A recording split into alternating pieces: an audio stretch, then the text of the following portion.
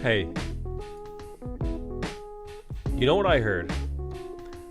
I heard there was people in chat right now who are sitting on memberships and Twitch Primes who they could join this channel, but they're not. And right, those people, they could do it. And they're freeloading right now. Potato, you do Stellaris? I would like to play it. I would like to do a Stellaris stream. It's just, bro, I'm just so bad at managing my time. I'm so bad at managing my time.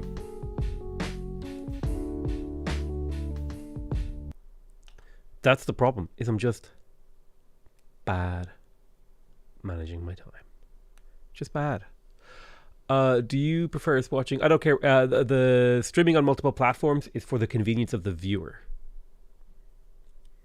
So you watch on the platform that you prefer.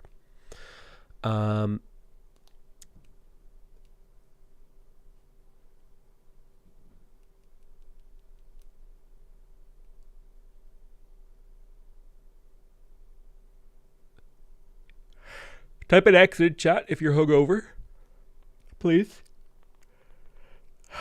Very scientific polling.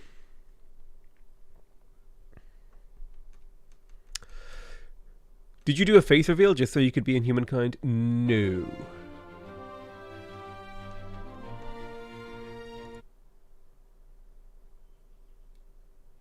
I did not.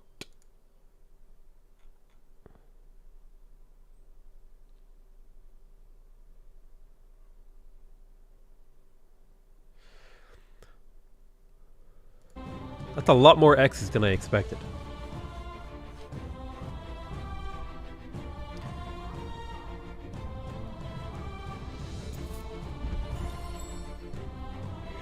That's a lot more X's than I expected. What I said about my last... No. I said about that girl that I had to date for that one movie. That's what Scott Pilgrim said about his girlfriend. Damn it, that was the joke that I should have made. The joke that could have been, and I messed it up. I knew there was a joke in there somewhere, and it took me too long to find it. And so, like, the moment was killed. He's got a face reveal because he's got a great face. Well, thank you. Appreciate that. No idea what happened. I had to restart. I want to get back into this game, so I'm excited to watch. Well, we're halfway through a game. I know this is not the correct game, but I made a save map anyway. Could you play it? Not sure if it's accessible for all. I'm going to be honest with you. I probably won't play your map, just because I don't have the time or inclination to do it. Not to be rude, I'm a fickle person. Okay, I'm fickle. So this game seems really loud. Jesus. Oh my god, it's actually blaring my ears off. Did I change the audio? I think I did. Jesus Christ. I must have sensitive ears or something. I must. I have to. Okay. So, are drops enabled, by the way? They should be.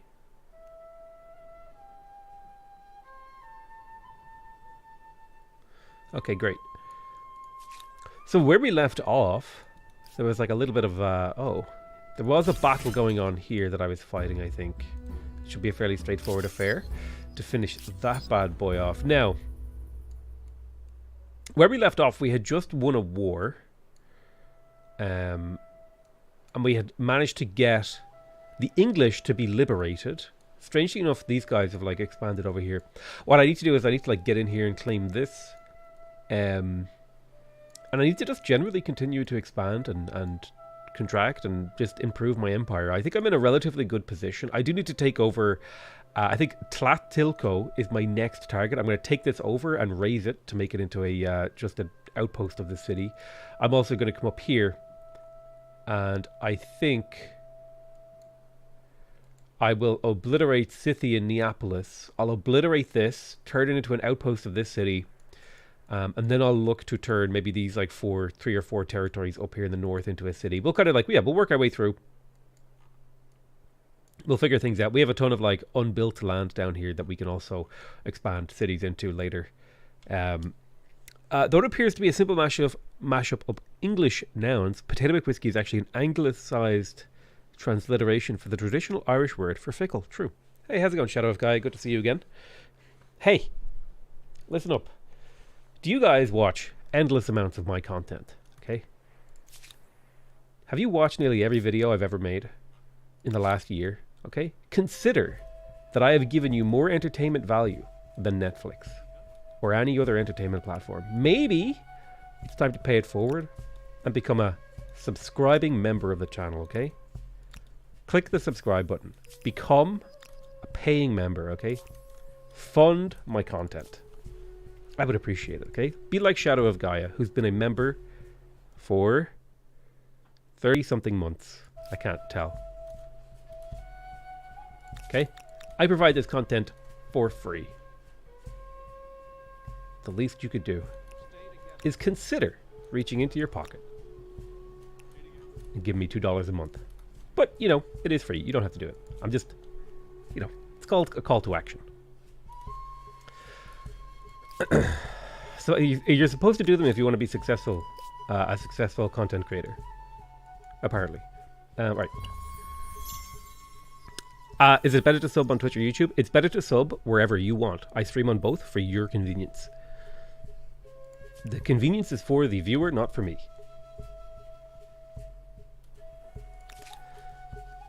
Okay, so I think I'm going to send an army detachment over to Tlatelolco. I'm also going to try and contain and control this. So they have decided to attack me with scout riders and pikemen. Can I come back and reinforce this? I can. So now I should be able to instantly resolve this and take no losses. I lost an archer, okay?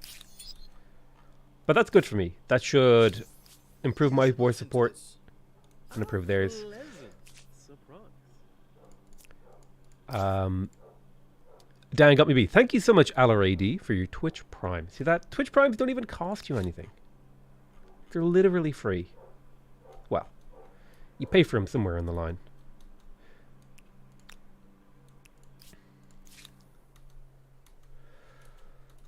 So, tell me what you want, what you really, really want.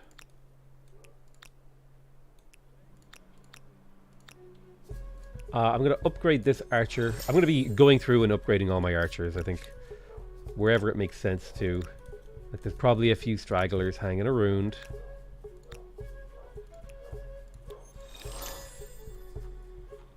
But yeah, I'd like to get control of this territory and this territory if I could. So I don't know what I have close to here. It'll be a while before I get all that stuff.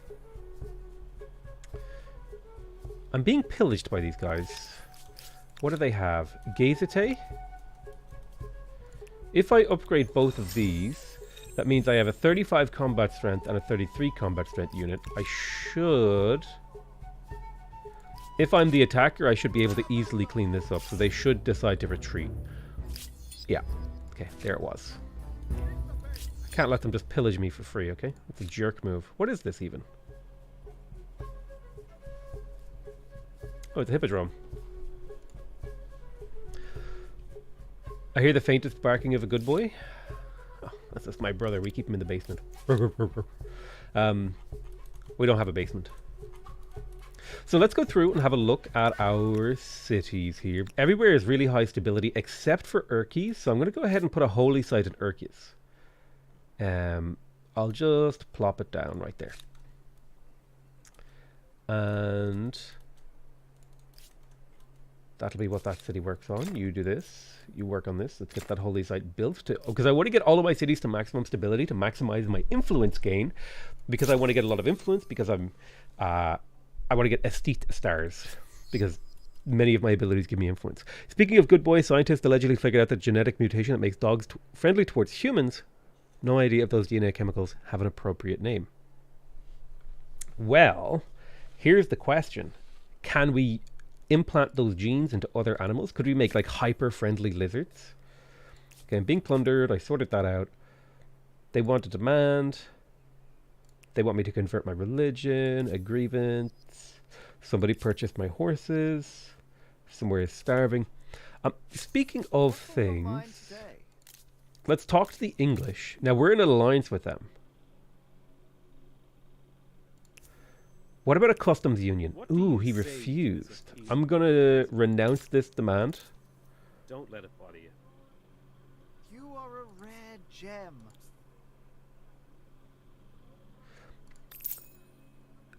Don't let it bother you. Let's get 2% industry per person by buying from Lewis. Another soul who can tell That was right quite from expensive, but I think it was worth it. 2% industry is quite good.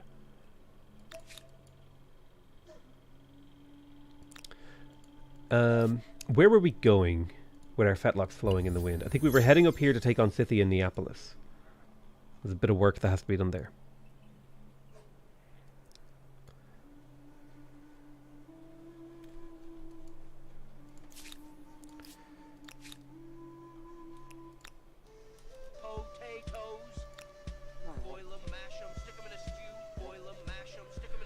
Hey, Trusty Source! Thank you for becoming a member of the channel. I appreciate you.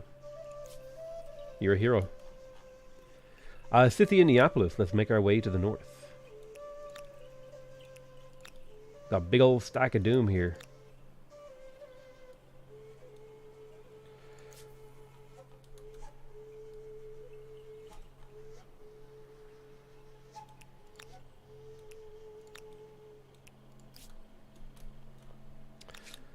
I could lose 6 population to finish this instantly. I will take that deal. Finish it this turn. Let's have a look at the city of Wasukani.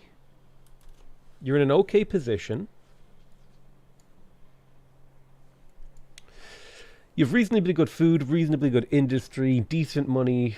Mostly food and industry is kind of like the focus here. I think we're going to go ahead and switch to city growth.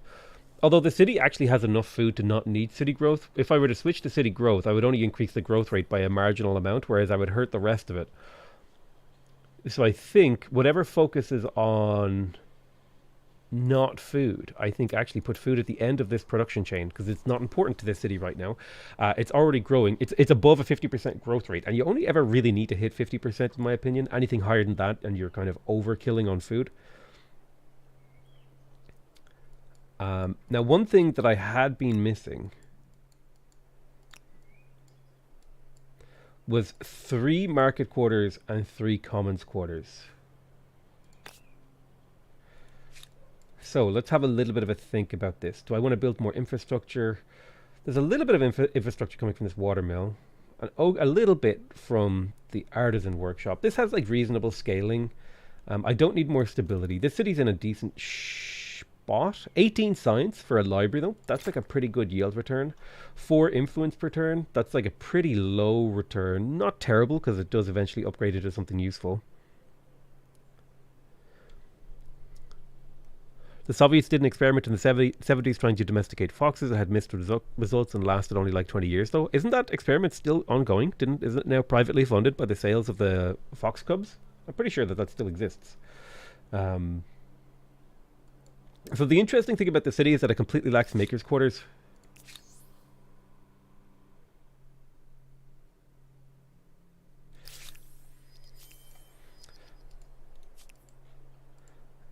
Oh, that's not what I meant to do. Let's come in here and... I don't think infrastructure is going to make a very big difference to the city. I think what will make a big difference to the city, though, are things like a little bit of market quarters, maybe a little bit of science.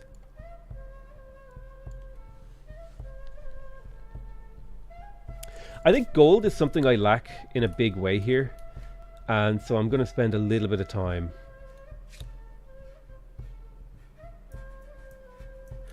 Yeah, I'm going to spend a little bit of time.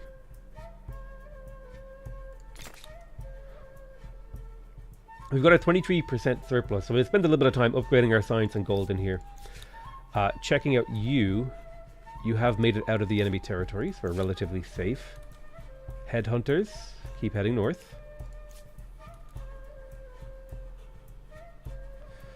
And I think I would like to engage in this battle. I would like to actually fight these guys. So, manual battle.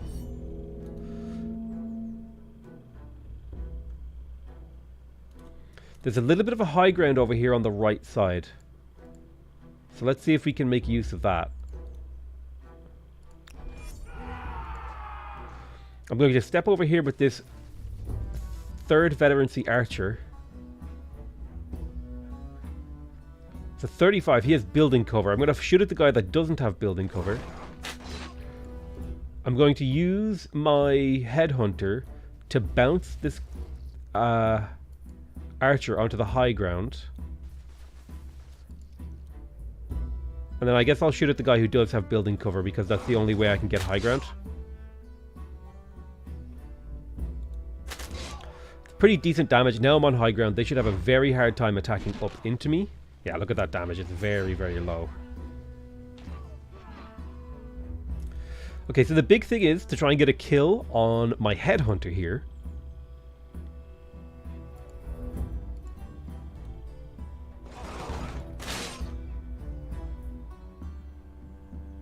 I need a very, very high roll to get this kill.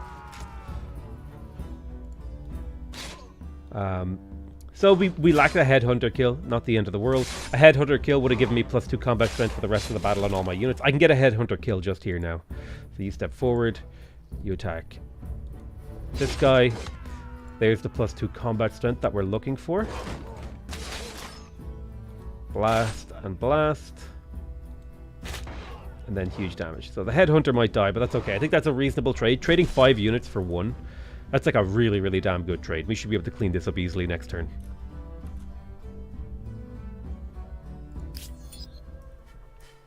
The drop should be... Is the drop not showing in the thing? It's just my avatar in Humankind. Commands. Add. Drops. You can... If you link your games together account with Twitch, you can use my avatar in game.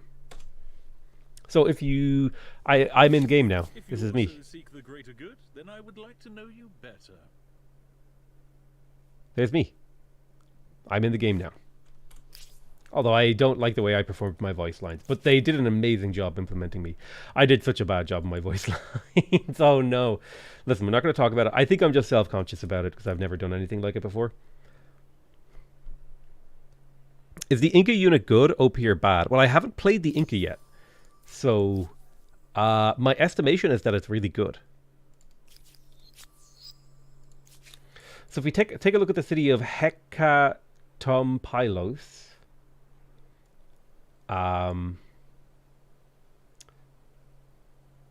we're actually overpopping in here.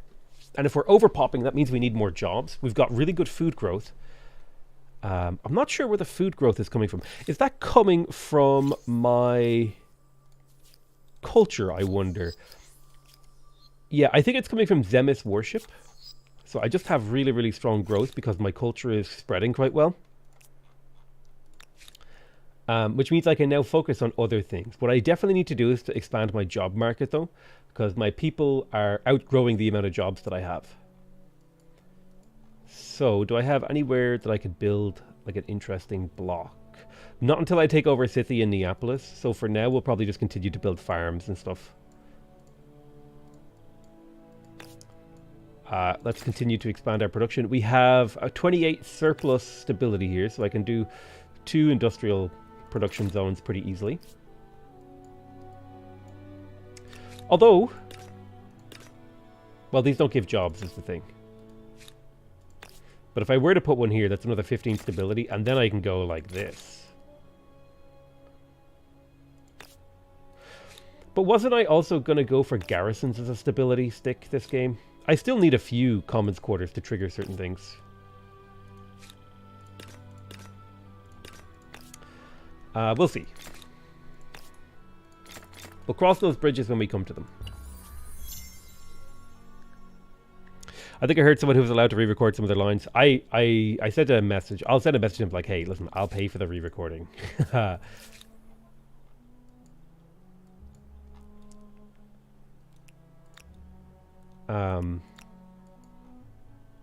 But we shall see. I know, I'm going to spend more time with them before I'm like deciding whether or not I'm super unhappy with them. I do think part of me wonders if it's just like self-consciousness, if I'm self-conscious about it.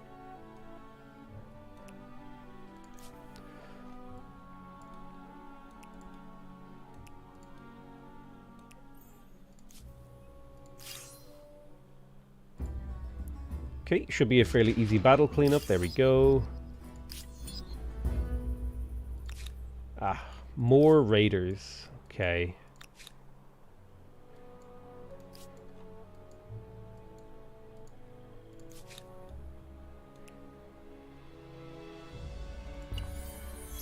I'm a little piggy. Oink, oink, oink. What? What? So there's feudalism. So now when we start new cities, we can start them with the colony model, which starts them with more population, more production.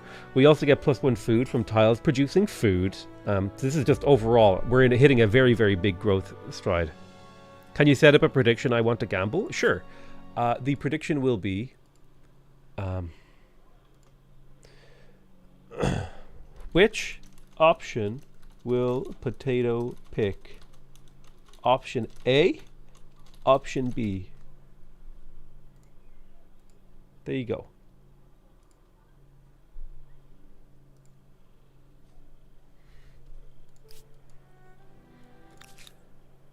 Now, just keep in mind, I'm a fickle master, so you might lose all of your channel points, okay? You may go all in, but I am not responsible for the consequences of you going all in.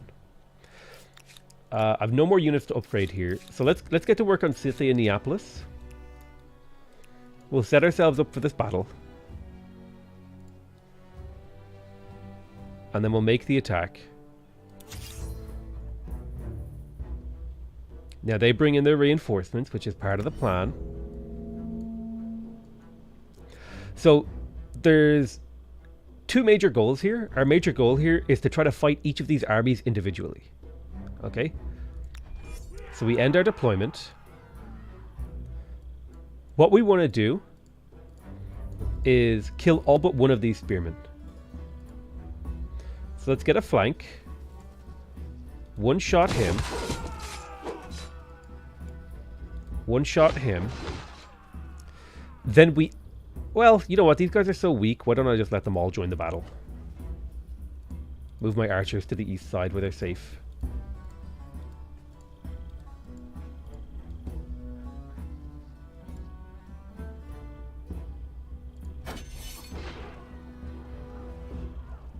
So here come their troops.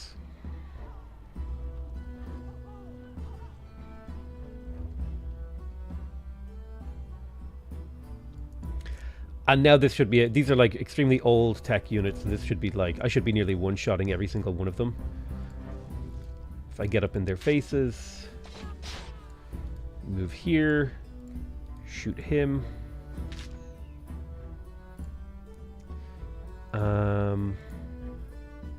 Go there, attack him. Kill that guy. Kill him. Shoot uphill. Boom. Shoot uphill. Boom.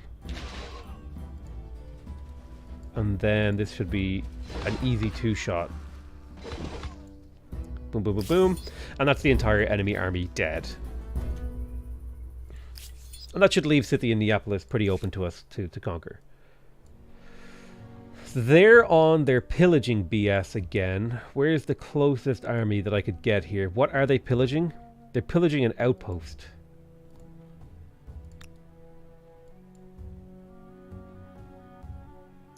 So I think the best thing I could do is try to loop around and attack so I have the high ground, Anakin. And also give this guy a turn or two to heal. I'm max veterancy and they're max veterancy too. But I think if I have the high ground, my units are strong enough to take them on without too many losses. I'm being attacked again, so I'm going to have to like rejoin the battle.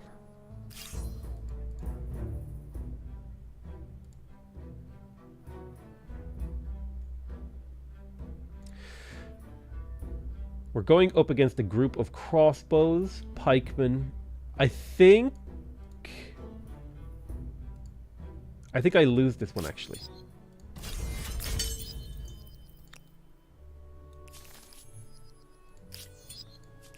You are the last person I want to see.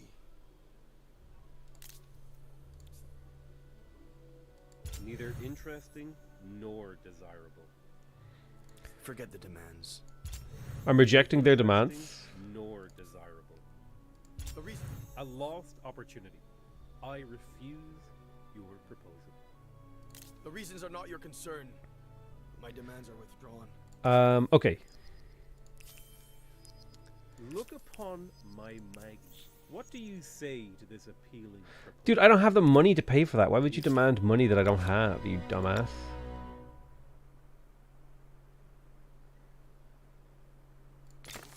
So pop an outpost down here.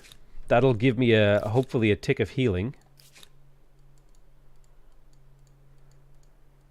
I don't have any units in the area, sadly. Pikemen are scary. It's more that they got to attack and not me. If I was the one who got to attack with my full strength, I feel like I could take this on. I still feel like I can take it on. But it's just not going to be this turn. So let's see here. Carol can get overproductive, fanatical, or celebrating. I feel like stability isn't very good because it's temporary, whereas the effects of production are felt forever. So technologically, we have feudalism, we have war summon, so we could do pikemen. Hamlets would be helpful to continue to expand my cities. I would also like +1 city cap. That would be quite useful to expand my empire again. So I'll go out for that.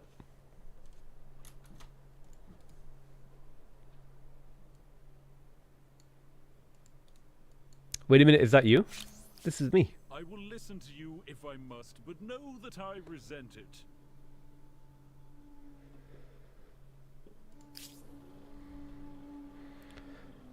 Your voice is not that bad in the game. I think it's just a me thing. I think it's just like, I'm not used to hearing my voice in that context, you know?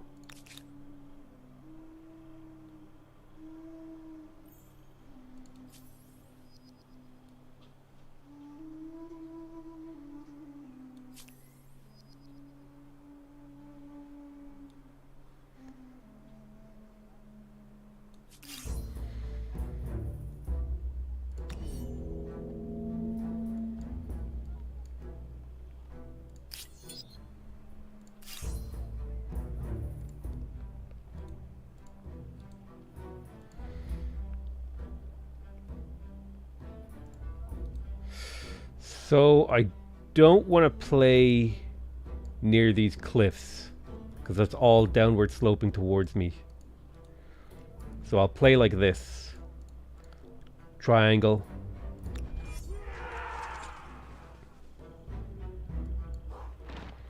Unfortunately, they get a full round of attacks. I don't really care what the consequences of that are.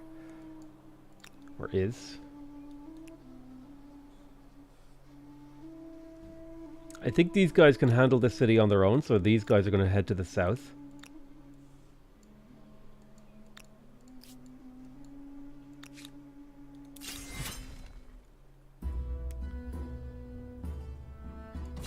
I'm just going to instantly resolve this. No units lost. Perfect. And we get the expansionist stars, but we will be raising this city because it's not the city that I want. So if we take a look at the city of Lulaban, it's got a population surplus and it's got a stability surplus, which is telling me that I need to build more things that actually, particularly infrastructure. So, it's a little bit light on food, but it's overgrown is the problem.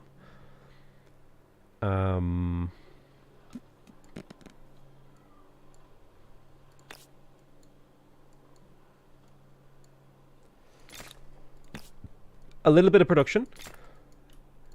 Didn't hurt anyone. We'll pop down 3 productive districts, and that should give the city a few more jobs.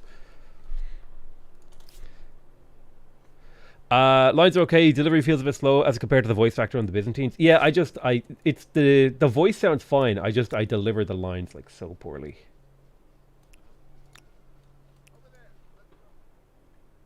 That's the key thing. Is there's nothing wrong with the only thing that went wrong was my performance. Everything else was great about it. I just feel like I dropped the ball.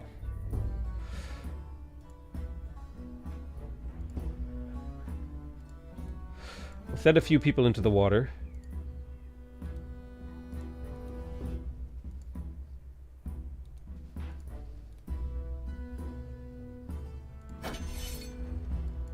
Okay, we got reinforcements.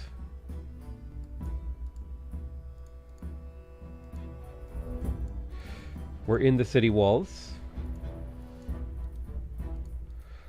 We'll use our transport ships to fight.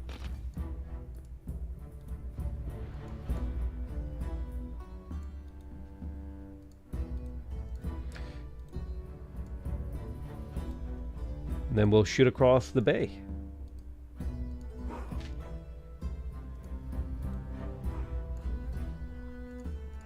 The enemy army is pretty low tech compared to ours, so this should be a fairly straightforward affair.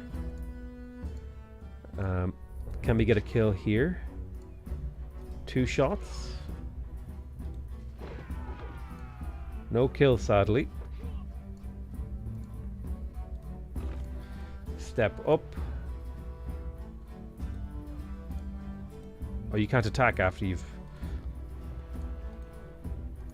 climbed out of the water, it seems. It's okay. We'll finish this battle next turn. As for this battle down here,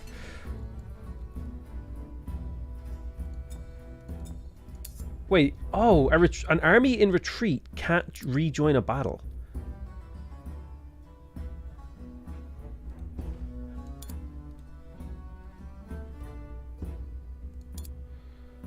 That's an interesting mechanic that I did not know.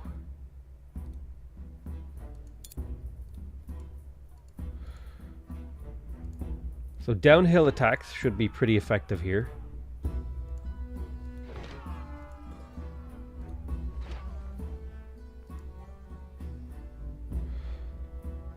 I should be able to get this archer out of here. The archer is my main killer.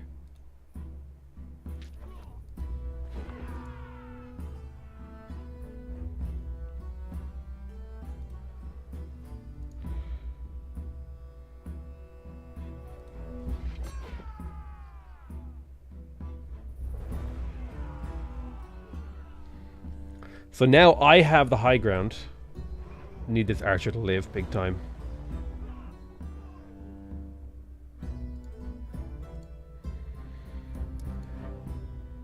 Let's get that kill. You're not going to attack because you're going to die next turn. You're going to step up here and attack into him.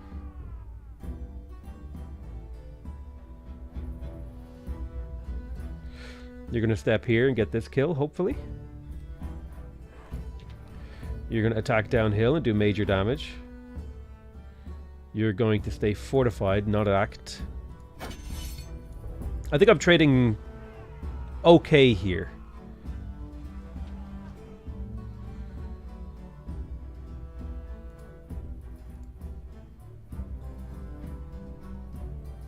Let's move here.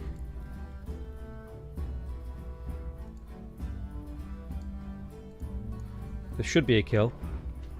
The fact that it isn't is devastating.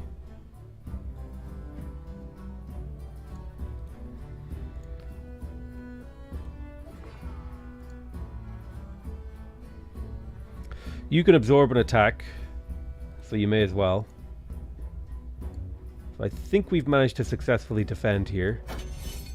And hopefully these reinforcements here will lose their... I can't actually click on them. There should be another gang of reinforcements. Oh, that's annoying.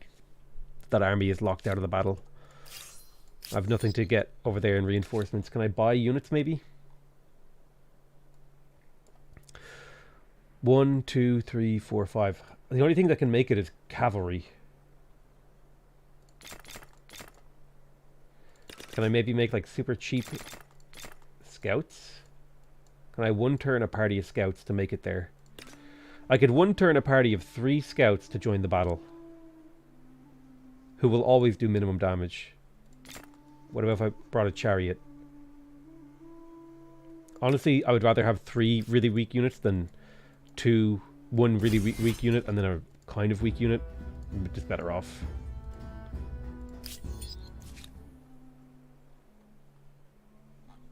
Okay, I'm dealing with a lot of aggression here. Knowledge, in a form that is codified and searchable, has become available to all. This is no small gift.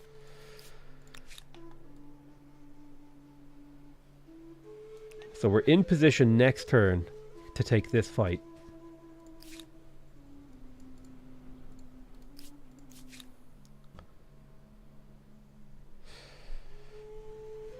I didn't realize that the retreat debuff meant you can't join a fight.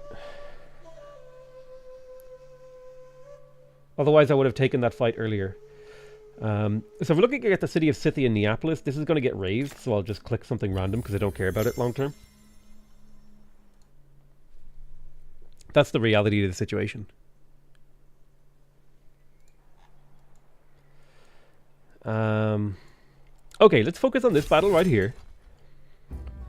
So I've got impetus. I can step forward.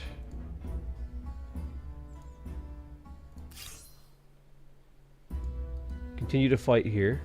You move here.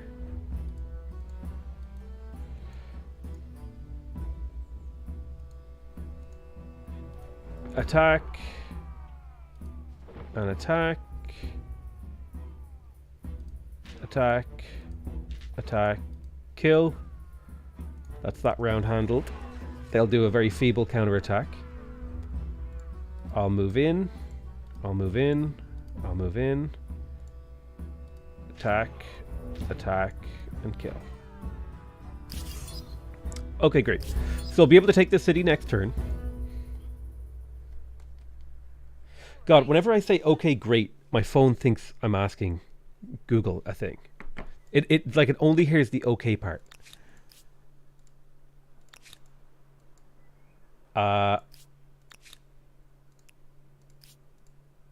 I don't know what's going on with this battle,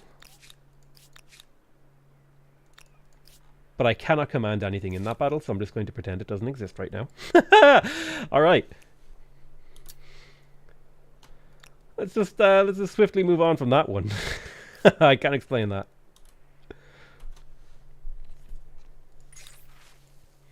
So we have the option to take slaves. I think I would take war slaves here. This will... I plan to build more garrisons than commons quarters, so I think this makes more sense. You may treat them like loot and property, but they are still human beings. Let's make sure that we raise this city, because we don't want it to be a city. We're in position now to take this fight. Now, they will think that they're stronger. Really? They retreated. Ah, they must have realized how strong I am. Can I get these scouts to join the battle? Can it be done as it's not your turn? So odd. I think I might have broken the game here.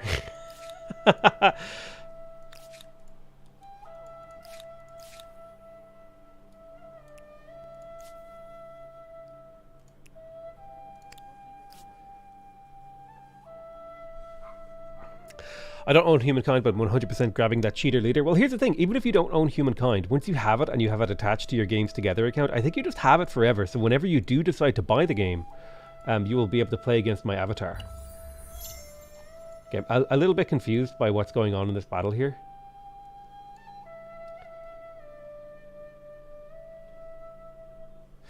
So is it worth loading the game again? I would definitely say so. If you haven't played the game in a patch or two, this is like one of the best times to get back into the game.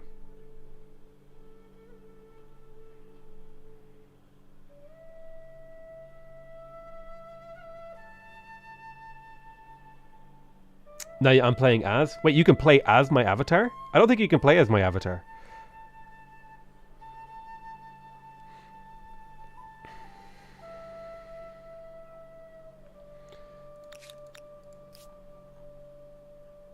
Have I found the only existing end of turn bug in Humankind? I don't believe it. I think this might actually be the only one still in existence.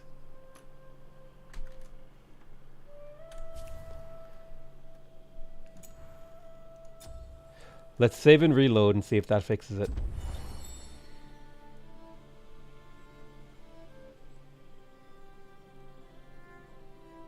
What are the odds? Do you have your avatar? I do. Oh! Okay, yeah. Okay, so saving and reloading fixed it. Alright, cool.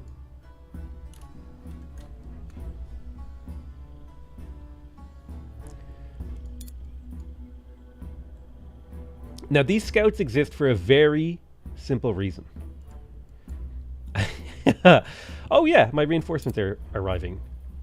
So the trick with these scouts is that they are not actually for fighting. These scouts exist to give me flanking combat boosts. So I take this warrior to here, say, okay, and then I attack here, and you can see here I'm getting the rear attack, but I'm not doing enough damage to kill. So what do? I bring in more horses, and I put them adjacent to this soldier. Okay. The reason being, units get +1 combat strength for every unit adjacent to them, and now this should be a kill. Boom. Easy clap. See? Easy clap, no cap. Thinking about killing an elephant. See? So units don't necessarily have to be like actual combat units in order to contribute to a battle. But I'm very happy that I won that battle, because that was an annoying one.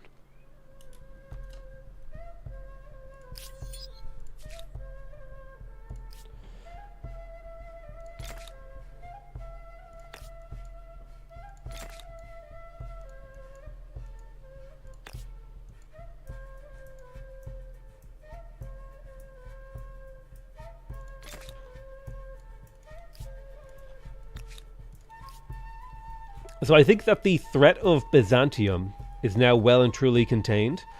And the next move for me is to contain Leventa, the Celts. The Celts are a problem for me. They keep raiding me. They keep attacking me. They're just generally being annoying. I do think that I'm in a dominant position though, and this is the hardest difficulty. So I feel like the difficulty scaling is in like a really good place. Oh, they attacked each other. This is actually great for me. That buys me time on Sham for reinforcements. I do have more military units coming. Why are you not manual combat anymore? I do. Manual combat.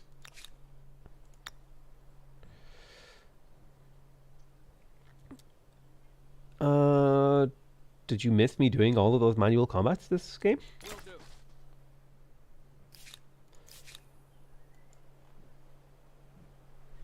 It's just at a certain point, certain battles are not necessary for me to fight. Like these battles over here. Oh god, I'm sneezing. Sorry, excuse me. Like these battles over here against like these low-tech independents. Jesus Christ. Alright, let's take control of Tlatilco. I will assault and just instantly resolve. So that's my city. I will raise this next turn and take control of it. There's also a little chunk of land over here. Bless you. Thank you.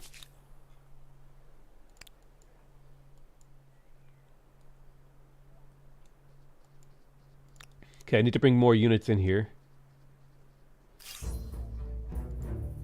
I hate that you can't get, like... I think I just win, yeah. He had a scout unit, like, trash. He was trying to be sneaky and get a kill, but, you know, it's not going to work.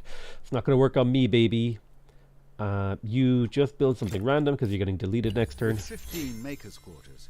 Your biggest worry may be where all the work. Okay, cool. So we just got access to theology, giving me +1 city camp, which should make it much easier for me to maintain my empire size. I will be ransacking that. I know that'll upset people, but that is a choice that I make. No other empire can match your So success. interestingly, When the history recalls the deeds of this era, your name will be the one that is most often cited. it does look like there is an unoccupied continent here in this game that I might be able to grab a bit of land on. But when I'm thinking about what these armies over here in the east are doing, these are garrison armies now. So I'm going to send them to go occupy cities to provide loyalty and stability.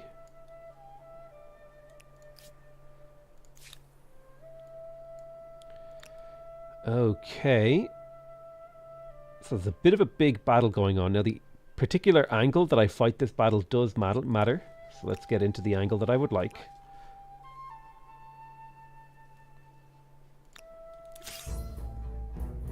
I definitely feel like, having played a little bit more of Humankind now, that war feels very, very, very, very strong. Now here's the great thing here, is I don't actually have to go on the offensive here. I can just get lined up on this hill with my archers behind.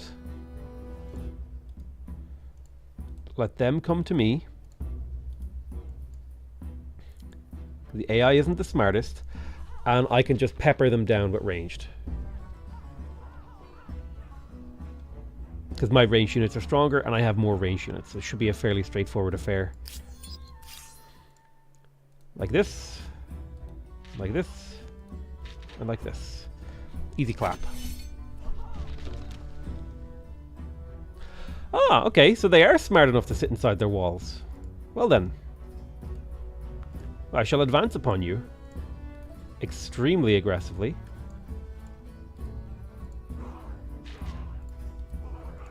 I'm surprised by the AI's tenacity to not just YOLO all of their troops at me.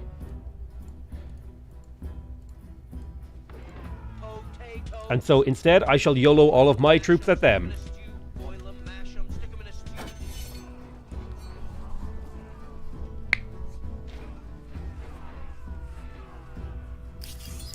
Thank you so much, Henbid, for the dono.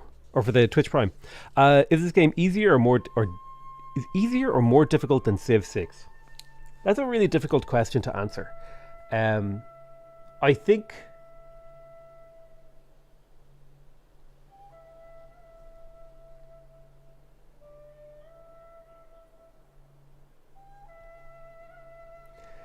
Humankind is a little bit more complicated to get into initially, but I think Yeah, I think Humankind is a little bit more complicated to get into initially. That would be my take.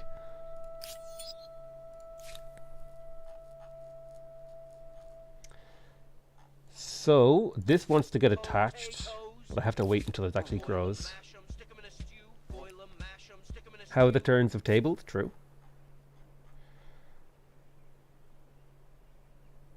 So I don't know what the status on that pillage is right there, so we'll see what happens. I would like to form a city down here in the south. And I probably will be going to war with... I don't want to go to war with Spiff, actually. I would like my ally to go to war with Spiff and to take his territory. I would like this chunk of territory here, but I'm okay with letting Spiff have it, because me and Spiff have actually been quite good friends, although he is now a vassal of the Polish.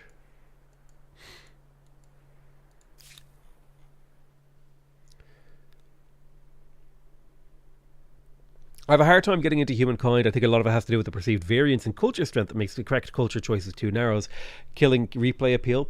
I think Humankind is a game where you shouldn't think about the strength of the culture when you're picking. If you think about the strengths of the culture when you're picking, you will always just pick the most powerful culture, you will play the exact same game every single time. This has to go, actually, you're playing Humankind wrong, right? Is the thing. And this happened to me too, and I had to change the way that I looked at the game. Is every time I was playing Humankind, I was thinking about what's the strongest thing that I can pick. And if the AI picked the strongest thing that was available in the game before me, I felt like I was losing, or I was playing incorrectly, or I was frustrated. And you just have to think differently when you're playing Humankind. You have to think about what kind of game do I want to play. And this was similar to when I initially got my hands on the game. The second I was able to advance to the next era, I would. Because I was like, well, advancing sounds like the correct thing to do. But no, Humankind is a game that you have to change your relationship with how you play games. Like, fundamentally on your own psychological level, you have to kind of be like, okay, no, I'm not going to advance to the next era because I want to do these things first. And that comes with an opportunity cost that's like organic to the game. And then on that same level, when you're picking your culture, if you just pick the strongest culture every single game, you'll play the same game. So you have to be like, no. I want to play a trade-based game. Or, you know what I really want to play? I want to play the Khmer right now, etc. So I think in that way, Humankind is going to be a little bit harder to... It's going to have less accessibility than other games, because other games are just very straightforward. You pick the thing that's good or that you like. Humankind kind of needs just a little bit of a modulation of how you normally play games. I have the opposite issue with the era advancement. I tend to put it off as long as possible, even as the returns diminish. That's just like a learning curve thing. Like right now, I'm pretty close to where I'd like to advance. Maybe go for silver this, gold this. Unlikely I'll get silver this. The trick is to set a very definite goal as to when you want to advance. And for me, it's gold builder and silver scientist, and that'll just like develop as you play the game. You'll have a better feel for like when you should advance. Yeah, it just takes time.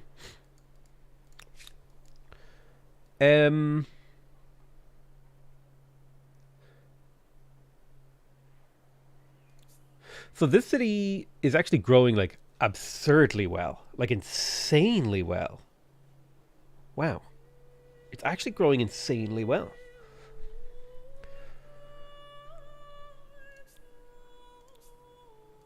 So let's take the expert policy where we put food at the bottom of the queue.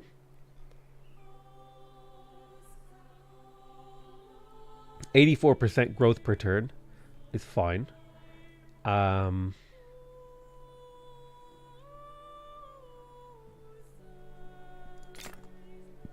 let's just kind of extend...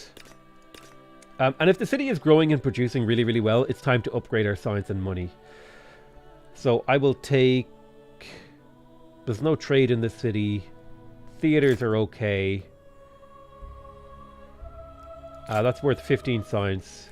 It's hard to get culture, so I'll take a theater if I can. This city's stability is taking a hit, and that's partially because I'm about to attach a new territory as well. So I should almost certainly get to work on building a garrison or two. In some strategic locations, like a garrison there, or a garrison there. And that should bring us back up to a settled stability, and then we can take a look at the city again. In terms of technology, we picked up theology. Are there any old texts that we really need? Not in particular. +1 army slot wouldn't be terrible. I don't need a navy right now. I think it would be good to pick up hamlets. I think that would be a significant economic development for me.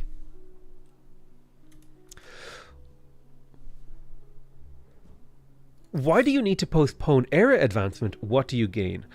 So yeah, this has to do with the win condition in Humankind. So Humankind, rather than you don't win the game by achieving some kind of late game goal, like a culture victory or a science victory or something like that. Rather, in Humankind, it's kind of like a continuous assessment. You know, you might think of like in education, you might study all year for one big exam at the end of the class, and sort of Civ 6 is more like that. Now, of course, there is always elements of continuous assessment because your performance in the final exam is always going to be contingent on how well you did in the class up until that point.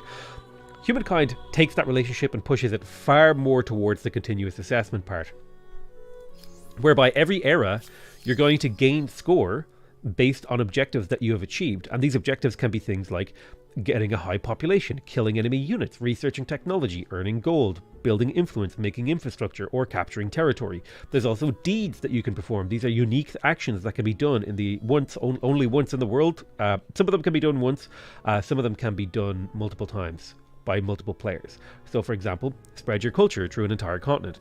That's usually only 1 or 2 people are going to be able to do that, depending on the number of continents in the game. And then at the end of the game, all of your score is tallied up, and there's usually like an end game crisis thing that triggers the end of the game. Either like a pollution, either the world is dying from pollution or something like that.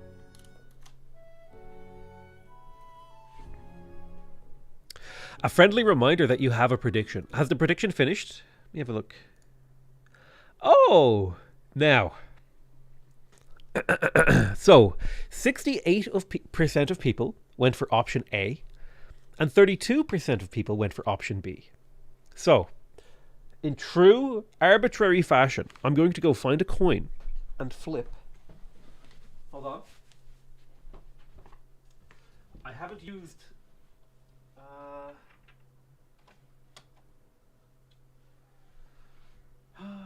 Here we go. Okay. I have a €1 coin. I have a €1 coin. And now, I would like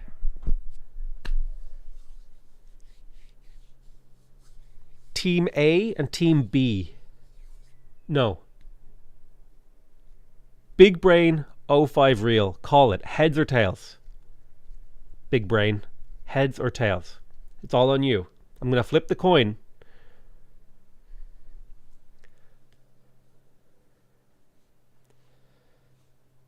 Heads. He calls heads. It's in the air. Oh, and it's tails. Oh, no. So you were Team B. You picked heads and you lost. So Team A wins. Congratulations, Team A. I'm sorry, big brain, you lost. Let's do another one actually. Heads or tails? Heads, tails.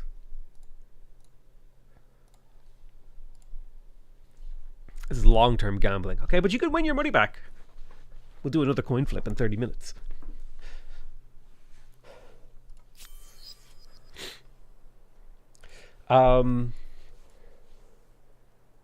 Your avatar skipped arm day. I wonder, is that like a thing I can ask them? Like, could they make my avatar like Omega buff? Now, here's the true question. Here's the thing. Okay, guys, I need to get somebody send a clip to Knut. Tell him I will move to Norway and he'll teach me to be help me become a bodybuilder. Okay, and we'll become like Omega ripped. And then they'll have to make my avatar ripped too.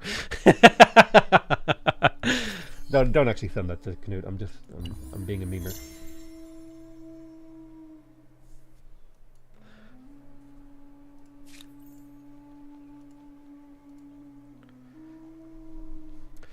So let's keep on capturing territory. I can't remember. Knut is Norway, right? He's Norwegian. He's like one of the streamer guys. This could be just a very, very quick instant resolve. I may lose a unit. It's not a big deal. We'll start obliterating these cities and getting rid of them. Is your current avatar different from your old one? Yes. I think so. This is my current one. It's like actually built for me. So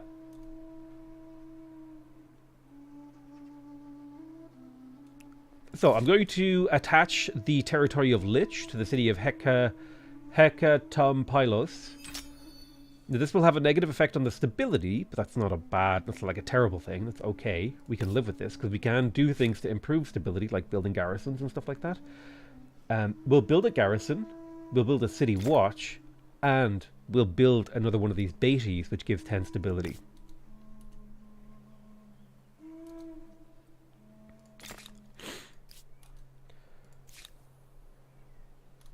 Let's make sure we reattach the territory. There we go. And so Wezin will probably be attached to Wasakani soon.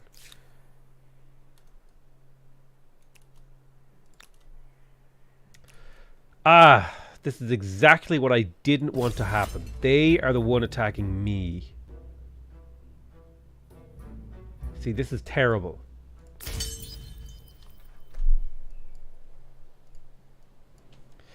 I can win the fight if I get the first turn of the battle and I get to dictate how and when the battle happens.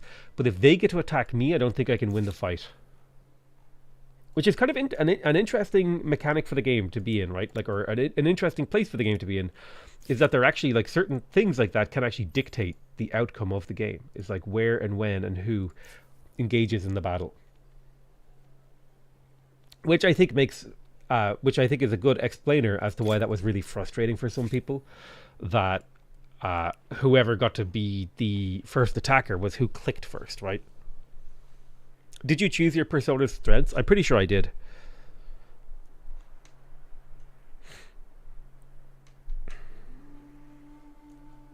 So going through the areas is like in Fire Emblem. You can choose to promote your character as soon as possible, and Fire Emblem, but they were much weaker if you waited until a later level to promote them. Oh, is that a thing in Fire Emblem? I always just promoted them immediately. Zeus has been incarnated in a magnificent statue.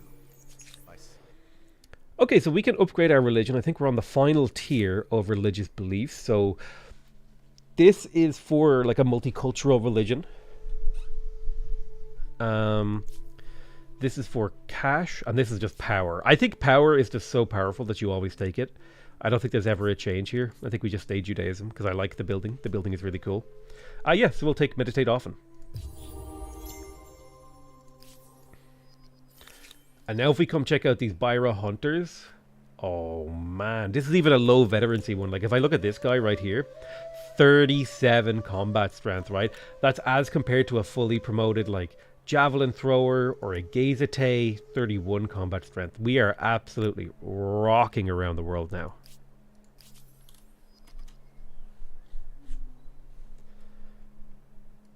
Yeah, meditate often just feels like the correct choice.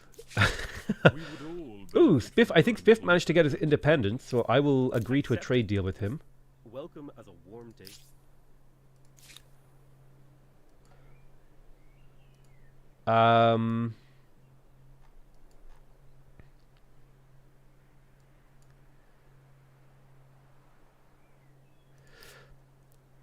Yeah, in Fire Emblem, you want to wait till level 20 usually. Oh, you might be right. Maybe I did do that. That sounds actually familiar now that you've said it. Let's pillage this city and keep guys moving. That can't be done. We are under attack. God, I really need to play an RTS game. I need to do... I'm really hungry for an RTS game. I'm really, really hungry for an RTS game. I might go play Dune next week. I realized I had a craving to play RTS games. Play Warcraft 3? Maybe I've never really played it. I think I played it like a handful of times, but I never really spent any meaningful amount of time in it. I think I played some custom games. Supreme Commander Forged Alliance. I really, really like Supreme Commander Forged Alliance. I really like watching Guile's videos. I think it's Guile. He's like the guy, he casts games. It's really, really good.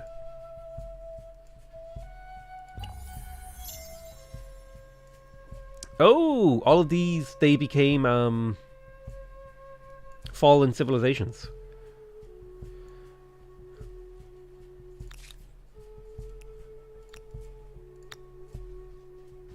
Uh, 10, 8, 16, 2. I think I'll take the 10, 8. When do you fall? You fall in 9 turns, so I probably don't even have to fight you before you fall, and I can just take your land.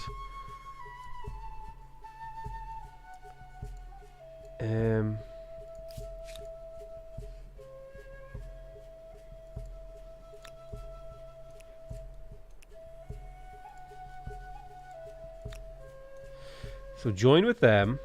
And now if I attack from the high ground, this should be a very easy battle for me.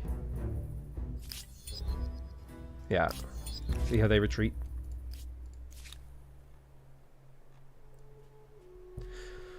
Okay.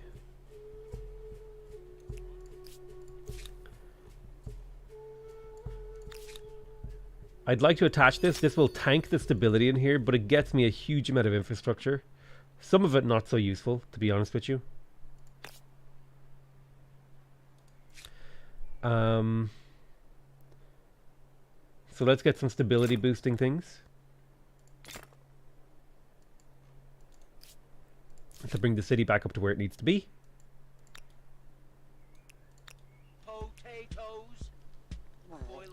Potato peeler goes foot, foot, foot. Thank you so much, Cinnamon Beard, for the 42 months. Wow, that's a that's a long ass time. That's like nearly 4 years. Jesus, that's 3.5 years. God, that's a long ass time. It does not feel like it's been 3.5 years. Oh, guys, is the stream quality good? Is it like choppy?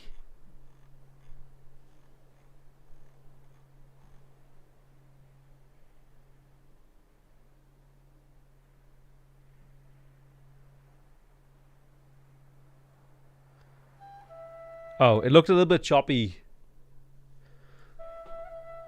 It looked a little bit choppy when I was looking at my stream preview.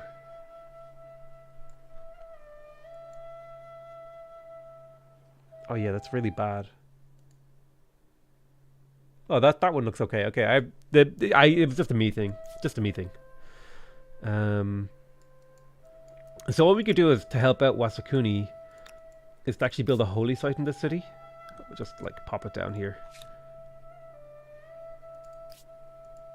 It'll take a few turns, but that'll give the city a little bit of stability and also increase my religious stuff. Just got a drop. Do I have to link my account? And yes, if I do that, will I have it now? Is it anytime, or does it get anytime give me the drop in game? I think you have to link your Twitch account with your Games Together account, and then to sign in Humankind with your Games Together account. Perhaps we do have some common ground. Can't afford.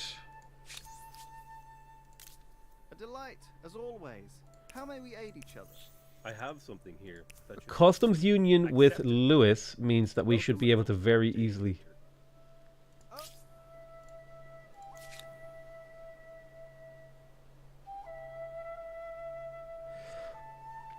How do drops work? You sit in Twitch chat and you get free shit.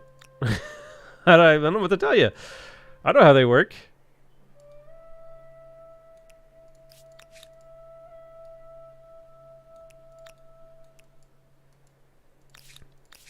This city could use a garrison too for the extra stability.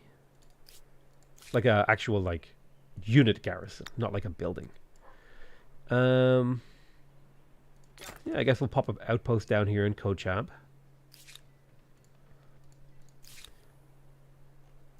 You guys are heading over here to grab these.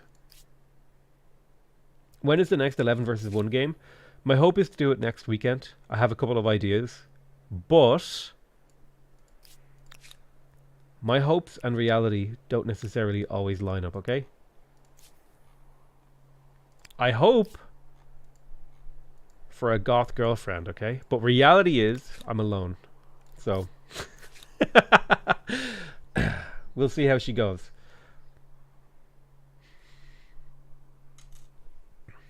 I'm the new viewer. Welcome. Let's get the Great Temple finished. Yeah, we'll 2-turn it. I think I could 1-turn it actually if I were to direct. Yeah, we can 1-turn that. Fundamental values, so we can make garrisons cheaper. I think we are going to save up to make garrisons cheaper because we're definitely going for more of a garrison-based play. Although I would like to sit on the order, the liberty side of the order tree. We will play the garrison end.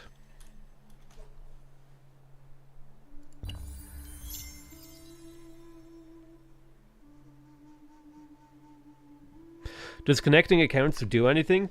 Genuinely no idea. I think it lets you...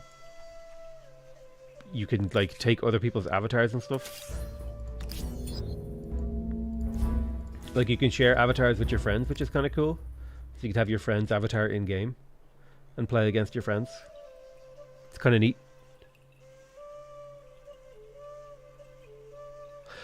What developer made this game? This game was made by Amplitude Studios, the people who made Endless Legends and Endless Space. Those are two games I should really sit down and play again, actually.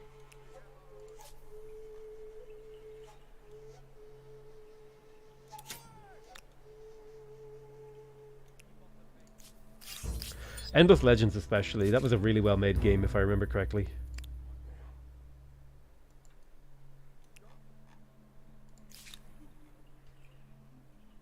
There's over 4,000 avatars you can download. Oh, there's way more than that. Every single person can make an avatar you can take, I think.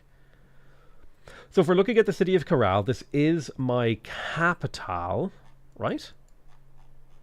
I'm not dim-witted here. This is actually my capital. I kind of lost my bearings there for a moment. So we're overpopped in here. I don't remember attaching this territory, but I guess it is attached now.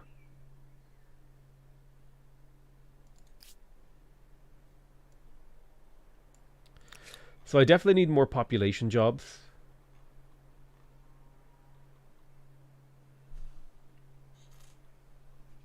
This will give me 2 researcher slots, so that seems worth it. My production seems so low in here.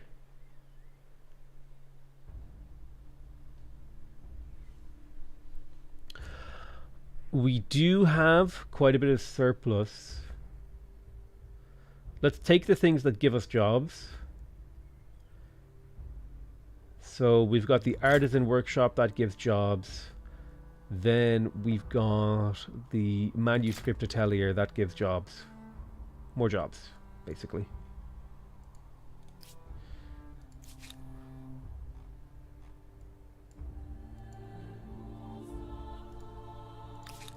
Now, interestingly, I could vacuum up a bunch of population into Urkies here.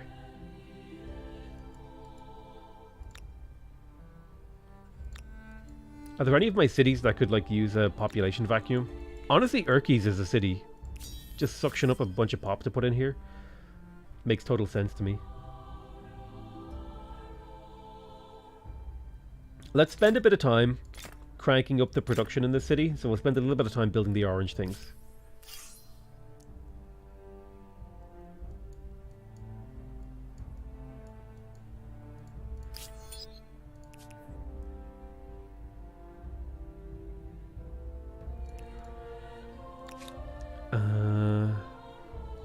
For some reason, the polls lowered our things. I'm going to refuse that demand. Nor desirable. Perhaps I was hasty. Consider my demands withdrawn. Neither interesting nor desirable. Perhaps I was hasty. Consider my demands withdrawn. A proposal for your consideration? This is your last chance to avoid unpleasantness. Be wise. Wrath and ruin. Okay, so I want them to trade with me. I don't care if they refuse. Like, hey, trade with me. I'm way stronger than them. Where even are the polls? They're over here. One thing I would really like them to do, I know they were going for like the organic feel of the territories, but I would really like them. Is there an option for this? Is to have like way more rounded territories? Because I really hate this stuff here, like this one little jutting piece really annoys me. I would like much rounder territories. Much more like, not even necessarily rounder, just like the edges like this. Like this chunk should belong to this city. I think it kind of makes sense from a like game design standpoint to do it like this, because this is often what borders look like in the real world, but this is like an artificial environment. Where, like, if I were drawing these borders, it would, like, go here, you know? And it feels very artificial to have this, like, little snake running up here so that 3 connect. Just, like, slice it off there. Boom. No, it feels organic and it's good. It does feel organic, but I would like an option to have it not be this way. As feudal structures prove practical for both farming and warfare, didn't realize you were certain English secretly. codes and practices arise That's a that good joke. Ideally, ensure a fair at the and very honourable least. society. At the very least, I should be allowed to redraw the administrative lines a little bit. You know what I mean? So there's chivalry. We have access to hamlets and knights.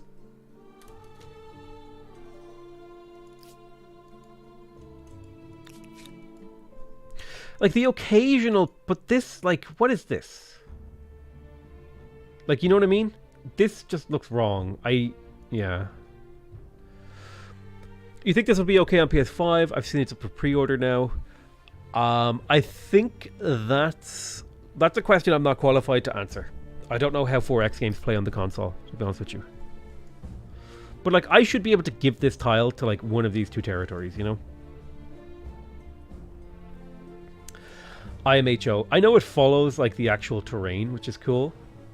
I appreciate that, but what, you know, because it follows, like, the ridge lines, and they did a really good job of making it organic, but it's kind of frustrating from a gameplay standpoint.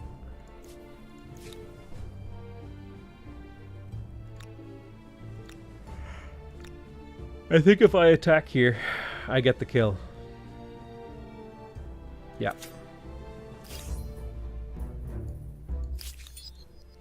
Okay, they retreated. That's perfect.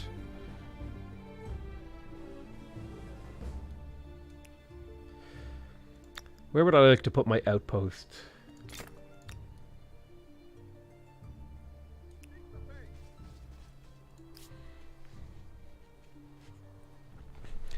I've never been a big fan of 4X and console. Playing it on a controller always feels weird. Yeah, that's fair enough.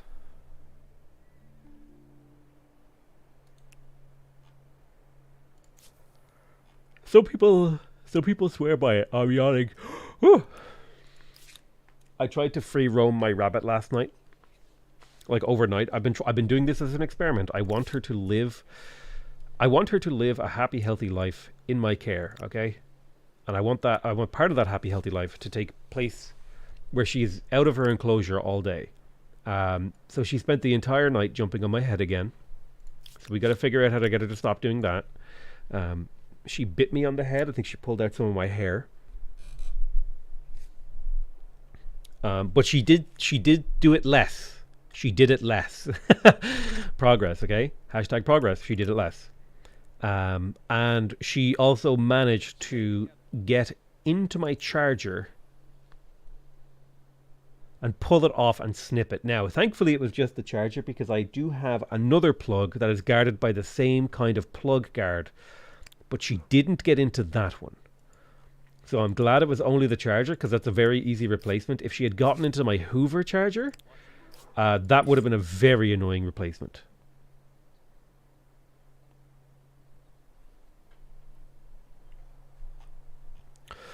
So we have hamlets now, and hamlets are quite useful because they give you one of each job, and they allow you to create new areas where you can expand from. Might be good to go ahead and pick up the high furnace. Are there any production-y type things I'm missing? Wouldn't be bad to pick up siege tactics. I'll grab that real quick. So I need 1 more district and 2 more techs before I advance, I think.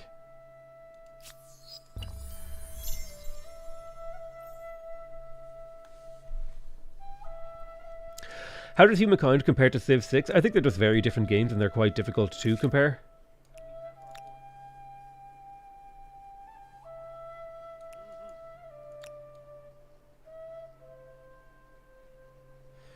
So if I reposition...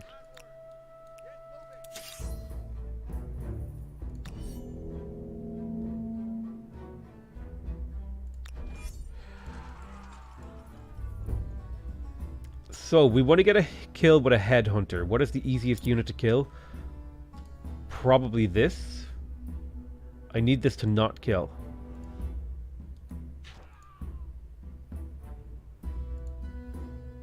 Don't kill. Damn it.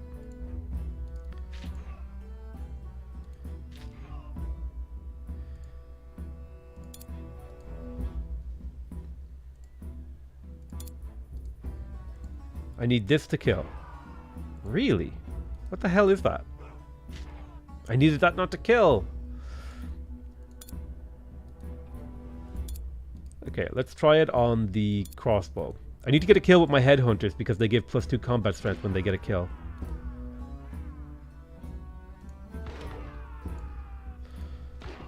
There we go.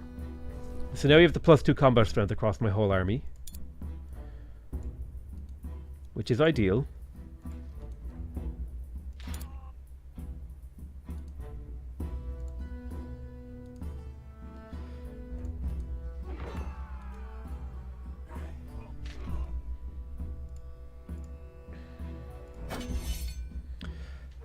Now they will be bringing in relatively strong units, but it should be fairly trivial for me to defeat them.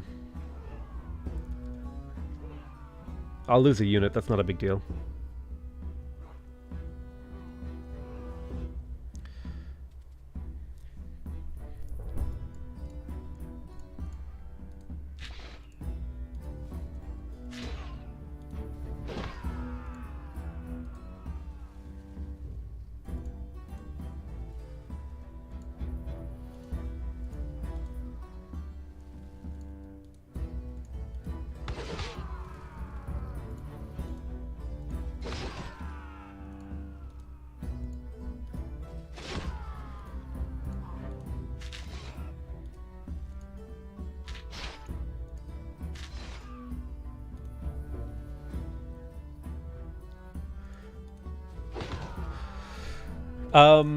What was I going to say? But all 4X games are the same. They're very, very different games. It's hard to describe what the difference between Humankind and Civ 6 is. Civilization 6 plays a lot more like a board game. Humankind plays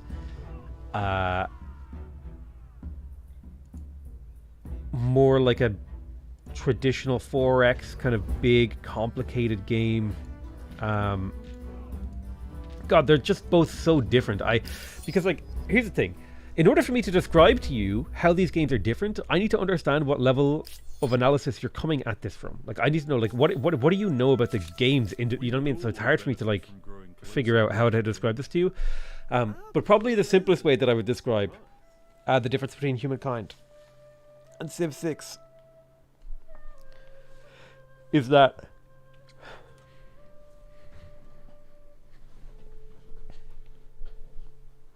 Civilization 6 is a very approachable board game styled 4X game that has mostly simple, straightforward mechanics that don't require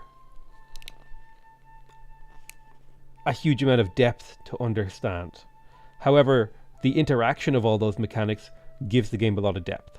Humankind, on the other hand, is a little bit less approachable. It's a little bit more difficult to get into and requires a little bit more of a buy-in from the person trying to figure out what the game is and whether or not they like it.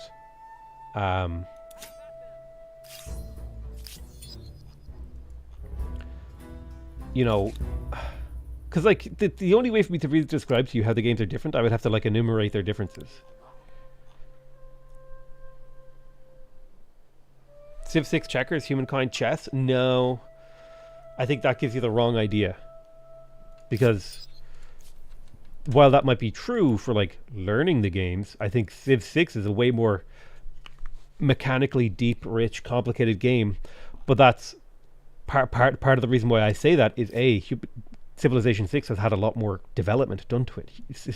I've played a lot more Civ 6. I'm familiar with that depth, right?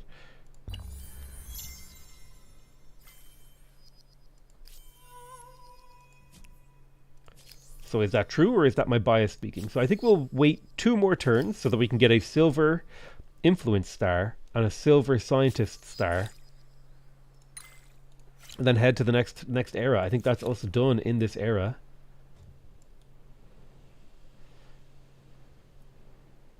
This is the perfect attack vector. Yeah, they keep retreating. They must be like tanking their war support from these attacks. These guys will be gone in 4 turns. Let's go capture the islands with you, and you'll be ready to capture that too. While I enjoy Humankind, I find a lot more games feel like the same game, even if I'm choosing different cultures and more. That is somewhat true in Humankind.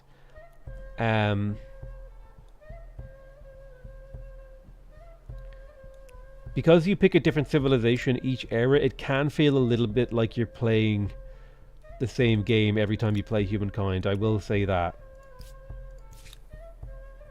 And in this way, that Civilization 6's constraints of only picking a single civ for the entire game actually give the game possibly a better feeling of depth and replayability. Possibly. I would have to think about that one a little bit more carefully. So this whole city needs to be like rebuilt. This section of it, at least. This is like pretty terrible stuff.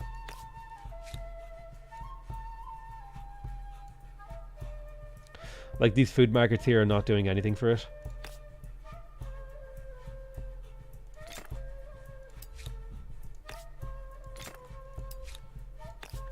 I wish that replacing districts was way cheaper. I really, really wish. And I wish districts feel like they get way too expensive too quickly. Though I don't need these farmers' quarters.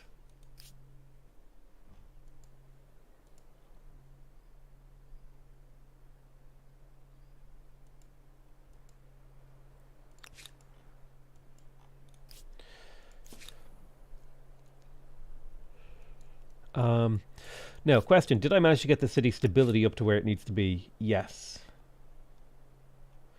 Before I do this, let's make sure we pick up the charcoal kiln. No. Let's get the water mill for a little bit of extra production. We'll get the lumber mill for a little bit of extra production. We'll get the charcoal kiln for a little extra production. We'll get the artisan workshop for a little extra production. So we'll slowly build up the production in here.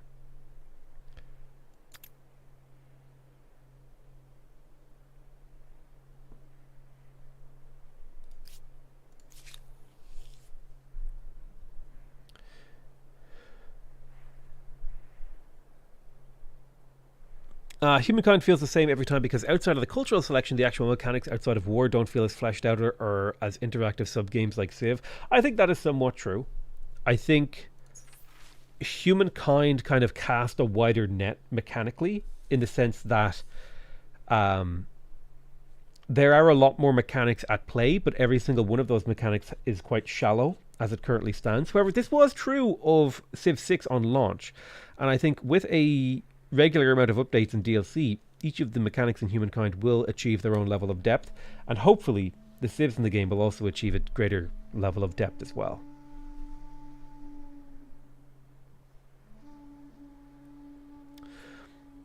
Money, industry, or food?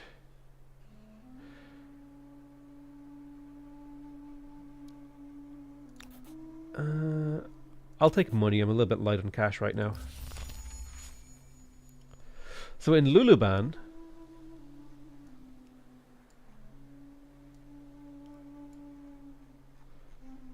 I think there is an argument to be made to detach this territory from my capital and attach it to Luluban.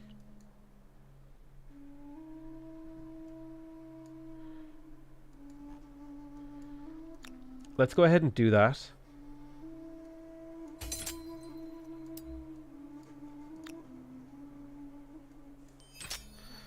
So a little bit rounder here. Now that doesn't mean that I'm missing a lot of jobs. And stability in here will take a hit. But we can solve that by building both an aqueduct and a city watch.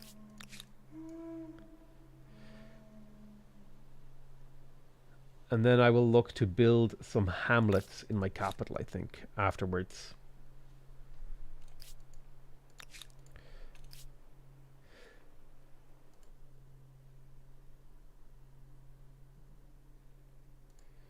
All right, time to flip a coin. I like how you all voted for tails. Rand Hugh. Heads or tails, Rand Hugh? You are the hero of the revolution. Heads or tails, Rand?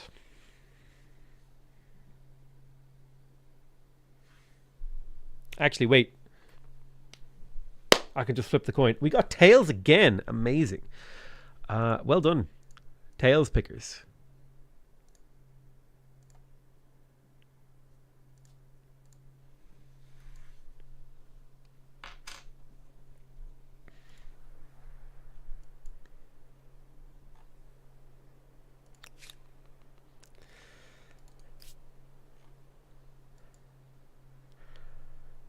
A new prediction is up. It's got to be heads this time, right, guys? It's got to definitely be heads.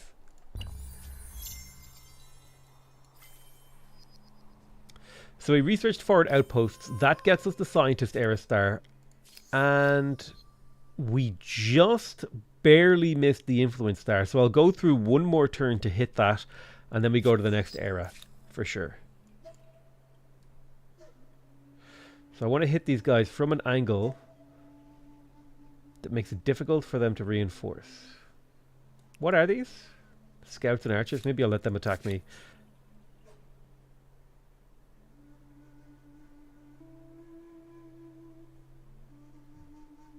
Here's a cool thing.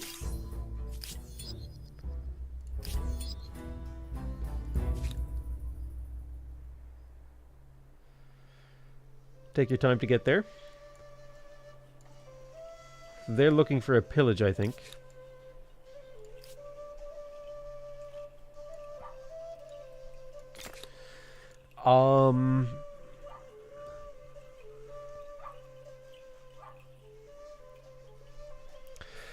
Trade dependency is more than luxuries and strategic resources are just so good that everyone wants them. They can so easily get everyone is friendly to get them.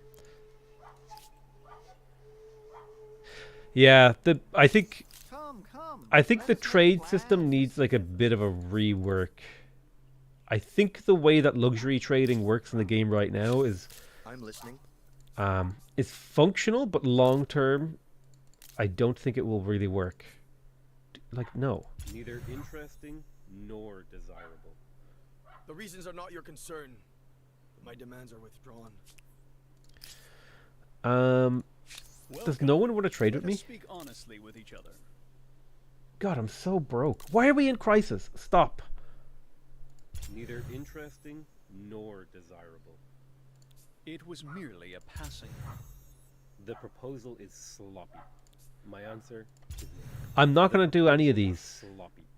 My answer is no. Neither interesting nor desirable. Finally, now we can trade. Jesus. It was but a trifle.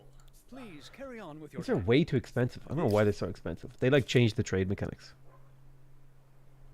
Luxuries are fine as they are right now until you get manufactories. Yeah, I think yeah, I agree. Here's the thing.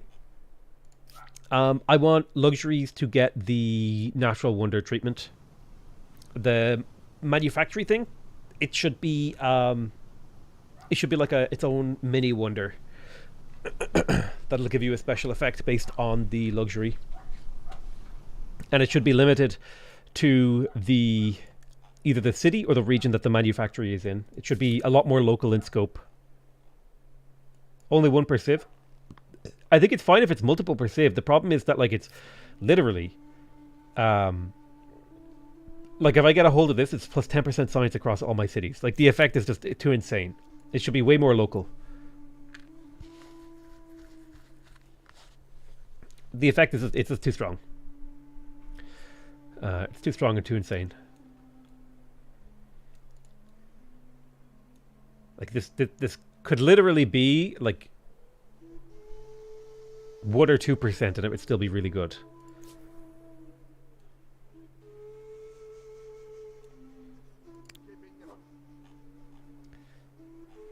The power level on it is just too high. Can I declare war?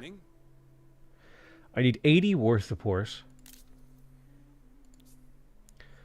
I'm going to start refusing their demands. Nor desirable. Things change. I withdraw my demands. This is what I live for. Like the way you can only have limited cities, limited manufacturers per civ, that slowly increases. What change do you think needs to be made to fix luxury trading? I think there's just something. I think it's a fundamental problem with the system.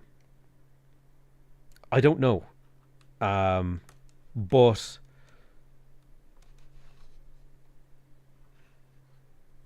like unironically, luxuries define the balance of the game. Like this is reality. The more luxuries you have, the more powerful you are.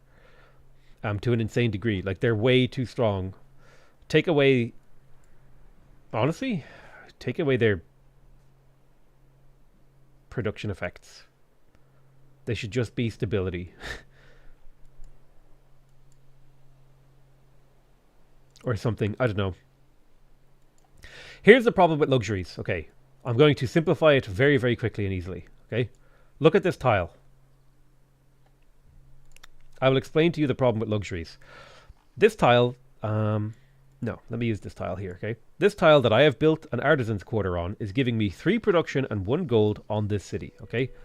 Whoop-de-fucking-do, okay? But however, if I look over here, upon this sage is giving me an effect across my entire empire. 3 food and 3 production on every administrative center and every plaza. What? This effect should be local to the city that the sage is in. And then, like, all of the power is up here when the power should be down here. Actually, owning the tile should be the valuable thing. That's my take. And then being able to trade the tile out. Like, the number of people that buy this resource, that should, like, upgrade this tile. Like, if the entire world is buying my copy of Sage, this tile should be, like, massive. It should, like, expand. It should be its own village that, like, builds its own little mini districts and becomes a huge, like, local industry. That would be how I would do that. Yeah. Too much of the power is locked up in here in the right-hand portion of the screen, when it'd be way more interesting if the actual tile itself was more powerful. Like, what if this tile, based on the number of people that bought it, like, it gets more powerful, and if I build a market quarter next to it, that market quarter, like, depending on the number of people that has bought it, it gets more adjacency or something. Like, you could, I think this is too much of the power of this luxury resource is tied up in the top right-hand corner of the screen. I don't know, that's like my thought. I'm not a game designer, but, like, that's my best guess at, like, how I feel about the mechanic, is that there's something rotten at the core of the mechanic. Interesting but complicated to implement. Yes, it would be. It's very difficult to implement. However, I don't think you have to implement that exact thing that I suggested. You have to. The takeaway is the power for the luxury should be local. It should be this. Like, if we think about it in human history, if you're a city and you have a silver mine, oh my god, that makes your local city like a power. You are like the imperial silver mines are in XYZ city. This city will become like a hub of industry and activity. It's not like, oh, we have access to silver, so all of our cities are better. Like, you know what I mean? Like, you know? That's my thought, anyway. Did I get Twitch drops to work? Yeah, they're working. I got a lot of help from Amplitude, so they were super helpful. Super, super appreciate them. It's an amazing, amazing company filled with great people. That is my feeling on Amplitude. Amplitude. So if we take a look at the city of Urkes, levy administration, customs farm. This does nothing for me. This does very little for me. This should still be like +3 money. This should be +3 money per territory in the city. Like, come on, like that just seems like a very simple upgrade. This is just, otherwise this is just bad. Or like +1 money per population. You know, it's a tax collector thing, so you collect tax. Or maybe it should be +2 money from traders, or +2 money from traders and scientists, right? Because you're taxing the rich and the wealthy who live in your cities, which are generally going to represent your scientists and your merchants, right? There's a lot of things. This building, oh my god, can we change this building? It's been bad since launch. Okay, I'm in critique the game mode. I've been having so much fun, and now the early game now feels amazing, and now I'm reaching into the mid game where I'm like, haha, criticize everything. I think it would be good to upgrade the stability in here, because the stability is a little bit thin. So I'll pop down a garrison. Those garrisons are half price for me.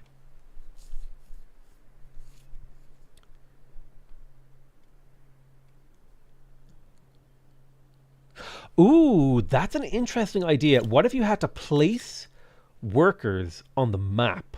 So, like, rather than like building a district, like you grew a population and then growing a population let you do something on the map. I think that could be an interesting interaction. Right now, population feels very fungible, which is very much so amplitude design, but I'm not sure it's like good. It's okay. It's serviceable. It kind of reminds me of Master of Magic. It's like very old school 4X design. But the question of is it good is a relevant one. I don't think I need to be able to absorb cities. It would be good to get alchemist workshops to increase my science. I'm going to go for furnace steel. I want to write a thread for feedback for Humankind, but I'm procrastinating. I should do... Oh, do you know what I should do? How many hours in Humankind do I have? That's a real question here.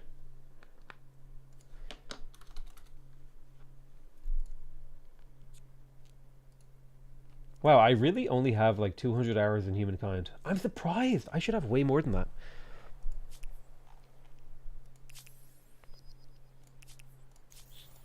I just spend more time with the game and then do like a video like I have a proposal. how Humankind needs to change, or my thoughts on Humankind after 500 hours or whatever. Do intrigue me. I remember when we were recording the voice lines, there was a line where I put the emphasis on the wrong word.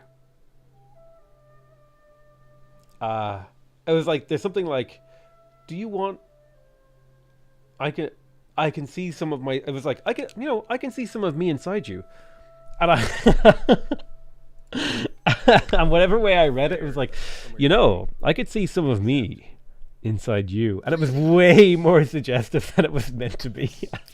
Like the entire room like cracked up. Oh my God. It was meant to be like I can see, it was meant to be like a compliment. Oh, like you're just like me. I can see some of myself in you.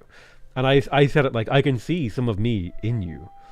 And the entire recording thing absolutely cracked up at that. Oh my God. I went bright red because I was just doing my best to perform the lines, and I completely I'd forgotten about that. It was a great time. So the positioning on this is key. They cannot bring their reinforcements in on the first turn. Yeah, this should be a fairly easy. I get the kill. I come here. Not quite a kill, but we can kill there and then we're good. And then we'll just auto-resolve that.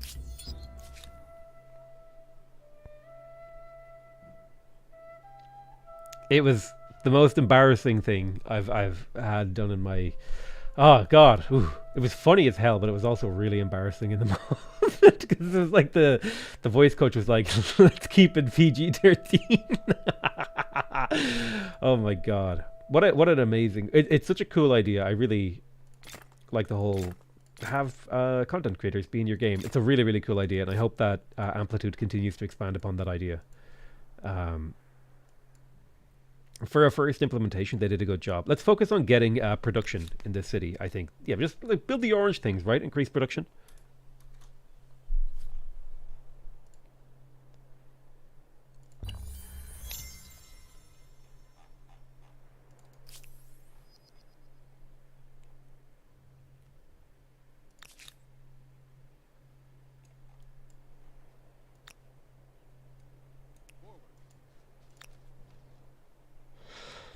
So let's engage the battle and see what they think. They retreat. Makes sense. I could declare war and conquer them right now. Let's have a look. What crisis demands can I do? None.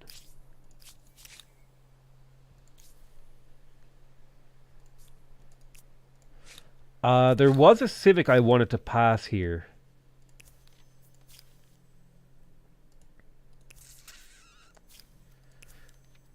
Fundamental values. Yeah, cheaper garrisons, for sure. I definitely want cheaper garrisons.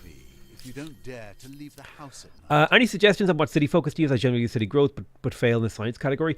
I think it's not something you can just leave and forget. You want to be switching it around. Like you want to be doing it on a case by case basis. So for example, balanced is probably fine if you're like a new player. I would say generally I focus on city growth in the early game, and then I would transition to something once I have a strong food and economy. I would transition to like technology subsidies where I want to focus on money, or even just an expert policy where I put food at the end. That would be kind of it. Public control is a good one in the early game as well. I would say public control and city growth are good for the early game. And then you want to think about like economic exports, technology subsidies, and doing an expert policy in the late game, or just leaving it unbalanced. But it's going to be a city by city case. You can see here I've got public control in here, city growth in here, economic exports in here. So every city I've made a different decision.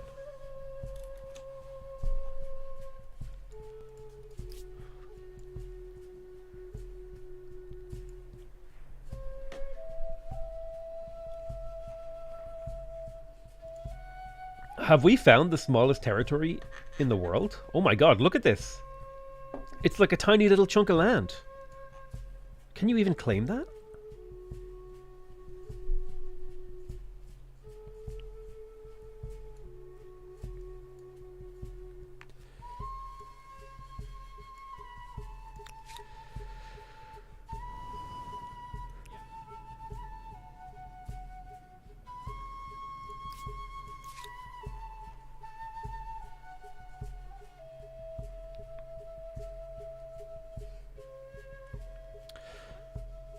Yeah, I think it's time to conquer Velica.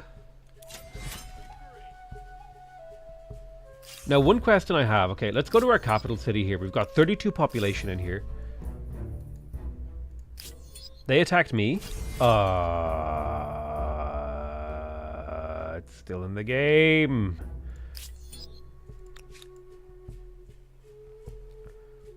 You have to click it fast. Jesus. No hesitation. So my capital city is eating 448 food per turn. So I'm wondering if I capture Lake Victoria, will that change?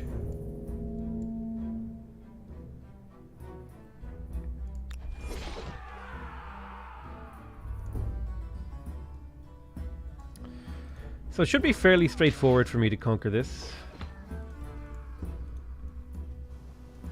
They have no ranged units, so I can just play ranged advantage.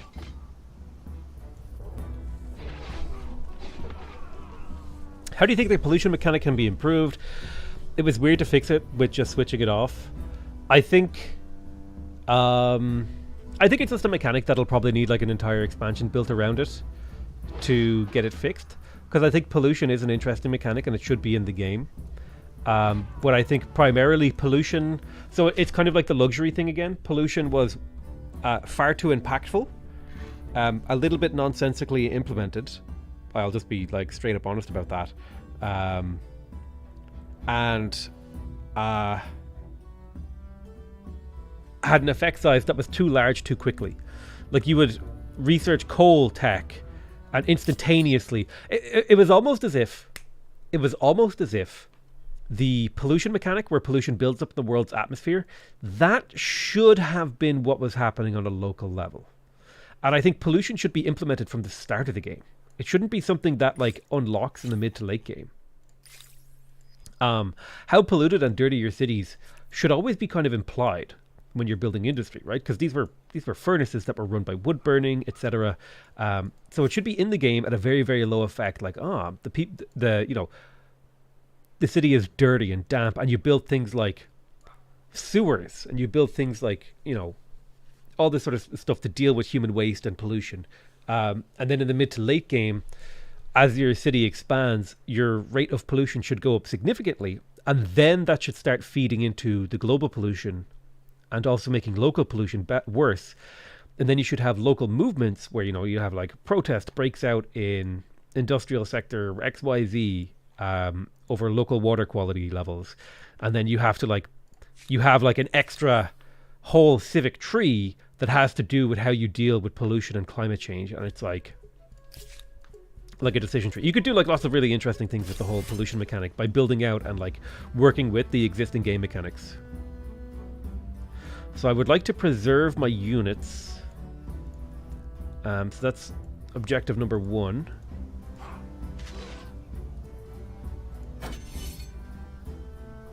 Hey, are we winning? We are winning, definitely. Hey, look at Civ 5. Not even close.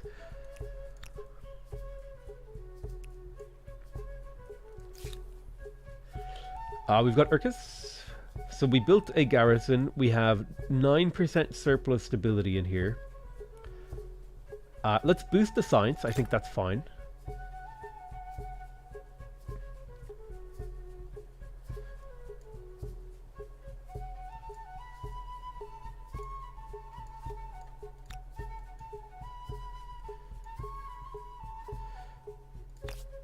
And now I wanted 3 commons quarters in my capital. 1, 2.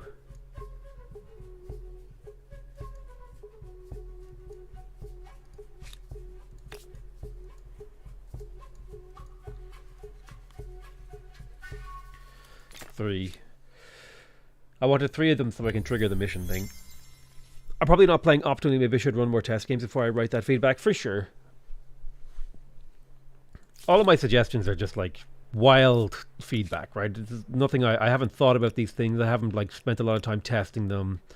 And like it's very easy to come up with solutions for a video game. It's very hard to come up with good solutions for the problems that a video game has.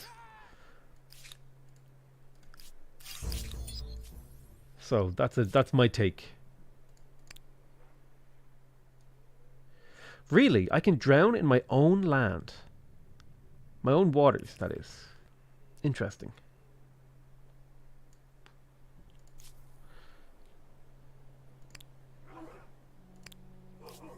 I would have thought that was a fine thing to do. To just go exploring in my own waters. So the city of Luluban, I think this is now the moment where we start to get all our production up. Like we've got 24 production here from the watermill, 8 from the artisan workshop, 3 from the lumberyard, 3 from the charcoal kiln. So we're in the production building phase.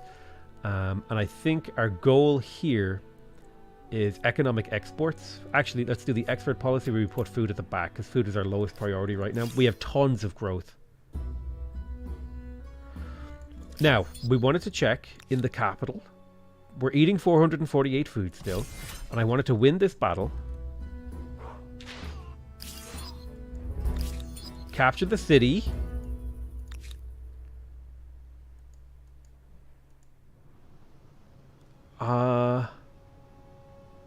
So is this only on the local city that it reduces the food consumption? Is that how that works?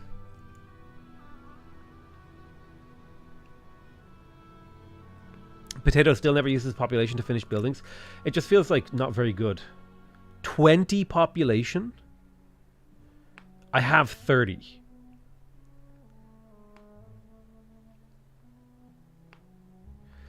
What's MPH? Multiplayer helper.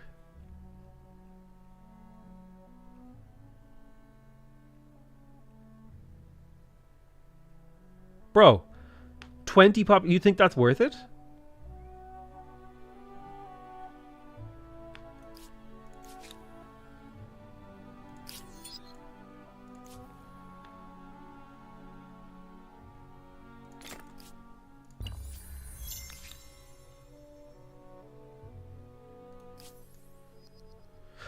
Only the cities and regions connected. Yeah, that makes sense. Well, we could build a pretty strong city by attaching. So welcome to Velica. The stability is poor, but goddamn does it have a good population.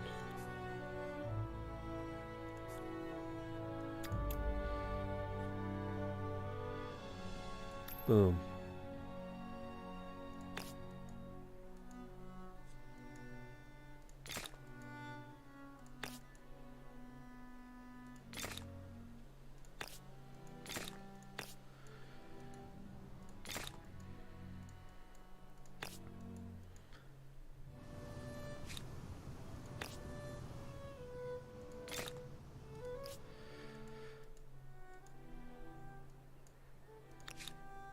5 pop. 14 pop.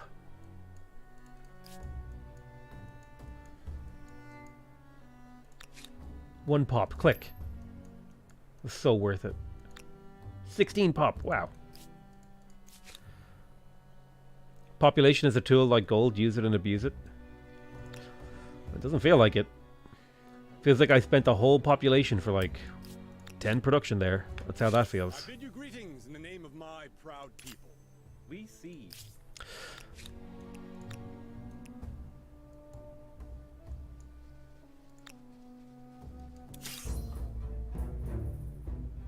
No! These guys got caught in it.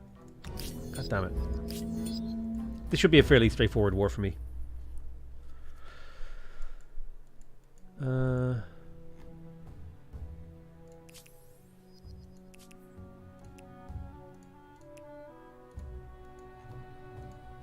Your diplomatic meddling. Your diplomatic meddling. I would have gotten away with it too if it weren't for those meddling kids.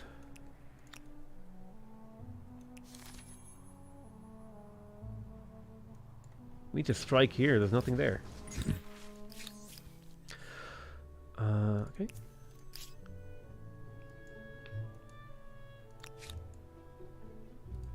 I don't know. It just seems like the price of population just seems like to spend on things. It seems way too high. Like this was 14 pop and now it's 7. Blah. I guess I'm at my city limit, so it's like boom, sure. But I feel like I lose so many yields for like such a bad return on investment. 5 commons quarters offer many different. I would just rather have the population. Diverse and largely legal.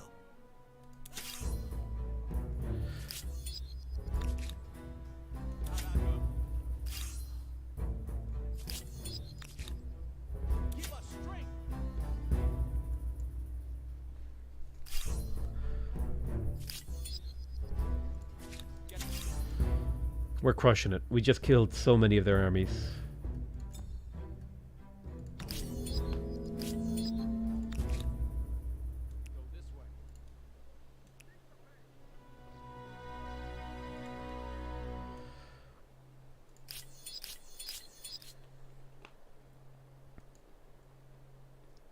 Look at surplus food. I done did the math and it's good. It doesn't feel good because surplus growth is like capped.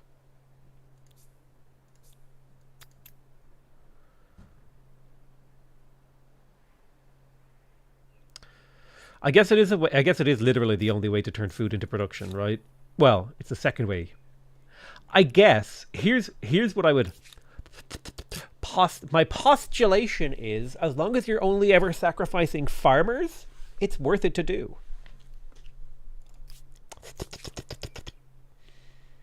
That would be my postulation. If your food is poggers, won't they be back in no time? Bro, no time is a lot of time in Humankind. Why did my computer make the boop, boop, boop, boop noise? I don't like it when things disconnect and reconnect.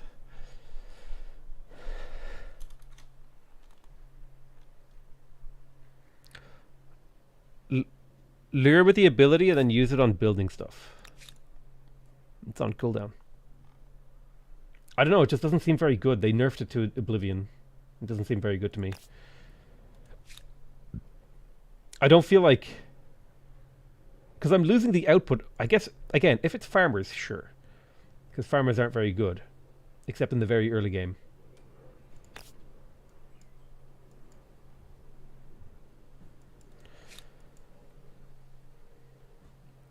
I'm going to be real with you. Hamlets seem pretty based.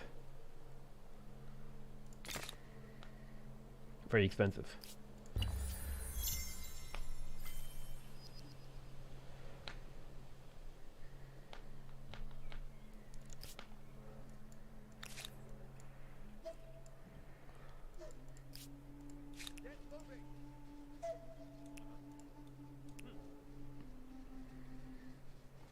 You're using them wrong, though? What do you mean I'm using them wrong? You can't just say things. You can't just say things!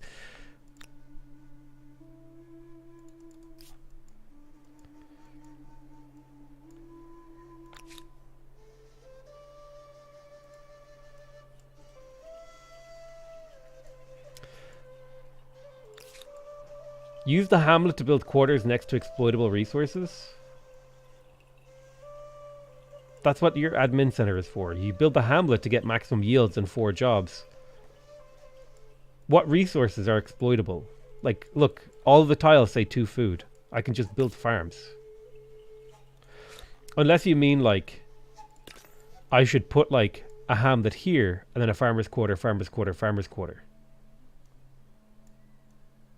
Like, is that what you mean? Like, I should put a hamlet here, a farmer's quarter there, a farmer's quarter there, and a farmer's quarter there, to, like, gather up all these yields on the exploitable tiles?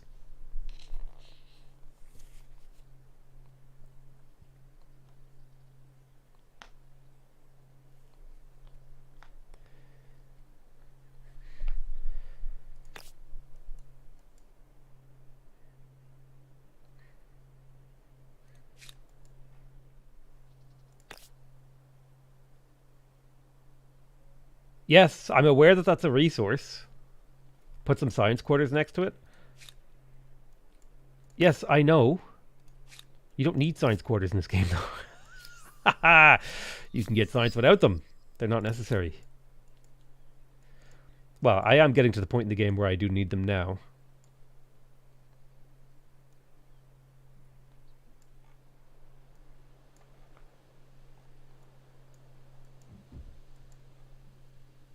Like, sure, what you're saying is true, but I would just rather get 10 food and 12 production out of my hamlet plus 1 of each jobs.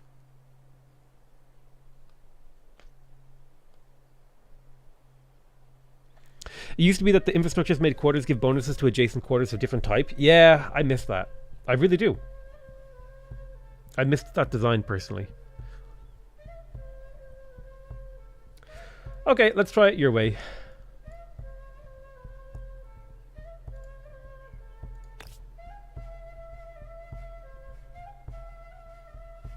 Like, is it even worth it for me to build a hamlet here? Like, I don't need a hamlet next to this. You're so dumb. You're actually so... I don't need a hamlet next to this because I can build, like, an extra science quarter and be adjacent to it anyway. I'm triggered. I'm triggered as hell.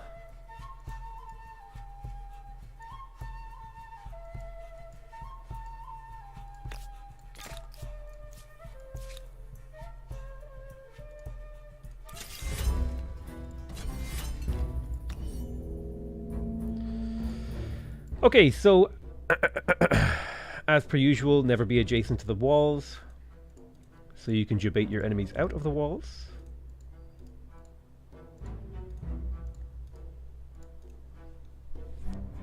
Not optimal gains. Not optimal gains. What do you mean not optimal gains? It's way more optimal. It's cheaper.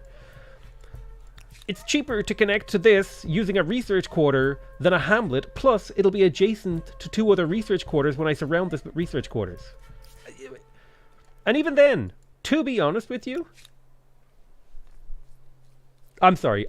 You know what? I understand what's happening here. You're bad at the game, but you think you're good. And you're trying to give me tips. I'm sorry. I understand what's happening now. Okay. I realize I can ignore what you're saying now. Potato becomes toxic. Challenge level. Easy.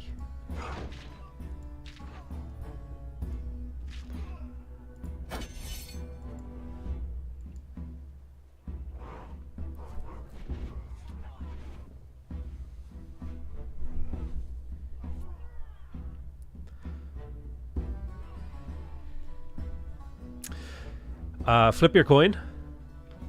I'm gonna make you wait.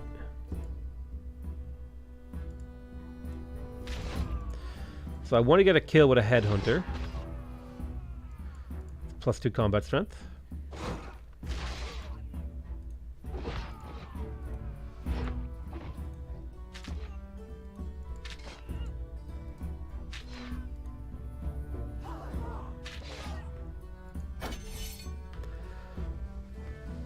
The Comets quarters after the change to the Anarchy Arts infrastructures are pretty neat as an influence generator now, which you need to plan the city ahead of time. I just don't think they're very good. I just don't think Commons quarters are good at all. Maybe there's something that's been changed in the game, but like, and I might be playing like off of an old meta, but bro, why would I build a Commons quarter? Wait. Like, plus 15 stability here. But why wouldn't I just put, you know, a farm quarter here and build a garrison for 15 stability plus another 5 once I build, you know, city watch, etc. I don't know. I think both are viable, but commons quarter seems just worse to me.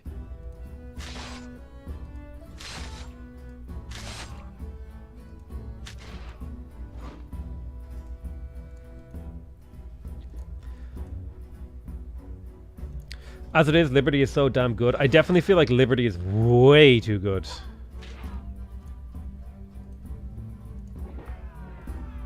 This is so lazy conquering a city. Okay, so we won. Hamlets have more use than just food and production. Yeah, they give you jobs and let you connect new resources. But like, where am I going to put a hamlet in this territory that is meaningful? Here, where I get most food and production, right? Because I just need the jobs because I'm filling up on population. So I don't know.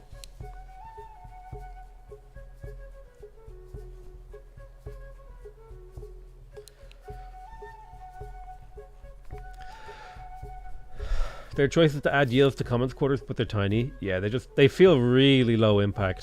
I'll be honest with you.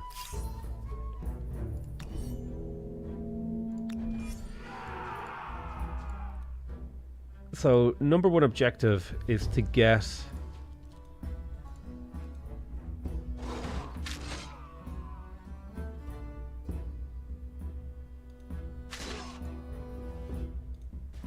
a kill on the headhunters for +2 combat strength.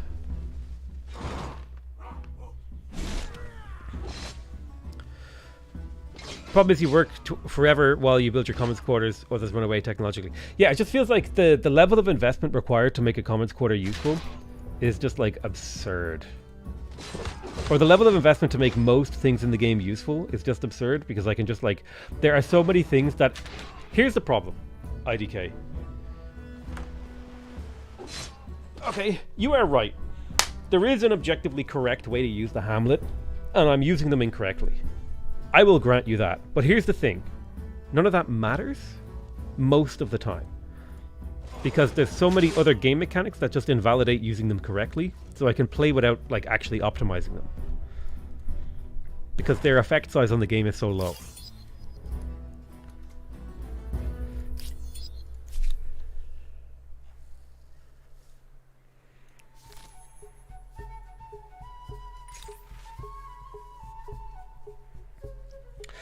+1 combat strength on all my armies. Yeah, I'll take combat strength. Combat strength just seems OP, to be honest with you. Remember that used to give 7 combat strength on your entire army, and it was actually just like straight up bonkers. I was supposed to change eras. Oops. Oh, whoops. Let's pick a civ. So, I think because we're playing the Latin America DLC, we're going to go ahead and play the Incas.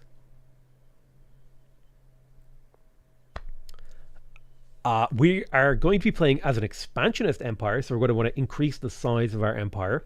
We are also going to have extra road movement speed on our units for the rest of the game, and get +3 food on districts per adjacent mountain. There's not a whole lot of mountains in my empire, so this isn't going to be particularly important for me. We also have terrace farms, which allows the construction of new districts on adjacent tiles. So these act like administrative centers. They exploit production and food, and they get extra 3 food per adjacent mountain. And we get access to the Sapa Inca Guards, which is a really, really powerful, heavy anti-cavalry unit that has even more combat strength when fighting from a height advantage. So let's go ahead and adopt the Inca.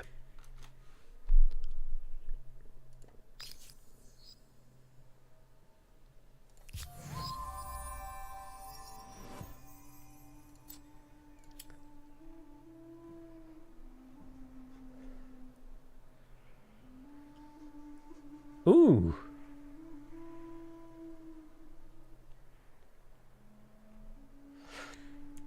I could go ahead and build the great... Did somebody take Machu Picchu, I wonder? Can these go away? I don't see Machu Picchu. That's in the next era, isn't it? I could grab Machu Picchu.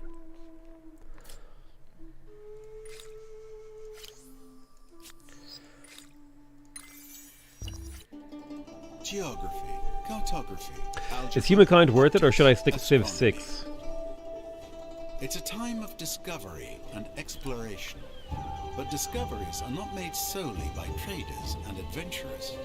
Those who explore with ships and caravans would go in circles without those who explore with pens and parchment. I definitely agree with you there that there's a lot of problems with the game.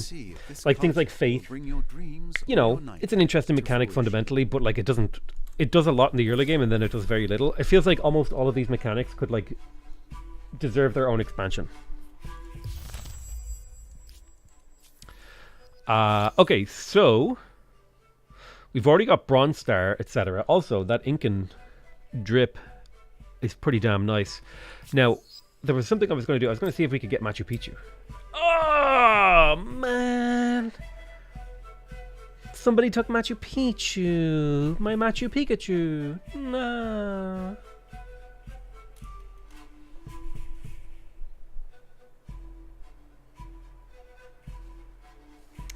I'm going to try out the Great Mosque of Jenny. Just because I can't get the other ones.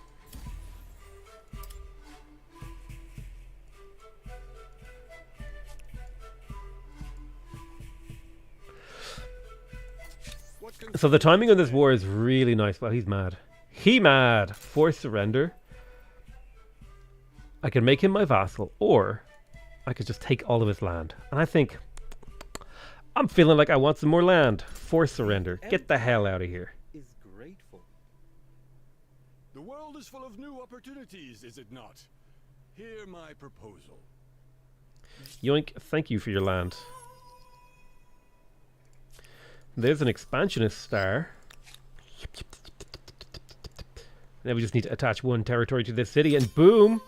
Turn 1 gold star. Oh, a beautiful sight. This is what we call a timing attack.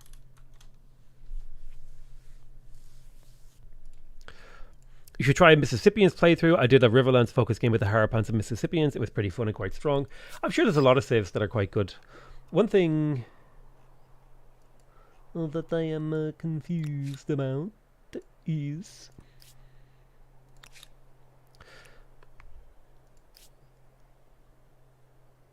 they overbuffed expansionist stars. I feel like they definitely overbuffed it slightly, but it was in a terrible place on launch.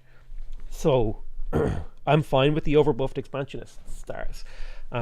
Probably the one that needs to be fixed right now in my mind is the Esthete stars. The Esthete and Merchant stars have always felt like completely unobtainable to me. Swahili would like to trade goods. However, I am broke, so hopefully they will buy my goods. My goods and services. My good services. Right, let's send garrisons throughout the world because it is worth stability, if I recall.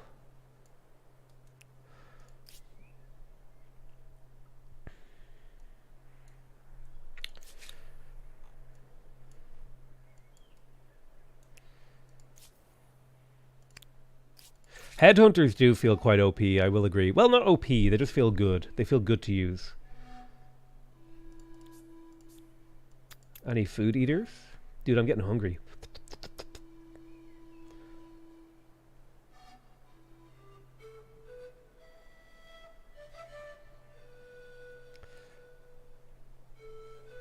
You're broke? You got 3k cash. I am. Dude, I'm broke.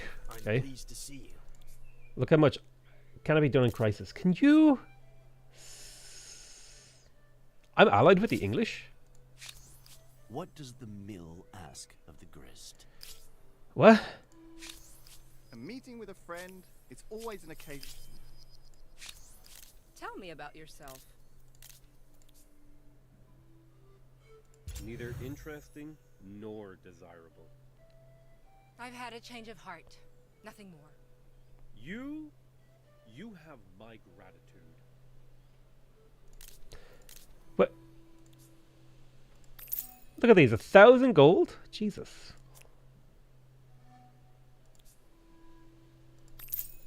$1,000 gold? Dude, did they change these prices? That's insane.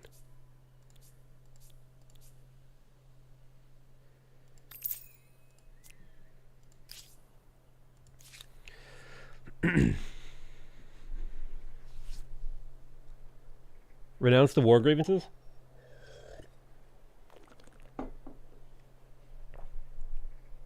I haven't been able to trade at all this game just because I've been completely broke. Like, totally broke. It's What is... nothing, really. What, does renouncing make them like you more? Okay, let's go through and renounce Well, all of our let grievances. us speak honestly with each Bro. other. Are we at war? We're at peace. Neither interesting nor desirable. Go away. I was simply testing the waters. Surely you understand. Yeah, sure you were, Spiff. I renounce. Today, I renounce. Let's be forgiven. friends. Magnanimously. Custom What do union? you Why say? would you say not? I renounce. Today, I've never been able to buy Lewis's stuff. forgiving. Literally never. People adore you. I adore you too, Lewis, okay?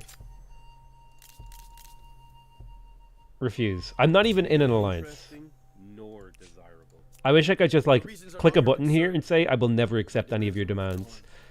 Stay mad. A proposal for your consideration. There is much to admire here. Accepted. Renounce. Today, Renounce. you're forgiven. Magnanimously. I don't know why this says war score here. I would have called for my jester. How can the... Oh wait, Spiff is my ally. Wait. Oh no, Lewis is my ally. Oh. Well, that makes more sense. It's nothing, really. A mere. I can't believe I messed up. I've already forgotten. Okay, so... Hopefully we've managed to take care of a little bit of an administration right there.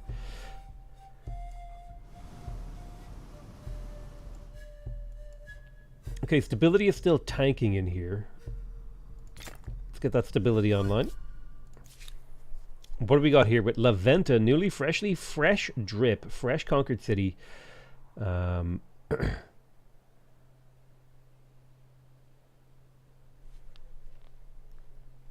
You know? Let's pop down a little garrison for a little bit of extra stability. We got ourselves Heka Tampilos. 24 production. I'll take it. I'll take it. Probably should get the science stuff now as well, considering I am working the scientist slots. 31 science on that building too. That seems pretty based. You might need to build the terrible money buildings. Having more gold per financial quarter if you have those, or harbors. I have like zero gold income right now because I never focus on gold because gold is so weak. Except for upgrading your army. You just need enough to upgrade your army. At least that's how it feels when I play.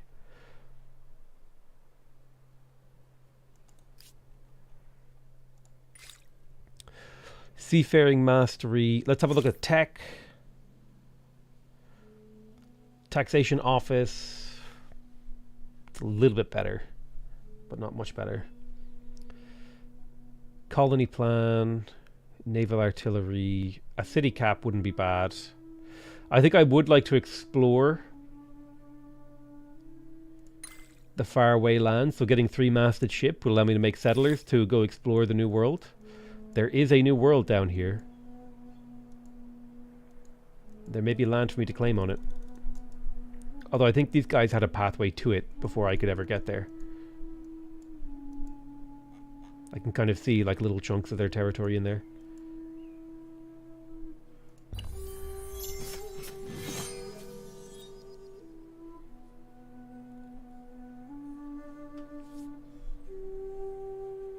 It takes a turn to update. What takes a turn to update? And don't delete your message like a coward.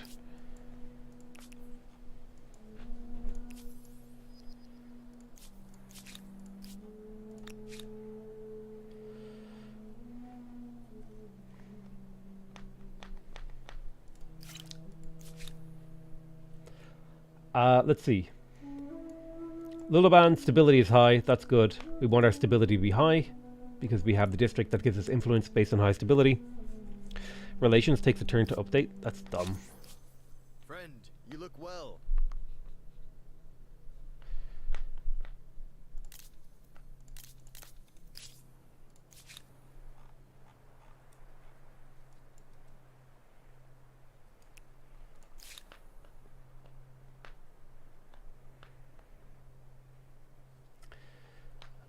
Okay.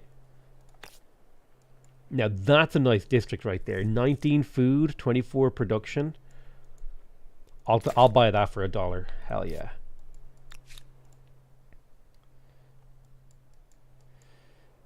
Let's have a look around actually and see.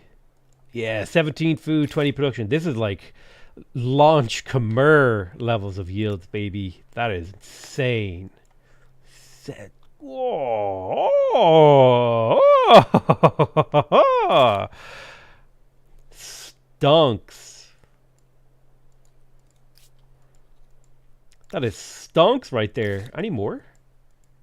Any more mountains? That was small.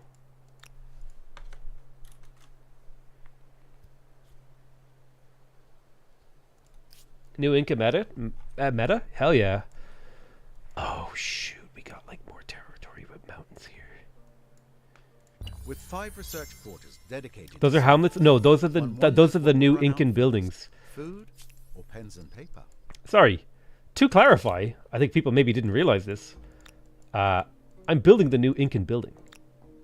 The terrace farm. Look how insane these things are. They're going to give me so many yields. Hey. Come. Let us make plans. I would like to buy your incense. There's no known path back to one of your cities. It's literally right there.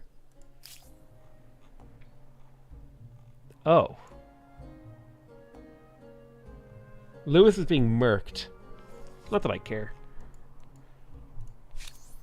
I said hello. Are we done now? Can't afford to buy trade license. Ebony. Gold. I really want gold. Can't afford it. I'll buy ebony.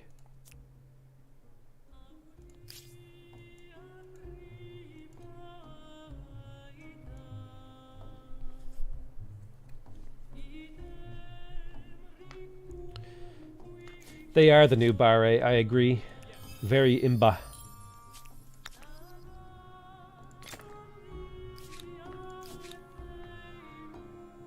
Oh, is that my baby girl cleaning her ears? Would you like a nib? Would you like a little nibble? A little nibbly treat? Hey, hey baby. Oh my God, look, it's a treat. Oh, this just looks so cute that I have to give you a treat. You go do a spin. Good girl. Sorry, my rabbit was looking particularly cute today. So I gave her a treat. She was cleaning her ears. And I find that to be cute. I took it personally. I assume this is a global effect. I'll build it in my capital, I guess. Well, Lulaban is going to be my new OP city, so I'll build it in Lulaban.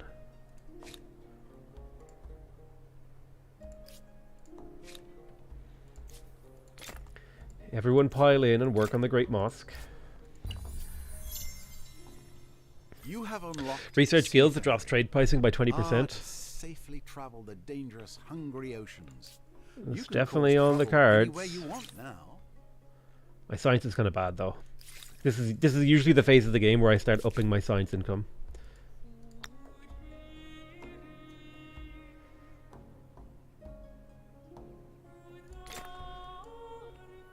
Little science island here.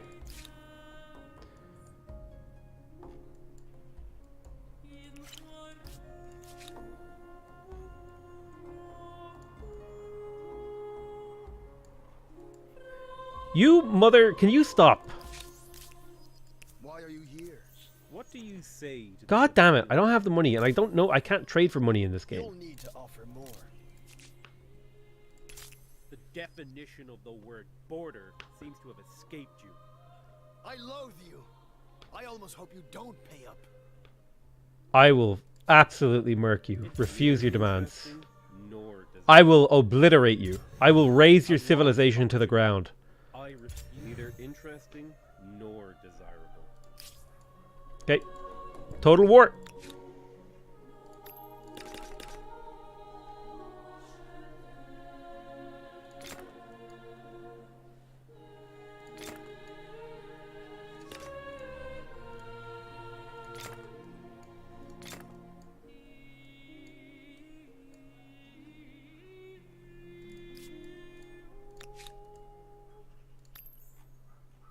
I used all my pop. God damn it.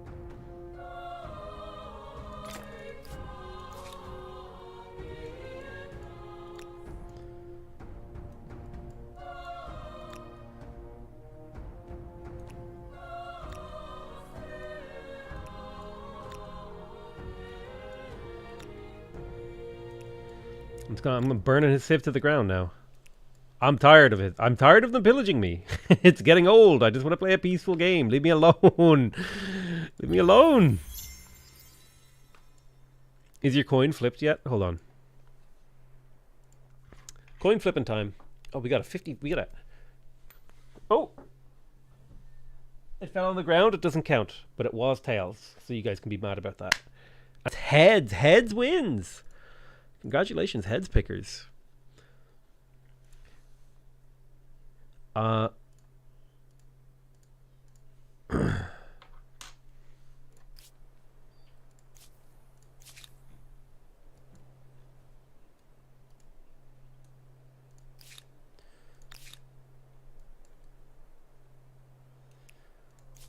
Yeah, I think I have run out of patience for the AI constantly raiding me and pillaging my neutral territory. I'm out of patience. Now I'm gonna murk them. Political entitlement. Ooh, +1 combat strength on emblematic unit. That seems quite good. Or +3 combat strength on militia. I think I prefer emblematic unit, although these are getting expensive. Yeah, I want to get to that one. So I'm going to do political entitlement next.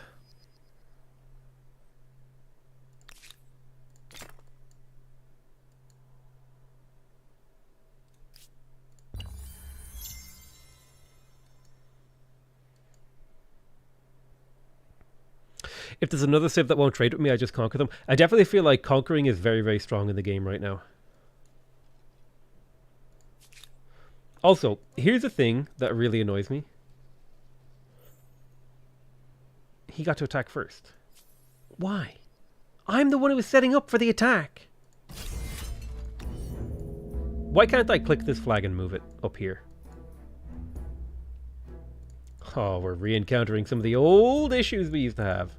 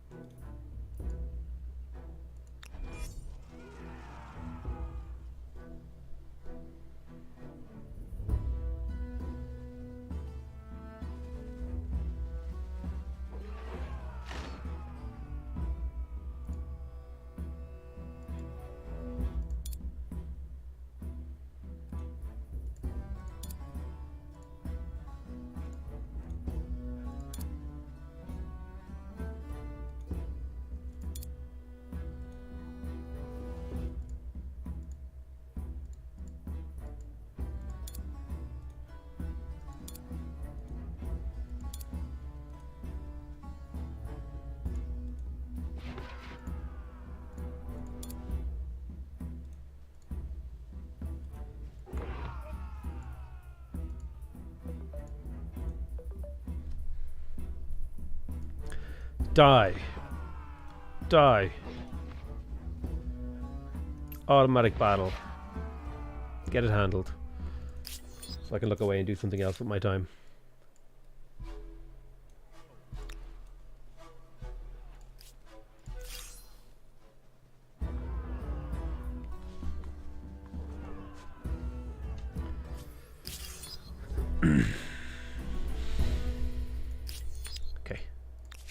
We did it. We set them up for success.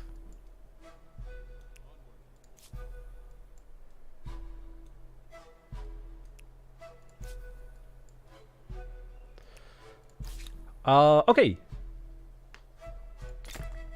Can we bring this up to a 1 turn? Any more cities that could contribute? There we go. 1 turn of the mosque. So we can claim a new wonder, but we built the Great Mosque of Jenny. What does the Great Mosque of Jenny do exactly? Oh, damn. So the Great Mosque of Jenny gives you, if I check this out right here, it's 100 fame, 20 faith, 40 stability, plus 3 food and districts. That's part of my save. But 5% additional fame, gain bonus multiplier on Empire. But also I can run this project to get 2% more fame.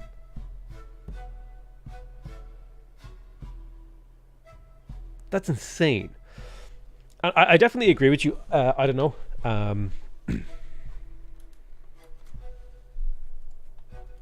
It definitely feels like this game, like the tactical battle, because the AI almost always gets to attack first. Even with some of the changes, with like queued orders and stuff like that. Again, I'm just going to restate this. I don't think simultaneous turns was the right choice for the game. For my personal preference. But I definitely feel like the game like just rewards you from building a massive, like technologically superior or larger in quantity army and then just throwing it at the enemy for simplicity's sake.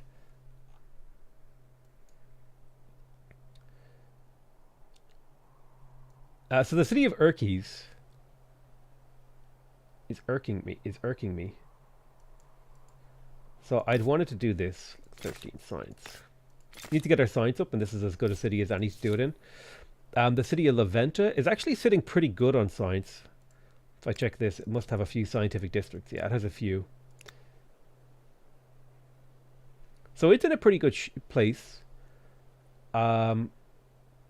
There's definitely a few of these things that I would consider building. Like, that's not a lot of science, but it's like it's helpful.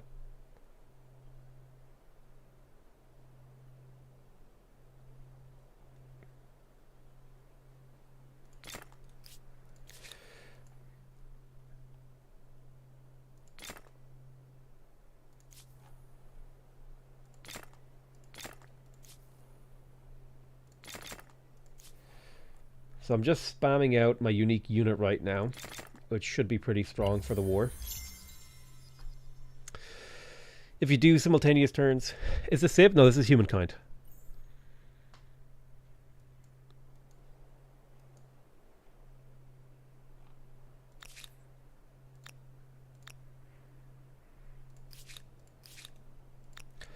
Pile all the troops in.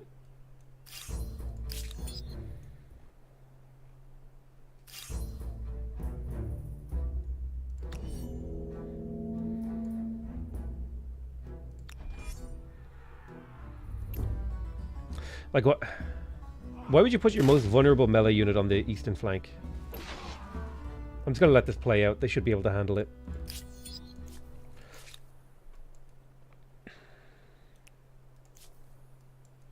We've reached the phase of the game where I auto-resolve.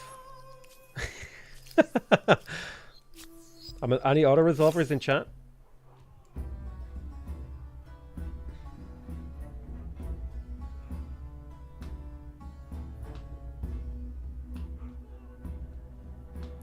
I really enjoyed playing as Romans using legions for early conquering. The extra slot seems so useless. Am I insane? Who cares about an extra slot? You could just bring more stacks.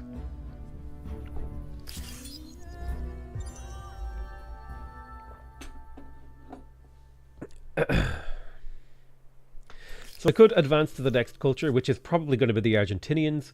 They are a merchant. Salted beef. Ooh. Why would I care if I can put another unit into my stack if I can just bring more stacks? it lowers the amount of micromanagement you do, but it doesn't mean you can bring more troops to a battle unless it's like omega early and you haven't researched reinforcements. You guys are trolling me. No one thinks that that ability is good. No one does. It's impossible.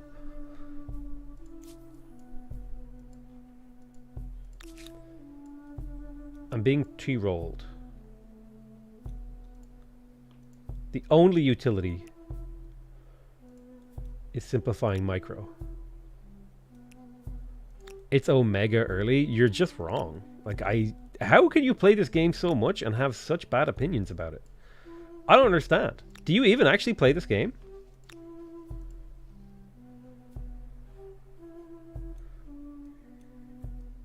Can you move? Thank you. You have unlimited reinforcements. Why do I care?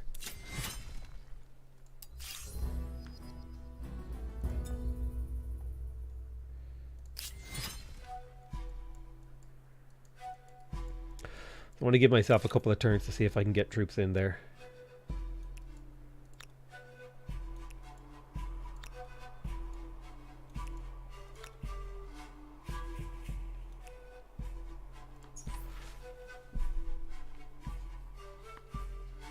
Yep, forced labor. I don't care what the consequences are. Just get it built.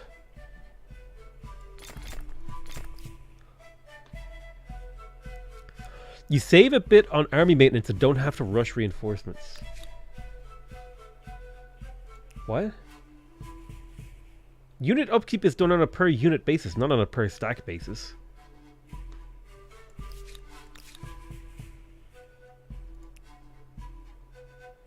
How would that save you? Are you talking about like the Romans' other abilities?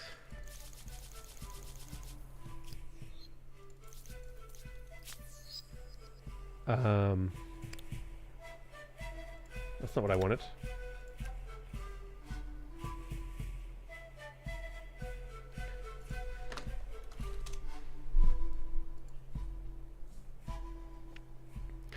This is obviously good. The 30% army upkeep. It's the +1 unit slot that I'm saying is useless. Jesus Christ.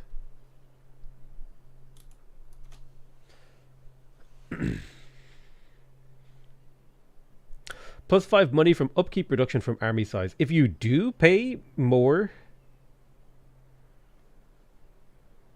What does your special unit do again? It fights really well from high ground.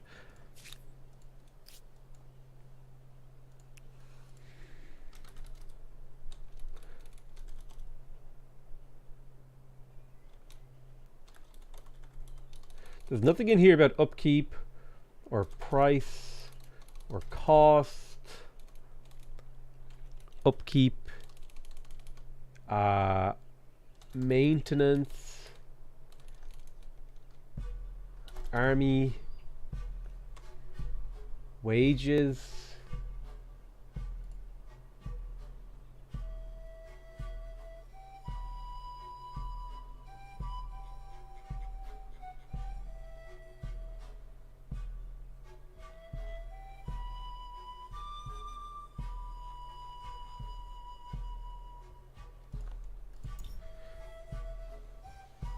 The encyclopedia kind of sucks. It's good. It's just like, I don't see anything in there about maintenance and army stuff. 12 expansionist stars? You're going to end up sharing a border with everybody. Damn right I will. Which is then my pretext to invade.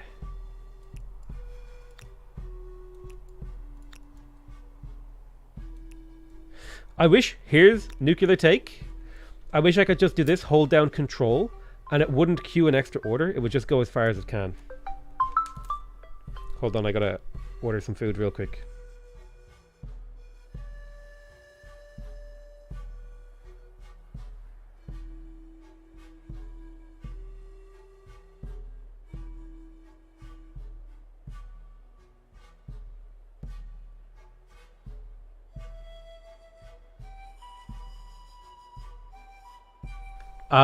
Yeah, I wish I could just like, because I have to, whenever I'm moving a unit, okay, whenever there's a, clip this and send it to the developers, okay?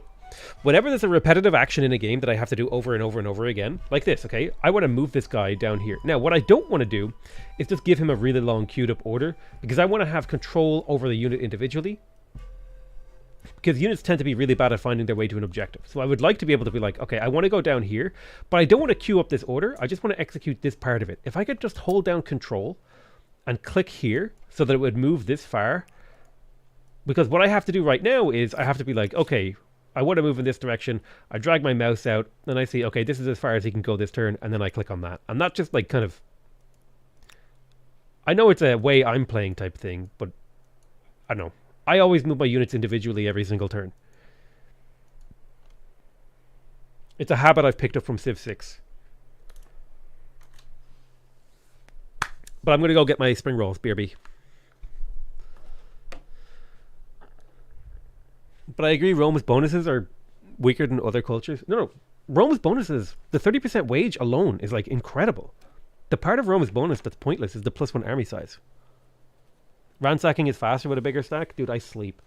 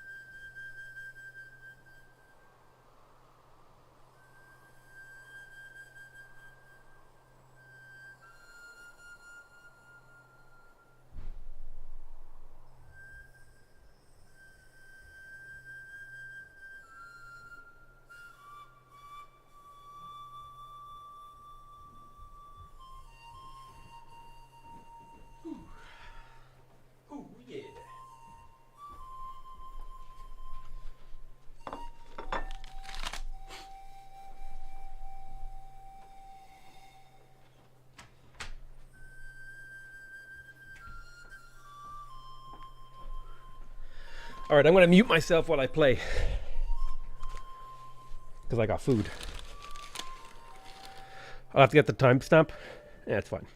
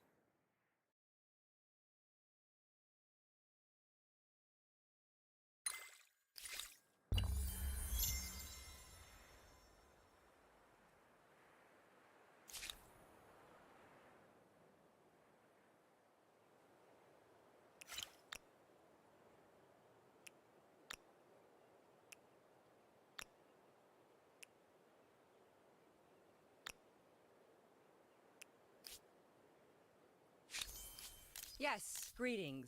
I hope you don't mind if I stay. Neither interesting nor desirable. Things have changed. I relent. This is what I live for. Pay. Neither interesting nor... You're forgiven. Neither interesting nor desirable. This is getting us nowhere. Very well. I step back. You are a good leader helping us. A proposal for your consideration? Yes, very good. This I like. Let us savor this.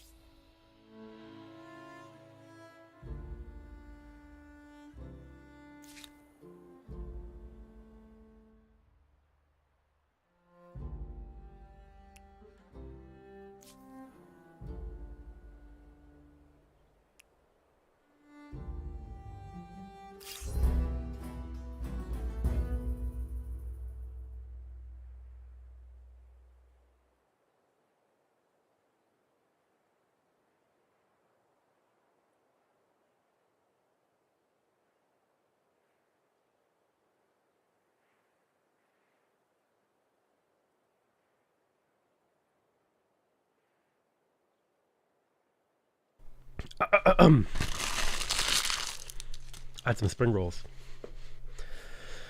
You know what? Just finish this battle easily. Like ransacking just seems so pointless. Too. It seems like what am I gonna do? Make my army stand still for like 5 turns, even though I could just walk 3 tiles to the right and actually take the city.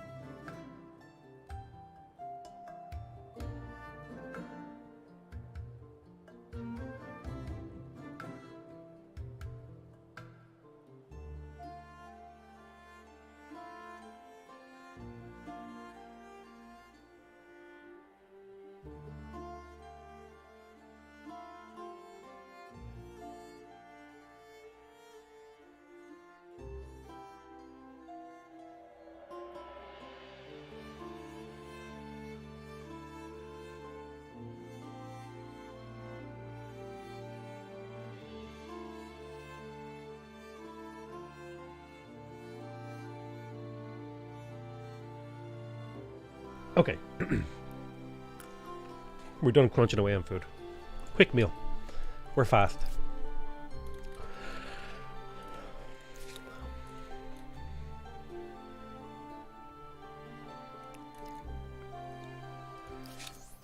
A delight, as always. How may we aid each other?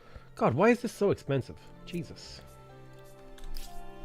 I feel like they went the total other way with like resource prices, and they just made them way too expensive. Man, it feels like here. Hold on, let me open up Paint here.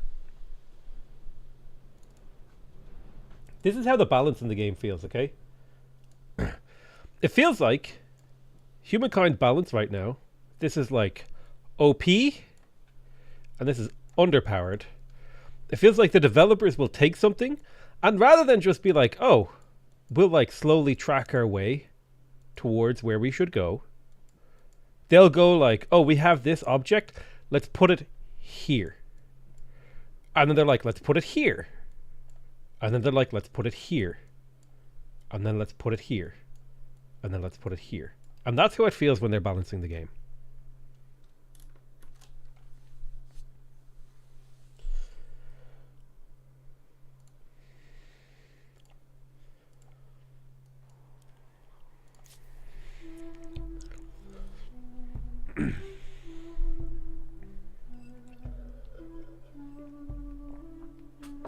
You only need one unit to ransack, so I often split a unit to carpet ransack. Yeah, but the problem is then it takes like 7 turns per unit.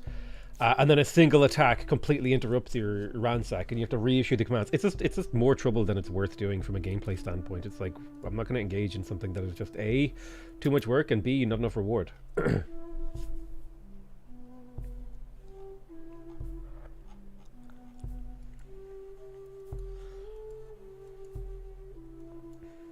I'm sorry that me spitting truth bombs is a problem for you. Also, can we talk, again, this comes up all the time. Can we talk about how if I attach this territory, this just made my district more expensive? Like, come on.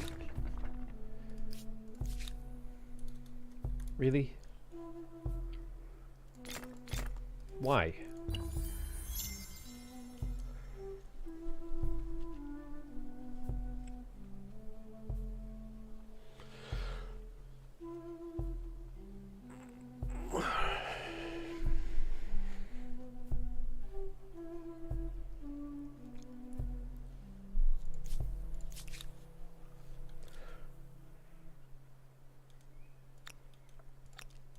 This is the most fun I've had playing Humankind. Like, look.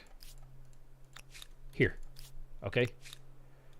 Combined together. Ransack, 3 turns for 200 gold. A single guy, 10 turns. The war will be over in 3 turns, bro. Oh, and that just used all his movement?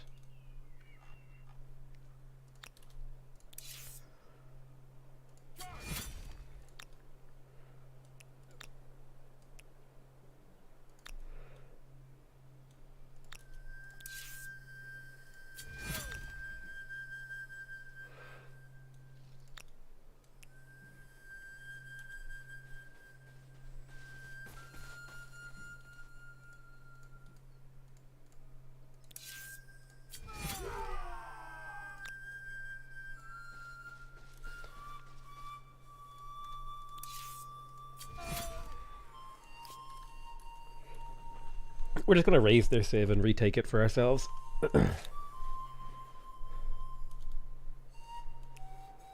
Get a healing tick in.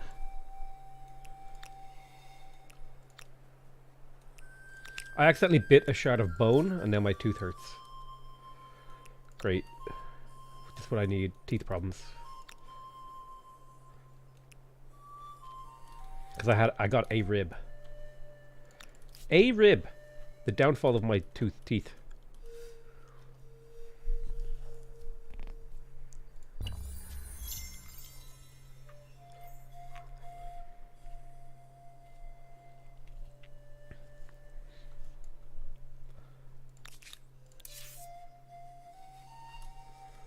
The only thing that ever seems worth it to ransack are harbors.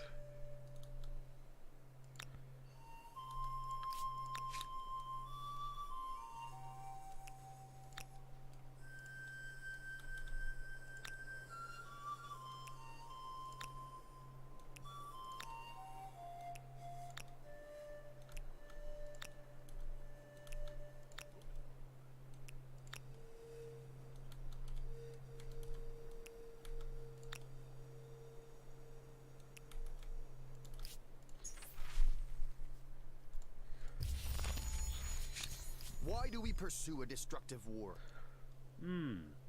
This pleases me. What are we? No. Neither interesting. You're being erased. You were pillaging me. I'm sorry. This is forever war.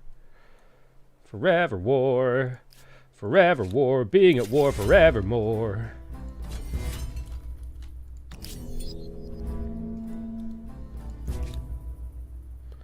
How does the new patch feel? I would say it's a big upgrade.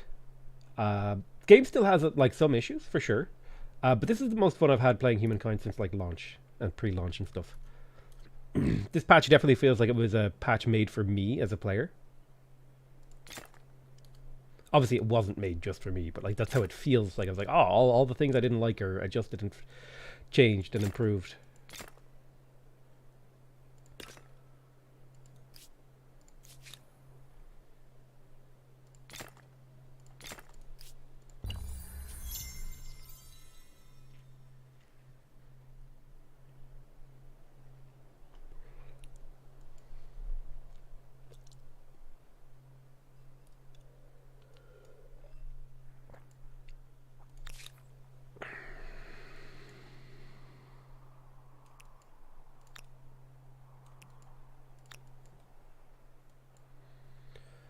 Baba Pog.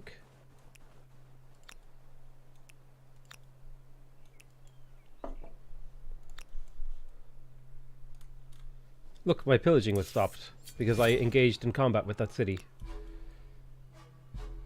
The complaint I have with the system is revealed.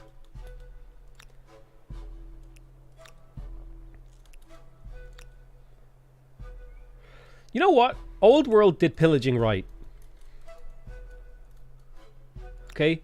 All you have to do is step on a tile, hit the pillage button, you instantly burn it down, but you have 10 turns to repair it. Or it gets destroyed. I'm sorry, that should be the way it do be. The way it should be? I don't, my brain autofilled the wrong words there. Stability is very low in here.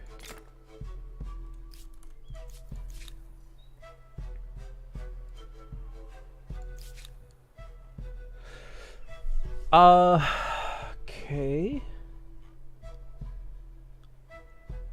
I could definitely use a little bit more money, so I'll get those money buildings done.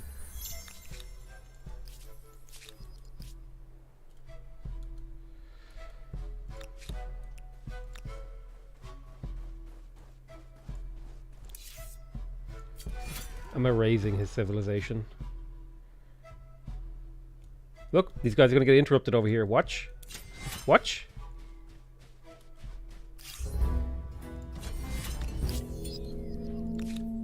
Now I have to re-queue it. And if I forget...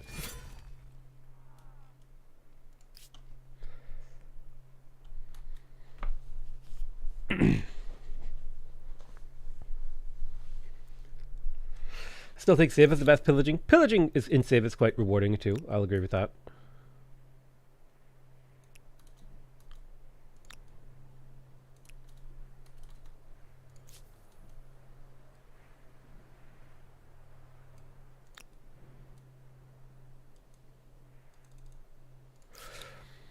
Oh, so la la la la la la la la venta la la la.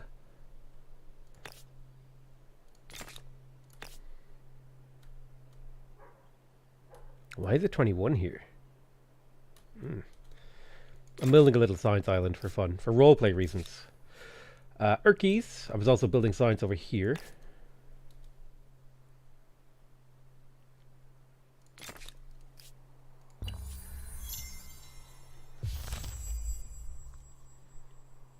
So I can force the war to end. However, I don't have to. Now, how long...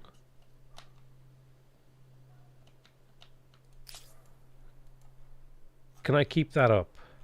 Okay, I actually just straight up raised their city, and then I retake it. That seems kind of OP. I'm not going to lie. That I can just, like, total war a Civ if I so choose.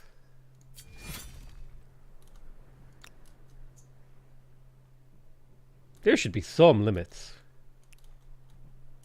to that ability.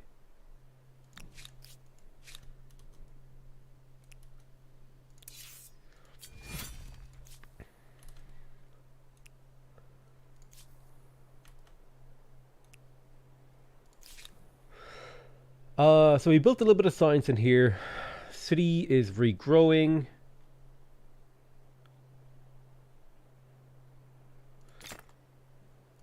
Let's increase our cash slightly. Gold has been a perennial, forever problem for me. How does the new patch feel? I definitely feel like the new patch is like a big step up for the game. I have found frustrations and things that have annoyed me while playing, but they've been far less than I did around, you know, previous patches and stuff like that. A lot less frustrating than previous patches. Is the game worth trying again? I definitely think the game is worth trying again. 100%.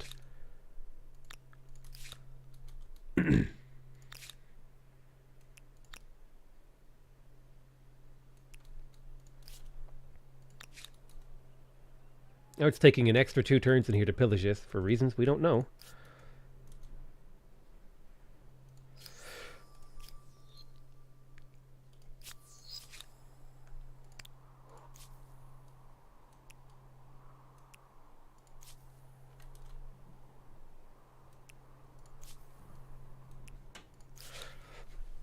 Okay, so the city of Hecatolympos. Looks like there's a bit of pollution coming in these cities, even though I don't have pollution unlocked yet. Diseased. Let us contain this disease to a single city. Yep, I'll pick up. I need cash, so cash has been like a perennial problem. I said that before. My stability is very swingy. I'm unhappy about that. Let's build some garrisons to help with stability. Right there, and right there. Then we've got Lulaban. This city's doing great.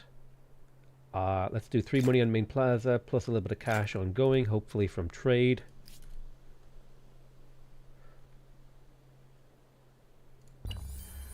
Did this game start yesterday? Is there a VOD? You can always find my VODs by going to YouTube, going to my channel on YouTube. Okay, you go to the home page,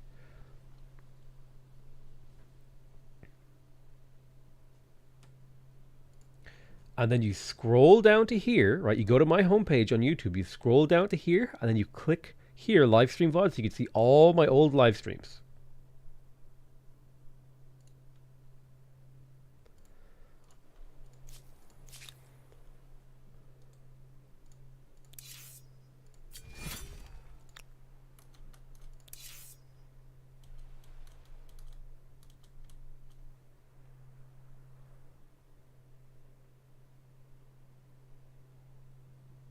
Oh, I could ransack all these old quarters for money.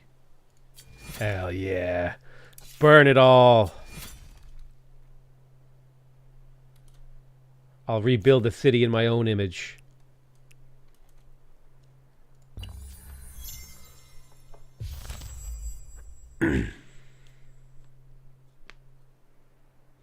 Your delays in restoring peace is called a 0 war weariness stability penalty in my city. So there's a stability penalty. Minus 80 war weariness. Okay, how many more turns can I go? I need to go 2 more turns before I erase their empire.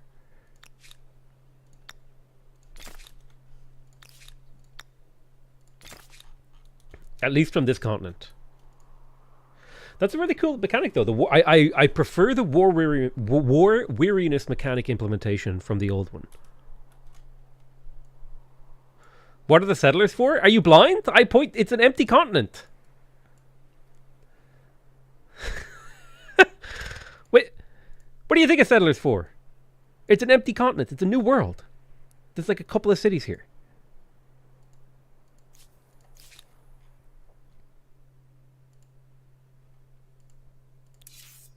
Sorry. I am in fact blind, my guy. Oh, my bad.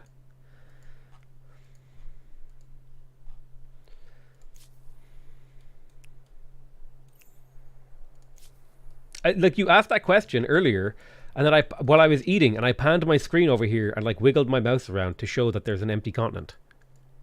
Just send a knight to make them? Yeah, but I'm role-playing. Right? I'm role-playing. Settlers don't cost influence. I need to delete some cities. How do I have 7 cities?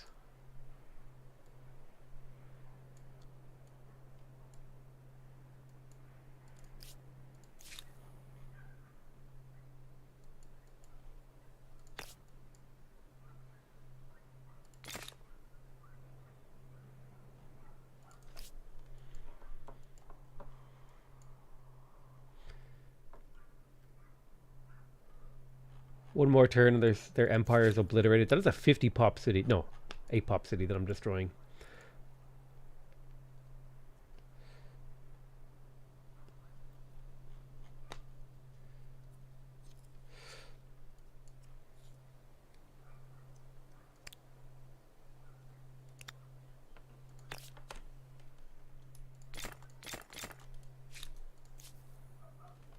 So it's about the fast of the game that I pick up gold and science. God, the taxation office just seems so not very good, but I'll take it. 5 gold.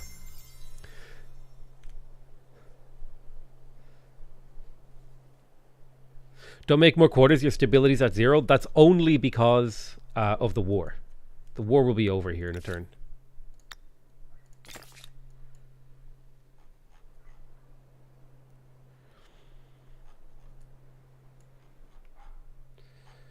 Okay, so You dare come?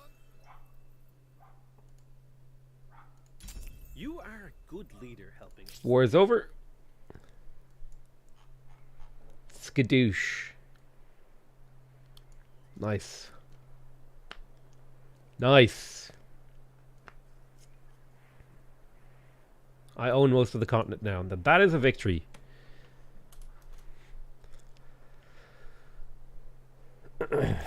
Okay. He's over his city cap by 2. I'll get more city cap.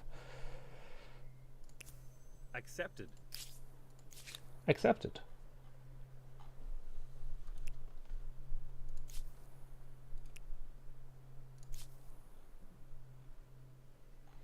I don't really want to go any further over the city cap, I don't think.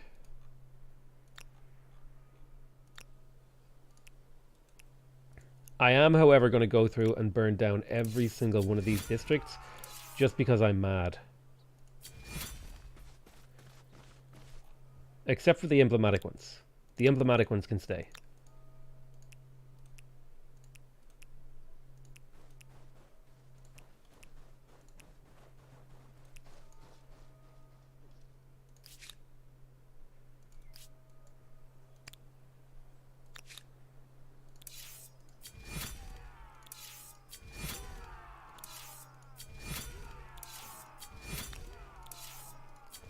Don't have any money? Just burn down someone else's empire after you exploit the game.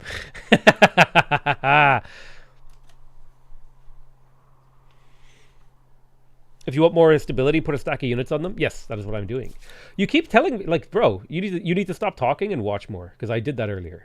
You're talking too much and watching too little.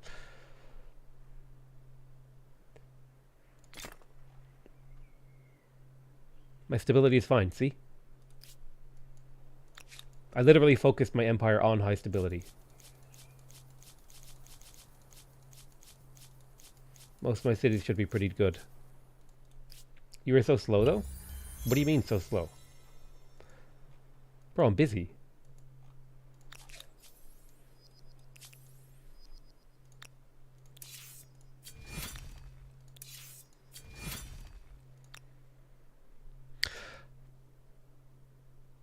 I'm not talking about cities. What?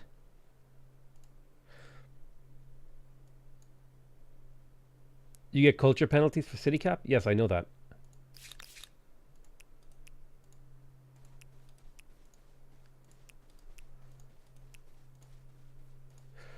Ransack hotkey, anyone?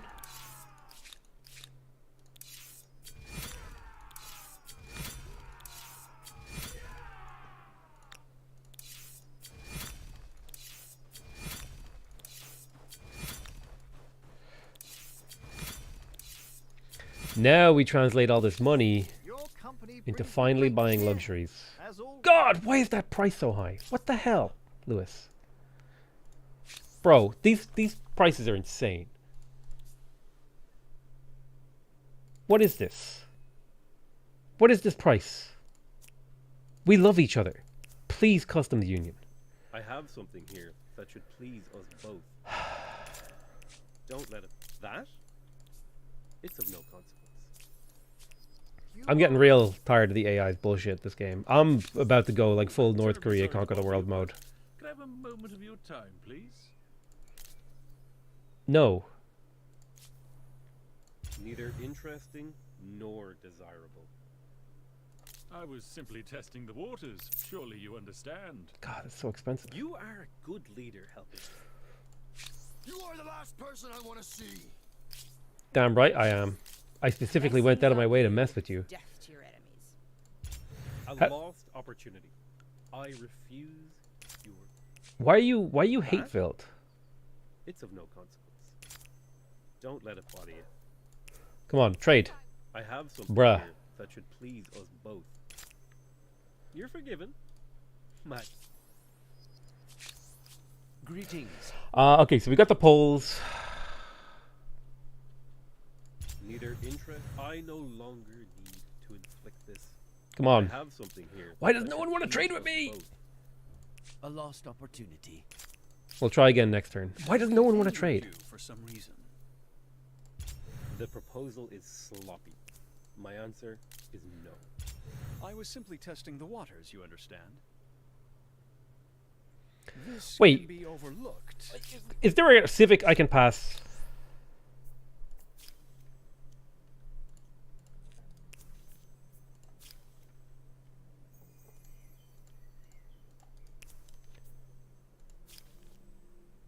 I'm already open-minded.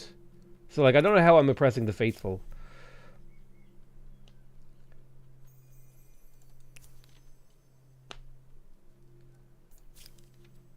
Multiculturalism. Yeah. They say alloys are stronger. Wait, no, I than meant to do pure political metals. entitlement. Whoops. I guess we're going to see how far that metaphor applies to human societies.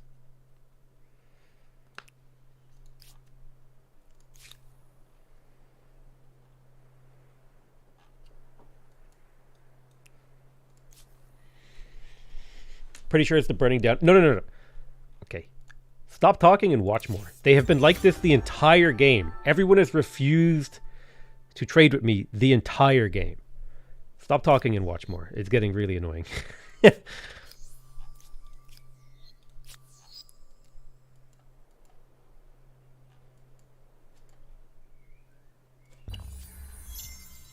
Like, Did anyone ever tell you how ugly you are? no matter what I've done to be chill, but every single war I fought has been defensive up until this point. Those last two wars that I did were offensive. Oh, I think I broke my own district here. It's your profession to be annoyed by chatters? True, unironically. Like, this is jealous. I can work with jealous. You know? He cancelled our dies. I literally... Did I not just buy this? I'm actually being... Something is wrong. Do you know what it might be?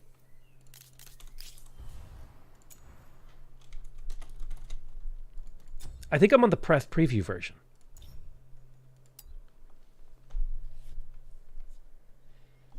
Don't you have a negative badge that just makes everyone hate you? I didn't have that badge up until just now when I went pillaging. Oh, I bought it from Lewis, you're right. But I'm going to switch versions of the game. Okay, you're not paying attention.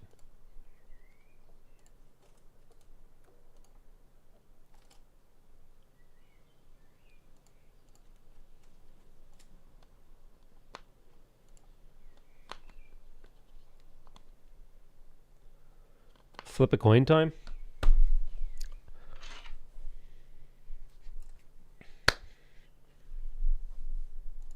It's tails. Get obliterated. It's tails.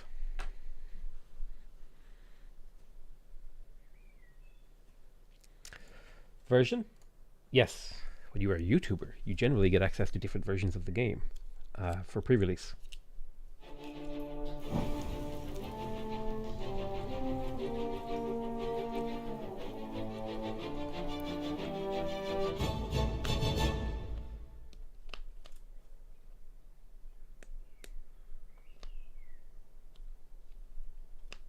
Kia ora tuwikutu.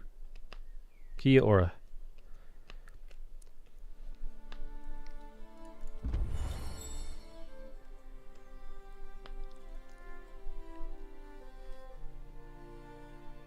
Sega publishes Humankind? Yes.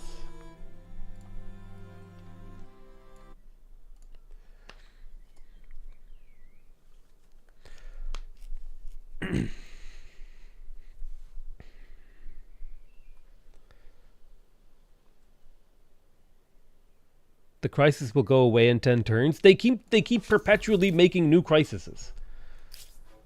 And I'm forever in crisis getting my trade blocked. I'm like, I want to trade. I just want to trade.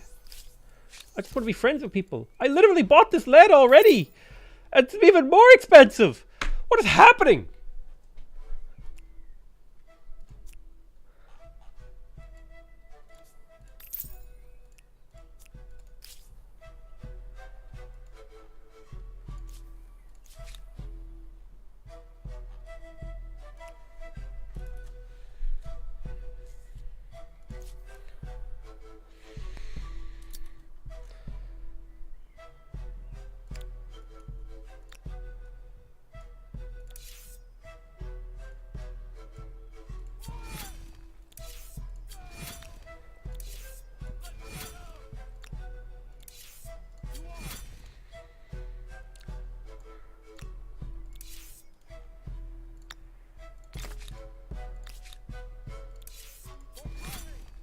I am making good money from pillaging, though. Like, I'm pillaging my own stuff. Surely they can't be mad about that. Your empire is an enigma.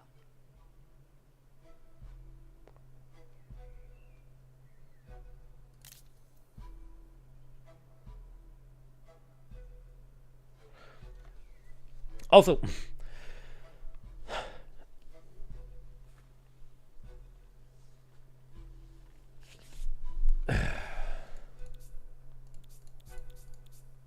bro.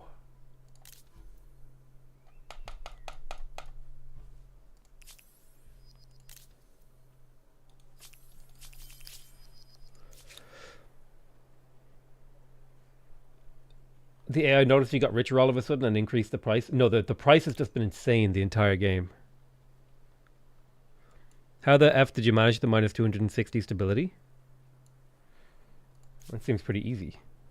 Just be good at the game, forehead.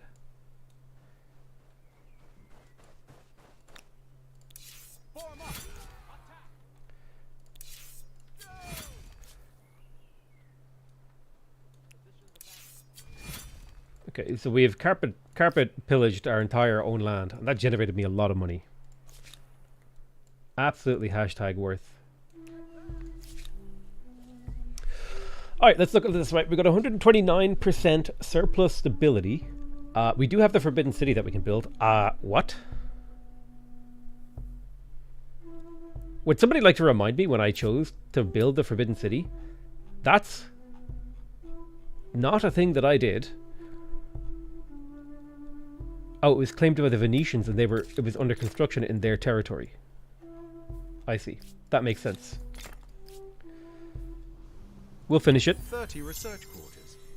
It's a city so full of specialists that nobody can understand. Okay. Luxury manufactories. Let's try to get as many of those as we can. We can get saffron, which is objectively trash. Oh, God, that's not what I clicked.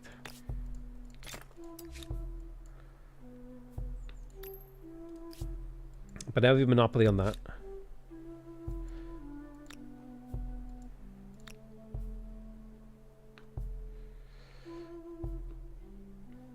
I need sage. Who has sage?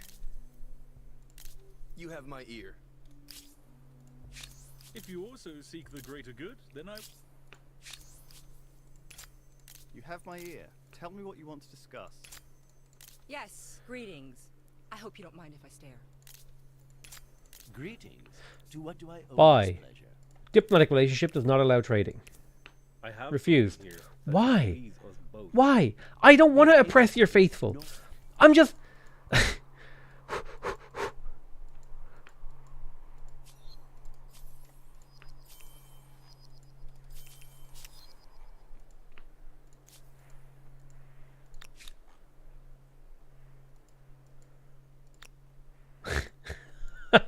All right, we found a frustrating thing in the game. It took me a while. Like, usually I get frustrated in, like, the classical era. But now, like, you can tell the game has improved because now it's nearly in the industrial era before I got frustrated. Nice meme.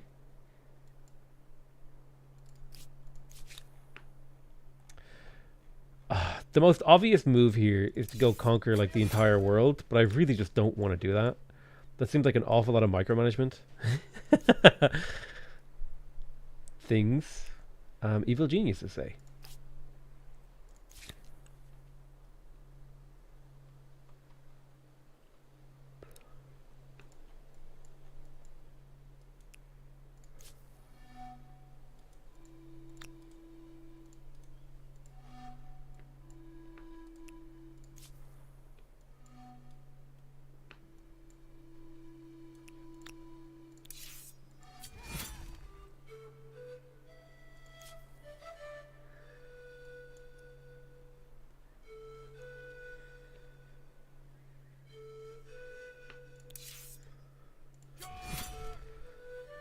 Whereas light green, didn't they die? I don't know, they're just like hanging out. They might have like a territory over here somewhere. I don't care. I just wanted them off my continent because they kept pillaging me. I got tired of their BS.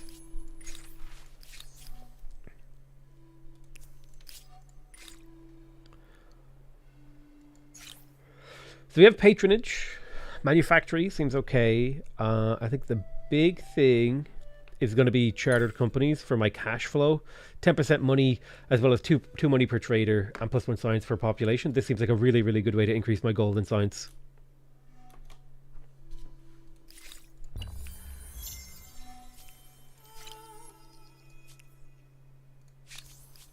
You have my ear. Tell me what you want to discuss.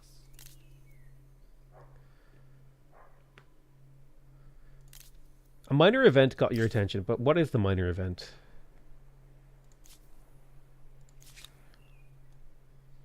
A new independent people. Run. Who are they? Time will tell if they are helpful, helpless, You're dead. or history. I was hoping they would be peaceful. They were not.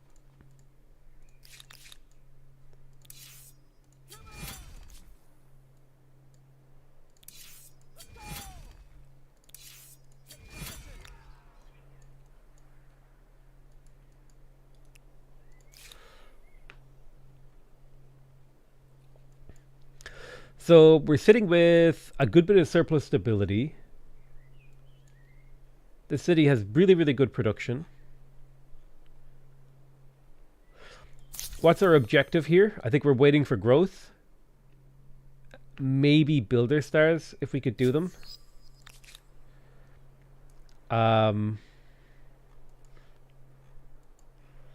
Let's definitely attach another mountain territory so that we can build another Inca thing.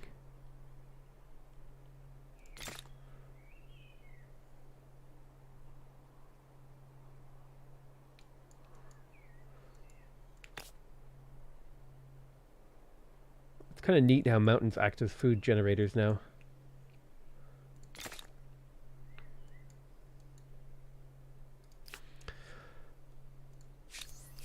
Tell me about yourself. Bro, why can't I buy your luxuries? Why do you hate me?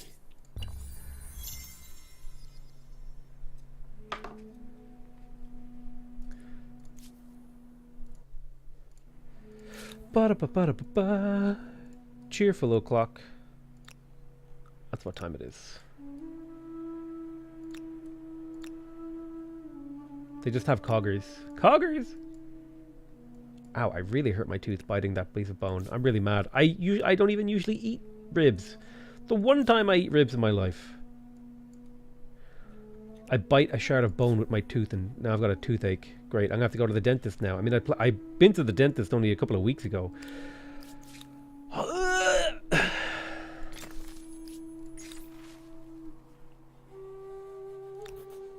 Hey, free army.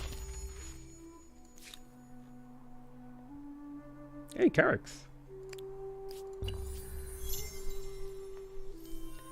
It's weird that things are so expensive.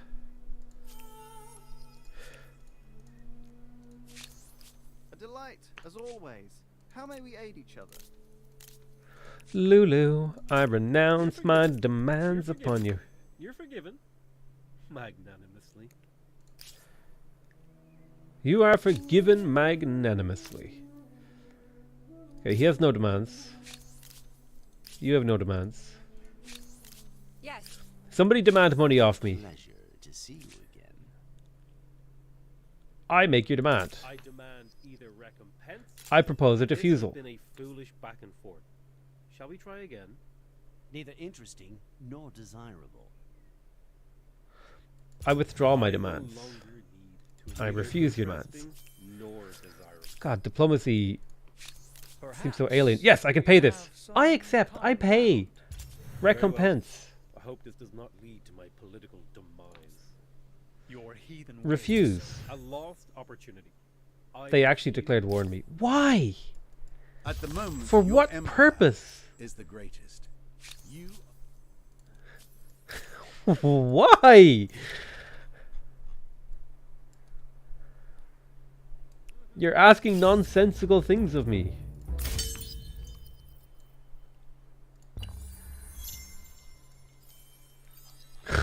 not only was it Why? the palace with 2 dynasties and 14 emperors, the Forbidden City was rumored to contain 9,999 rooms.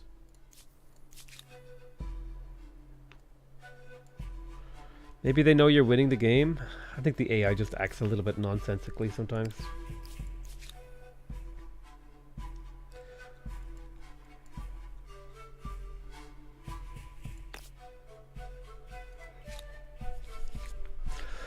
That's my hot take.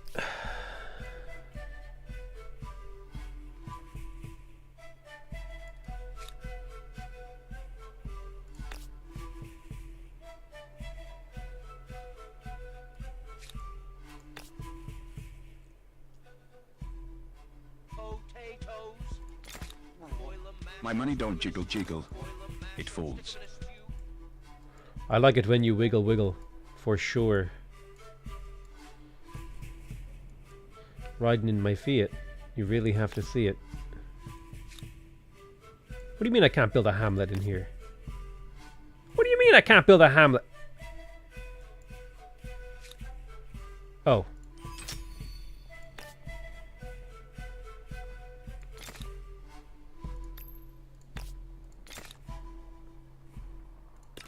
Sorry, the point here was to get these. I should have just used influence for it, but whatever.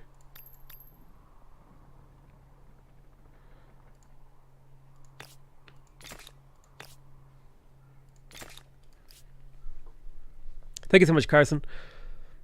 Lewis is a prick. That's a bit rude.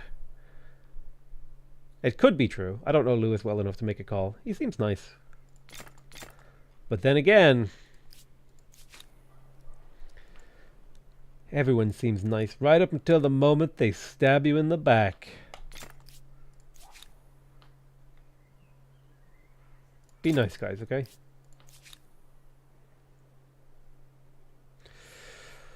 Wasukani. I feel like I'm just clicking things now. I've reached the phase of mindless clicking.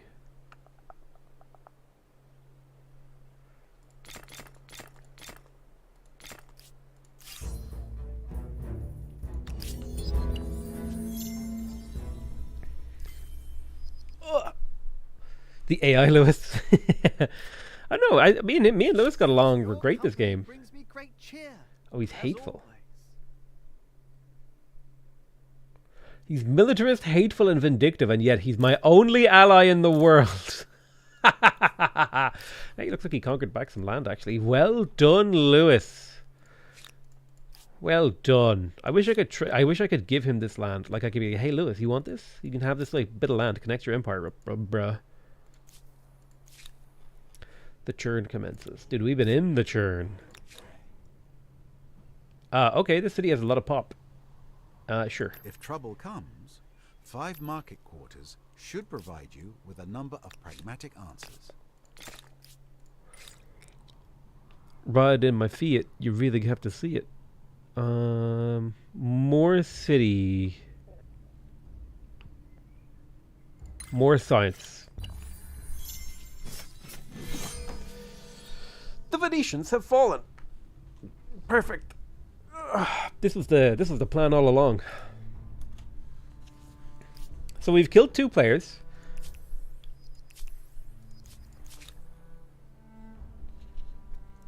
slight starvation problem in that city. It'll be fine. So when do we advance? 7 more districts. Probably 7 more districts. I'm already winning, so I think I just need to race kind of to the end of the game. A little bit of a food problem in here. A little bit of a jobs program problem in here. Let's bump food.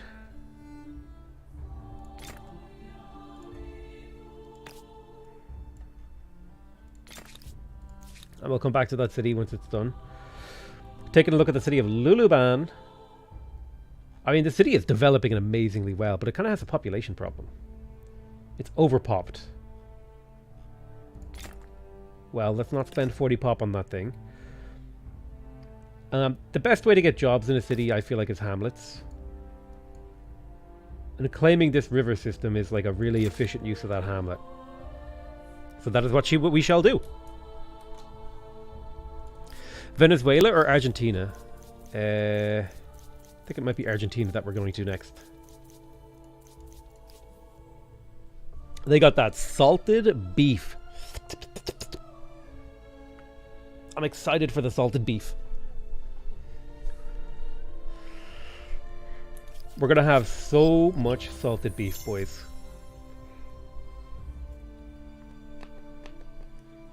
Argentinian beef is actually like pretty damn good quality. Used to go to like an Argentinian steakhouse. Now I don't know if they source their beef from Argentina, but the cooking methodology was awesome. 22 science plus an extra 38 science. So that's what we'll work on. We'll tap that.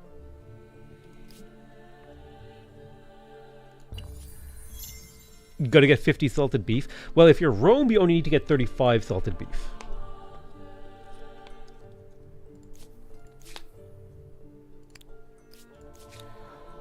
Checking this city out, we got 170 surplus things.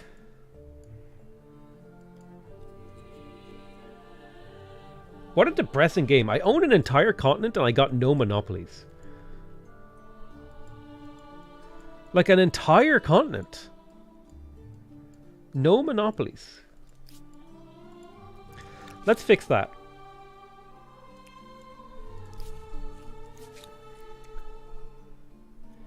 So you have plenty of stability.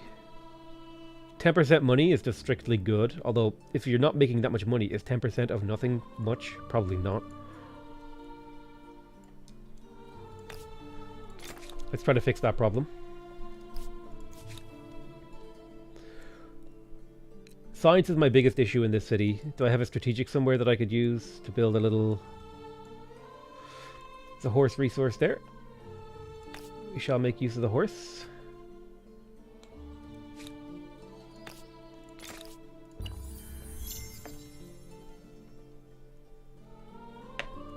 That's the effect of spread out luxuries? Yeah. The minus 2% that salted beef can stack? Yes. Correct.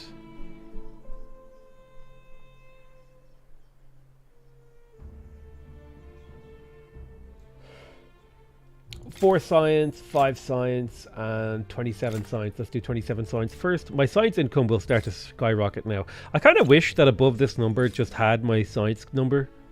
Because it's nice to see this grow. And I never really interact with this except seeing technology numbers go up. The written word was previously... So now we have movable typeface. This is even more technology. So I'm hoping to hit about 3k tech. Maybe in like the next era.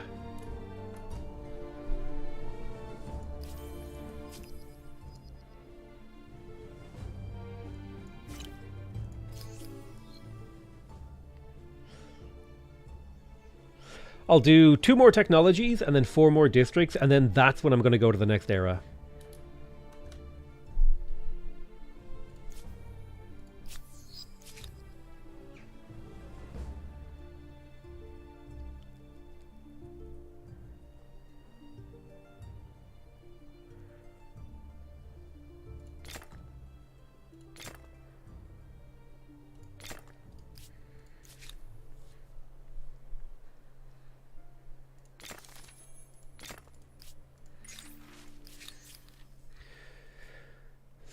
So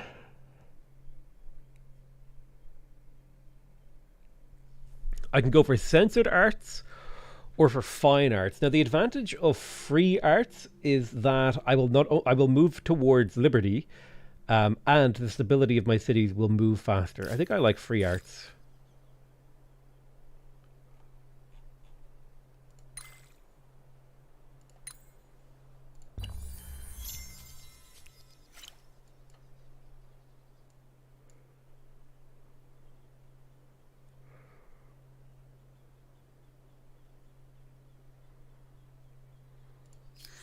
Tortugala. I'm going to do a video on what were the shortfalls of Humankind and how they've been fixed.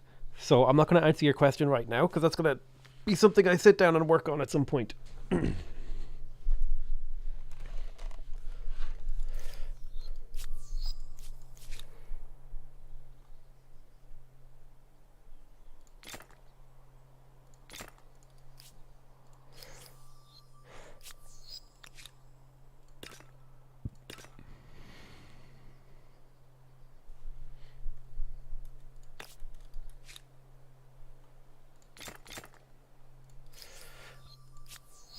I think I'm ready to go to the next era, actually. I think I am. I think I'm ready to go to the next era. Well, I'll do this Builder Star really quickly. I'll do the Builder Star real quick. So I've got you building a district. You're not building a district. Go ahead and throw down a...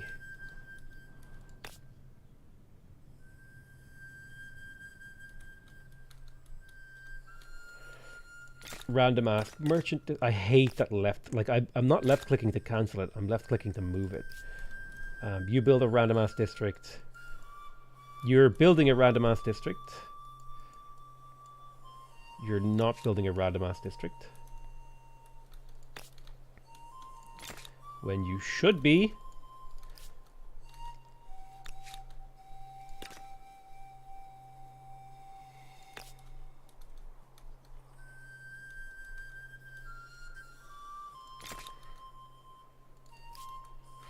Okay, I think all of my cities are building districts now, but I can't actually see from this.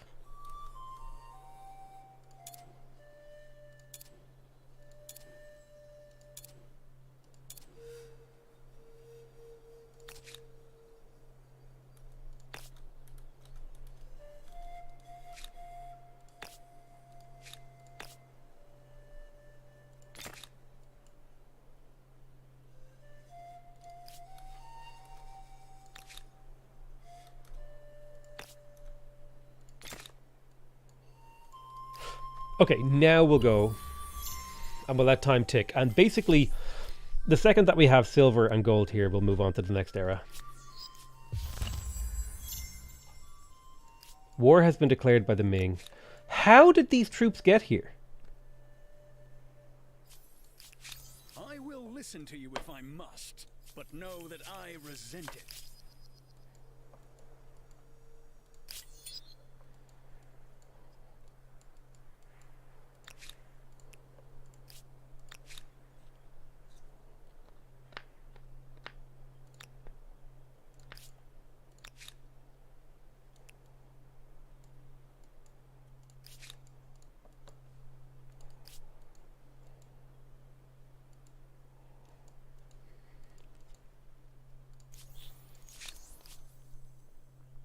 White piece, white piece, white piece, white piece. Yes, I accept. Oh, why were we even at war?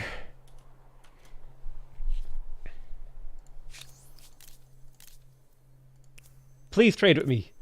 Please. Why? I don't have 5,000 gold to give you. I don't have 5,000 gold. What do you want? Why do you want that from me? I can't afford it. I'm broke. You don't even hate me. What do you mean you're more... Bro, how could you possibly think that you're stronger than me, okay? I would obliterate you.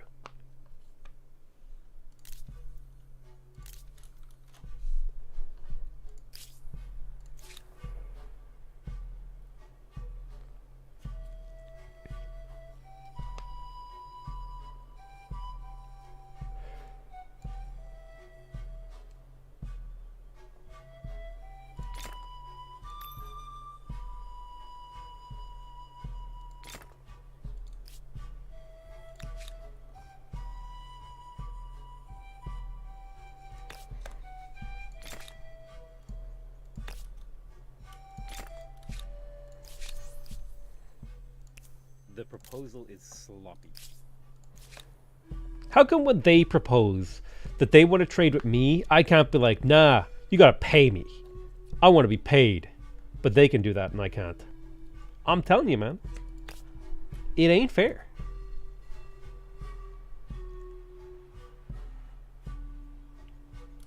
Why am I getting food on these? Why am I getting food on my industrial zone? What the hell? What the hell?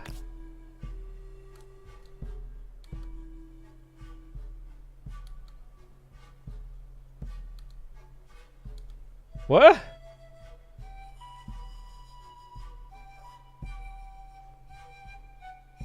Where's the mountain? What mountain could I possibly be getting?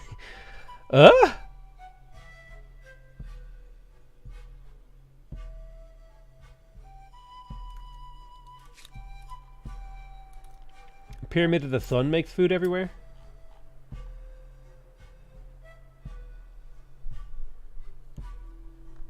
Oh, I guess. Ah, I am blessed by the sun god. No wonder my food is so good this game. Okay, that makes a little more sense. I'm a little bit less lost.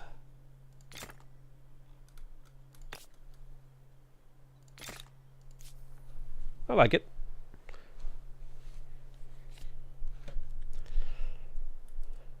It's not the Inca bonus. You stop answering it wrong things, okay? Fastest way to get muted in chat is to be wrong. Be wrong, you get muted. It is the way of the life. 15 farmers' quarters.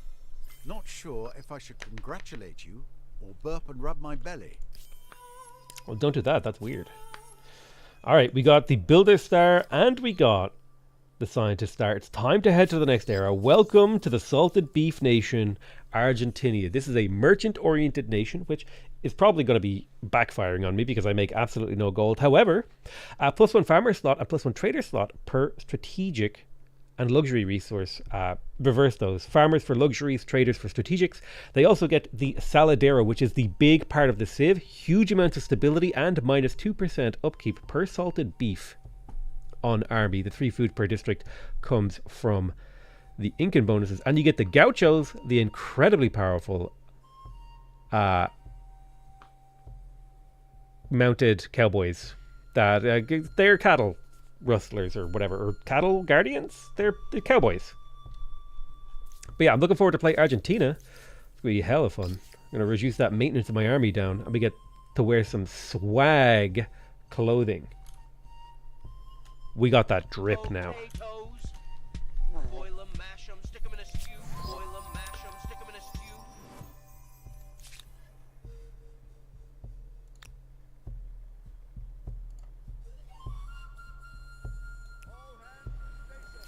Something you need?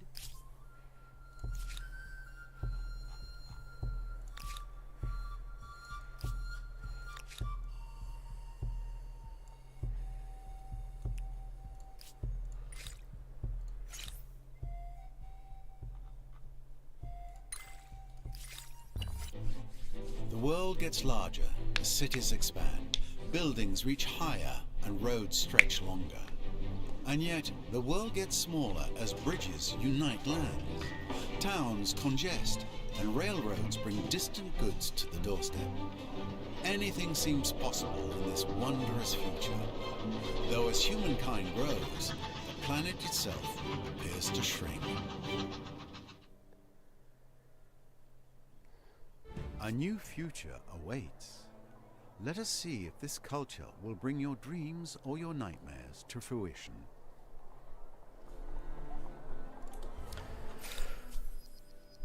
Okay, cool. We're in a new era. Welcome to the Argentini, the era of the Argentinians. We're never hitting this amount of gold. This is like an absurd amount of gold for them to want me to earn. But we did hit all the other great spots here, and we got a nice suit. We're pretty clearly in first, and we're in the industrial era. So let's have a look at what the industrial era has to offer me. Now, that is quite a bit into the game. It feels like they changed the pacing of the game quite a lot. I'm quite used to the game being faster. I don't know what's going on there. But let's go ahead and pick up manufactory. Let's kind of pick out some techs here. +1 city cap, that's good. It would be good to have access to niter. Larger armies is good. Are there any key technologies here in this era? Coal would be pretty important. We'll get to work on coal, but mostly we're going to continue to develop our empire. This is why couldn't you step up? What? It's fog! You can't go that way! It's fog! Go up the cliff! Go up the cliff! Stop!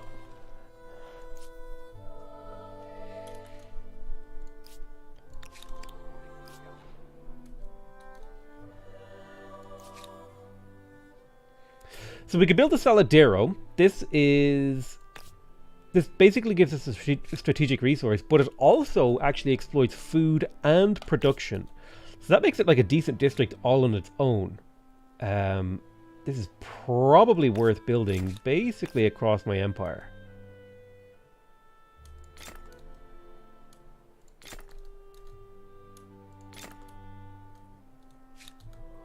So we'll get to work on some of those. Man, they're expensive.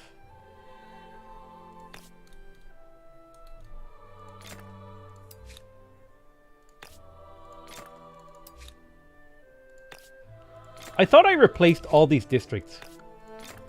Am I dumb?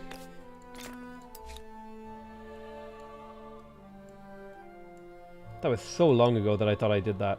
Districts get way too expensive. Like 4 turns, I guess. Well, 4 turns seems fine.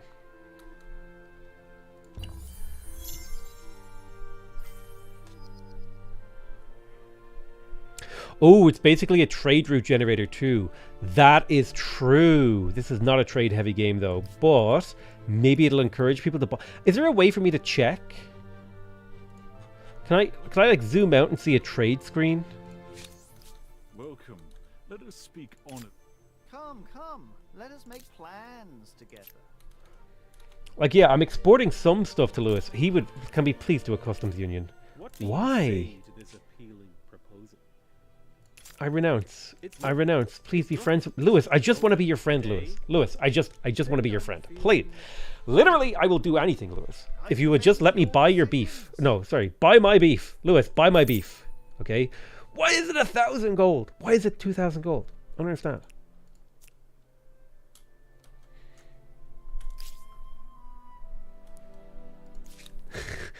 Please go up the cliff. Please. Please just go up the cliff. Look, you can't go that way. Oh, I guess. Oh, it has to be shallow water. I see. Okay, no, that actually makes sense.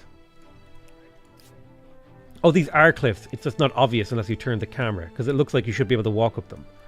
They're actually cliffs. It's just that these are cliffy cliffs, and these are kind of implied cliffs. Whereas these are actually... Yeah, okay.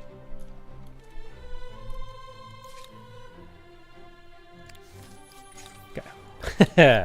My lack of understanding of the game is starting to show through. Lose the ability to force a state religion? Yes. Yes. I do not care about state religion. Goodbye. Wait, first political entitlement. Stronger units. Whether they're smarter or luckier. That one first. They've risen above the rest. We can get a new wonder.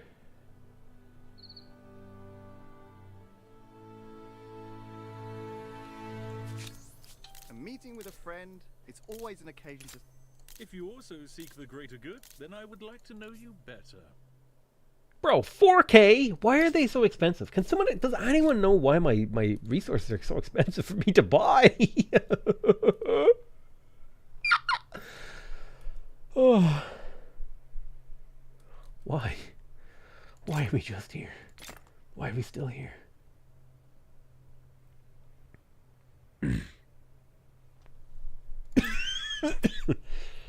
The Eiffel Tour.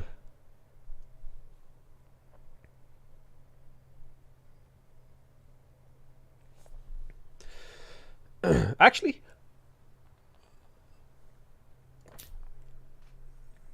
the Statue of Liberalism seems pretty good. No doubt this independent people possess sophisticated customs. Bro, rights, where are you getting these language, knights and from? beliefs. I do hope you're going to treat them well.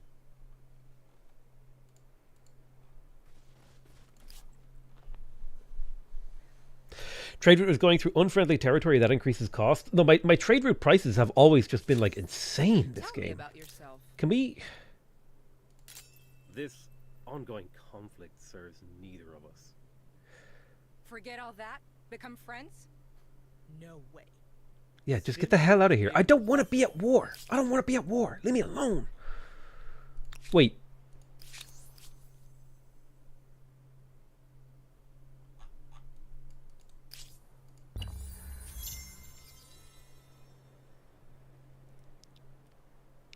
No. My resources have always been like hilariously expensive for me this game. I didn't even get to move this army. This is so frustrating. Like, we're running into this thing again. It's like I did one thing this turn and then I didn't get a chance to move my units. Is that a natural wonder? Oh, hey! Lengua Marajenses. Alright, that's pretty cool. +5 money per number of attached territories on city or outpost. Nice. Okay, so...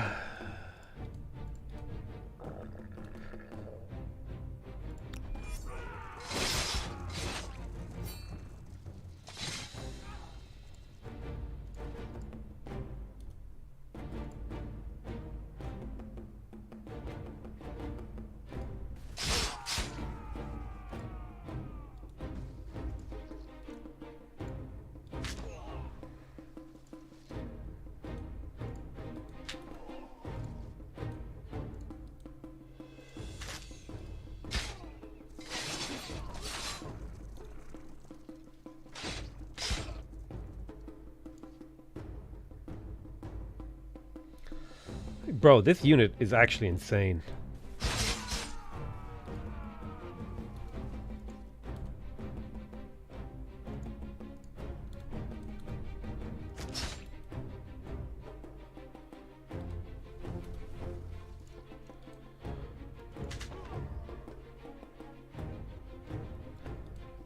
Hey, you come into my chat and you type all caps, that's the fastest way to get banned.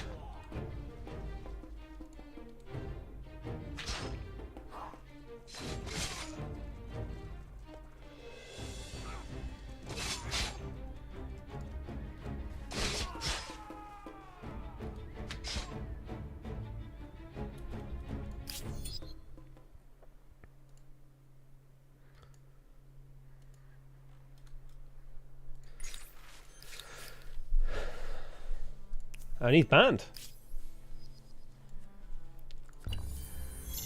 Okay, but what if I type poggers? It's different. That's like the loophole.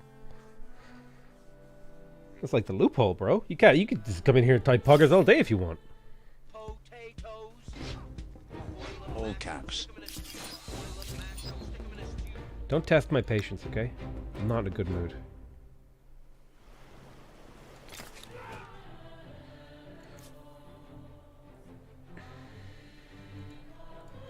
I need a stack.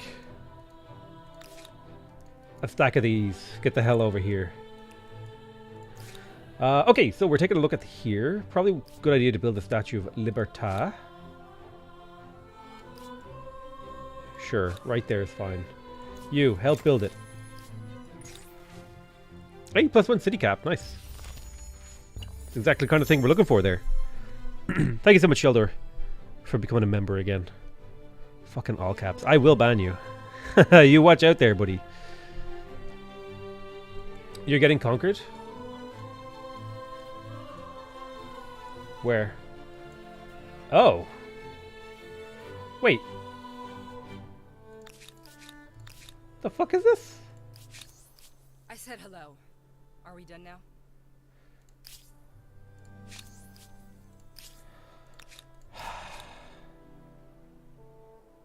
You gonna make me fight? In my war-based video game, you're gonna make me fight someone?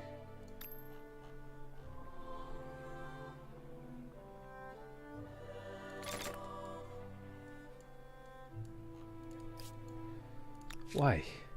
Why are we still here?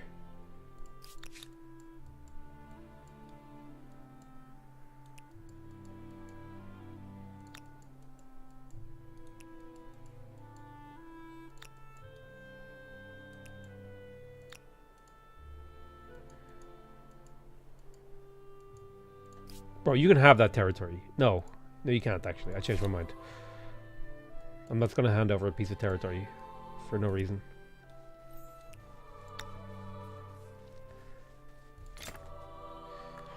Do you know if all the changes fixes are part of the base game or only DLCs? They're all part of the base game. You get new content through the DLCs.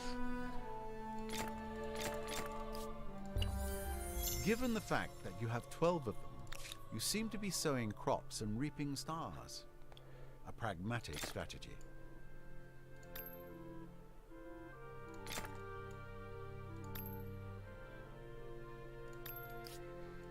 Cheaper units, probably a good idea.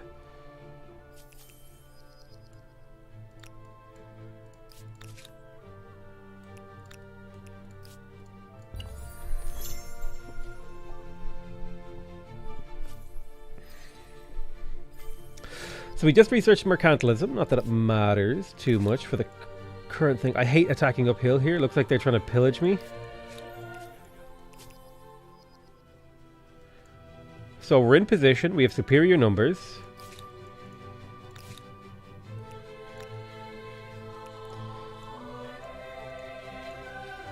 Let's get the first attack off.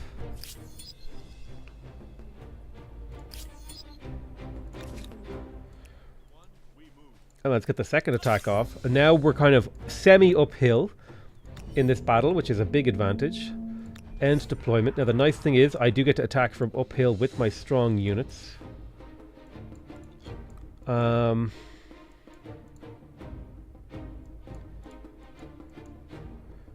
thinking about long-term positioning, being on the high ground with these units will be a big advantage. The musketeers, I'm going to focus with my range dudes. Because I'm not very good at killing those.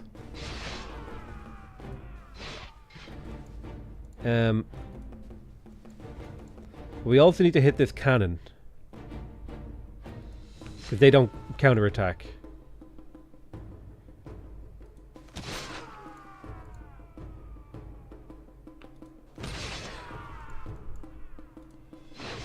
Alright, I'm pretty happy with that opening volley here. We'll take a little bit of counterattack damage and stuff. But we're mostly in high ground, which I think puts us in a position to really take this battle. If you go here, your low ground attack should obliterate him. Attack there. Ranged attack on this guy. You kill yourself while attacking him. You take over his position. You finish the attack. Kill the bombard. Move here. You can't move. You can move because you are suppressed.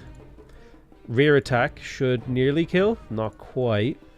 You step in. Make sure we get that full kill. Perfect. That should be this round over. You can't do anything, so we'll just end. We're taking a little bit of damage, but we should be able to focus fire these gunners now. 1, 2... and then 3, you should be able to get a rear attack on this guy. You can step right there, fully surround the cannon. 1, 2, 3, that should be a kill. 4, ranged attack, get the kill, boom, boom. So we lose a couple of units, but I think overall we come out on top. The enemy is defeated, completely obliterated, 2 spearmen lost, victory achieved. You cannot just like attach this to one of your cities. I'm sorry.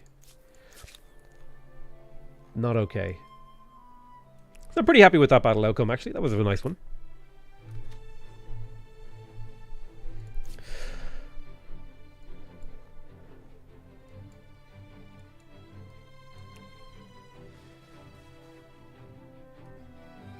Looking for another spot to drop an outpost. Who's attacking me? Stop! Just stop! What are this? Exploratory fleet. Wait, why are you attacking me? If you Can we... the greater good, then I would know you better. No! The proposal is sloppy. My answer is no. It's nothing, really. A mere... What do you say? Whatever. It's like once your diplomacy is bad with someone, like there is no pathway to redemption. That's how it feels.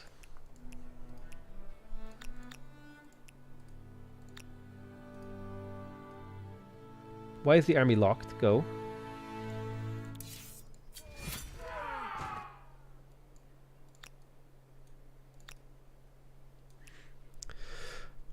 Is that you in a game as a leader? Yeah. That's me, man. Isn't that cool? I think it's pretty cool.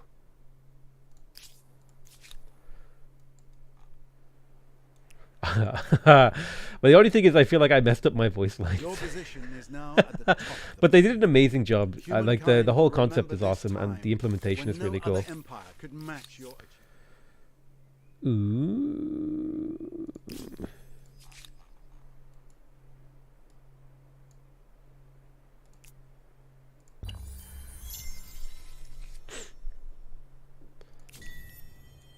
Can I invest in other people's luxuries? Look. So if I do this, invest in a resource extractor.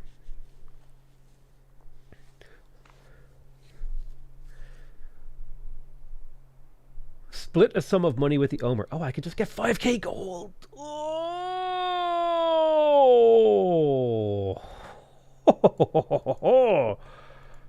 It should just give me a list of the best ones. I'll take 5k. Thank you. Didn't know that ability is pretty damn good now. 5k gold for free.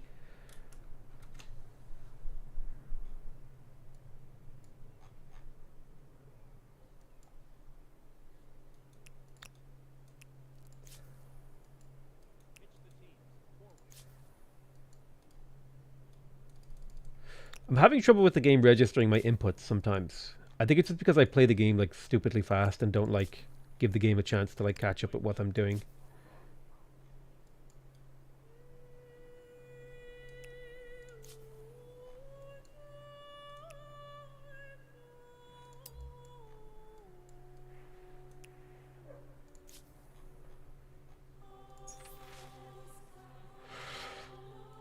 Child education in children's rights. So I can do child education or I can do child employment. So I can get science investing or I can get parsimonious. Honestly, my science is really good right now. I could use some money. I'm gonna take the money because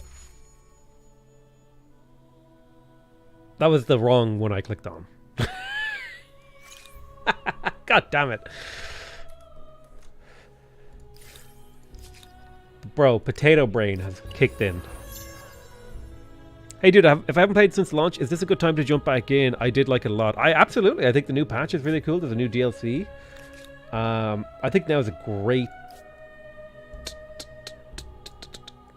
time to get back into the game. Sorry, there's a big attack coming for me.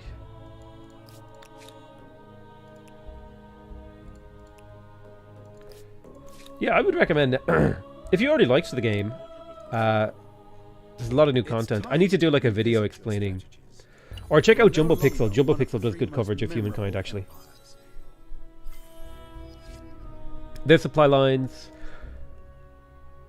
Okay. Grain silos.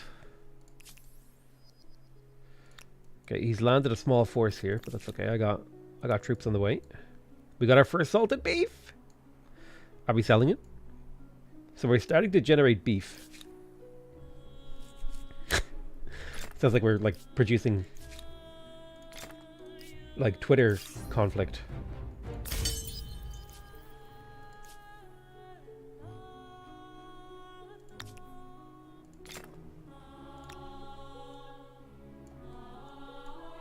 I got beef. I got mad beef being produced on Twitter, bro.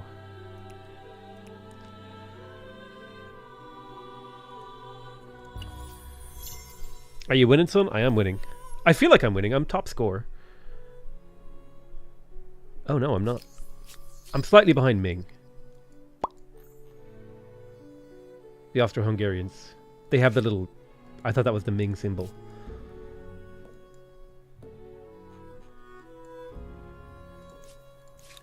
I would say it's close. I'm winning, but it's closer than it should be.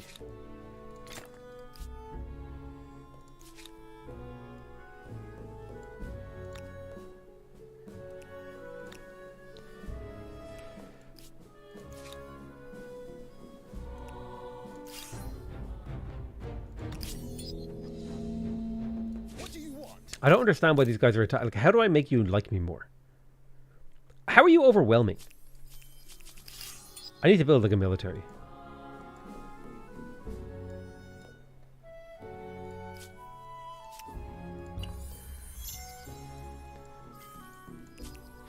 We finally have access to saltpeter and arquebusiers.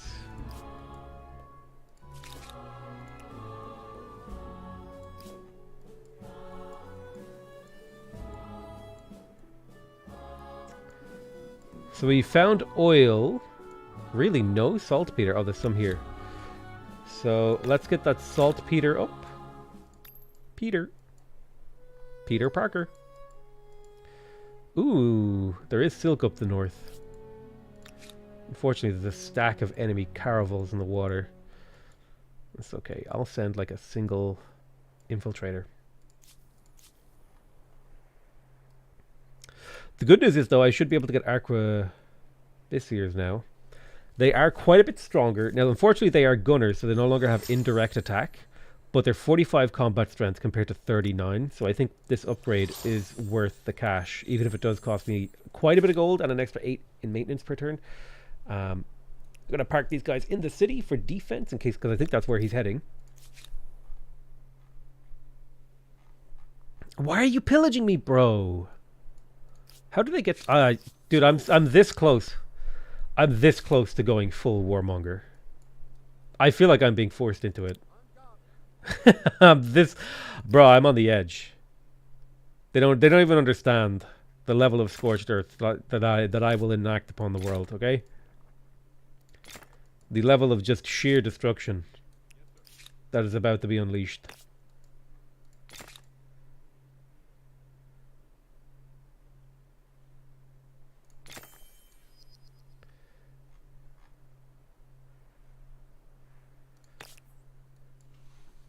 Right, let's turn this into a production zone.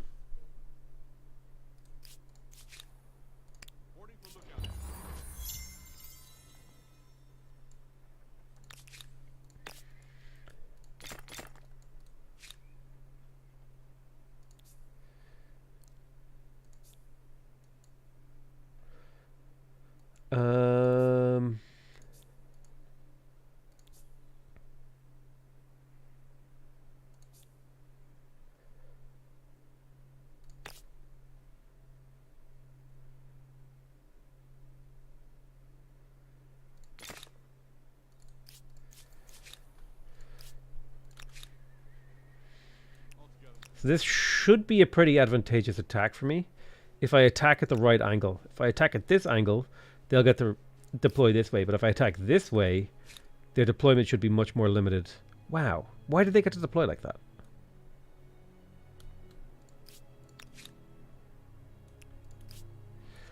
I need a secondary army to come from behind. Although then again, maybe it would be better if I was the impetus attacker.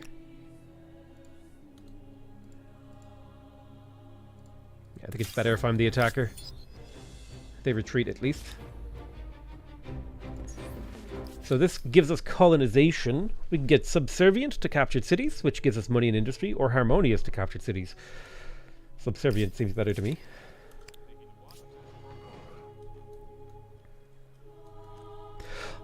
Long-time follower here. I love your content, Potato. I really enjoy playing Civ 6 on Xbox. Do you think Humankind will translate well onto Xbox? Never played it before.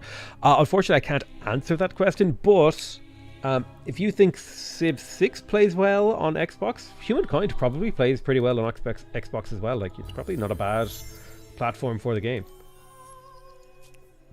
Alright, nice. We did just pick up an agrarian star. Now, the real dream here is if I get my flanking dudes around.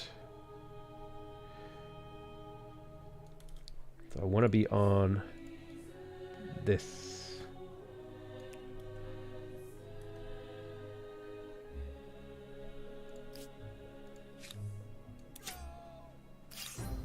Now they might retreat, but they might not have the option to. So these gunners have a range of 4, so I can actually deploy them on the flanks here. The unfortunate thing is they can move or attack, but not both.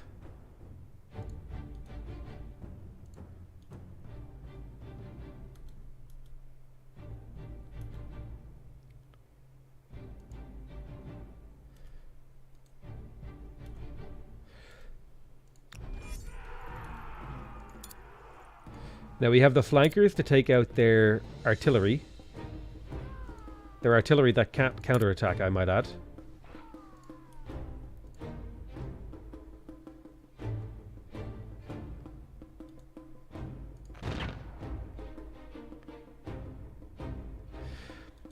Deploy a gunner over here.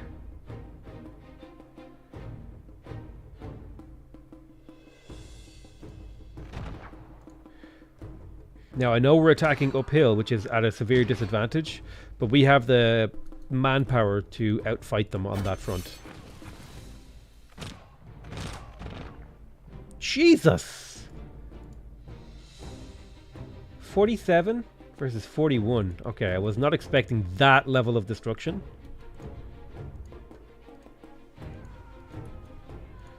This is like perfect defensive terrain for them, actually.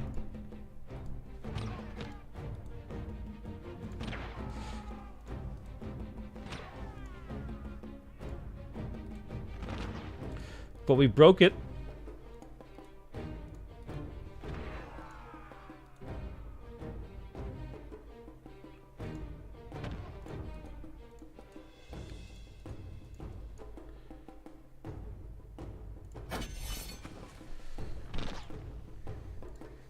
So I'm hoping to kill this and get another unit into the fray.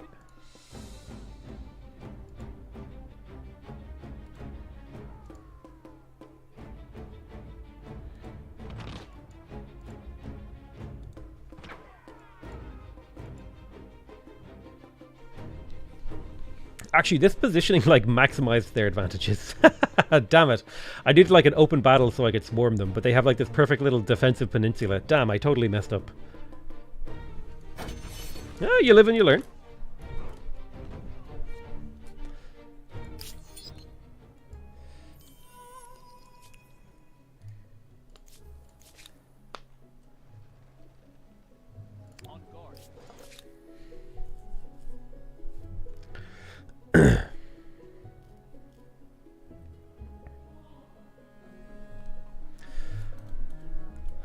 Um... 12 militarist stars.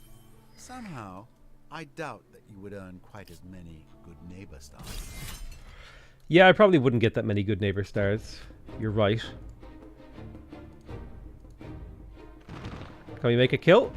Nice. Kill made. Now we can do the flank. This is where the battle opens up because we can get mega hits on these guys. And once you start getting mega hits on them, it opens things up quite a bit. So we'll take some hits. I'm okay taking losses here.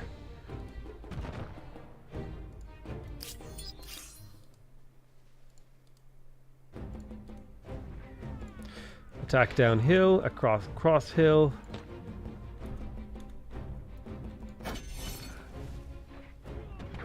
Should be a straightforward end to this battle here. Attack you. Move here. Attack their pike. Move through him. Attack the gun. Attack the gun. Attack. There you go.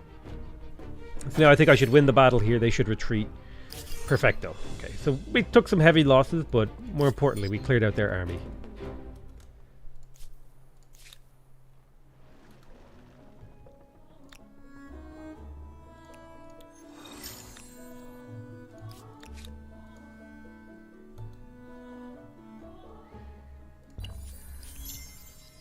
The Statue of Liberty is a nice, we built the towering Statue of symbol Liberty. of That'll give me a little bit of unity cash and a little bit of science. and was a most generous gift. I can force surrender upon the Russians. Well, that came pretty quick. You expect greetings? Blades would be more appropriate. They will give me 4k in war reps. I'm going to accept that. You Because that's all I want. All I want is the money. I don't care. Now this is a little bit scarier. Musketeers and impies.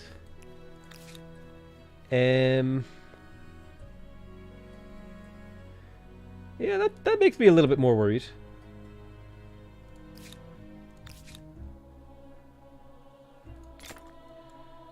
Let's quick buy an arquebusier to help protect the city.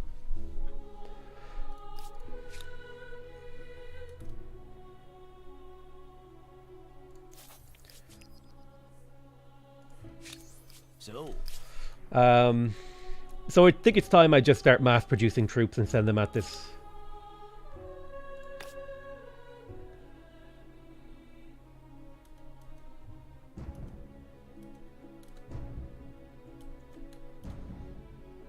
Sure, I'll replace that.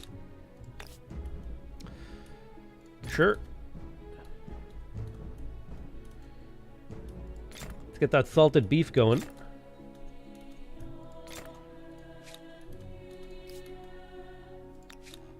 You, on the other hand, mass produce me some arquebusiers.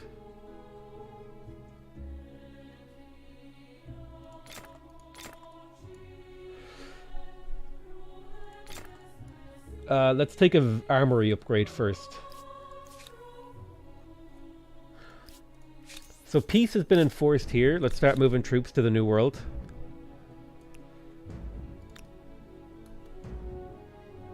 Can we make this work?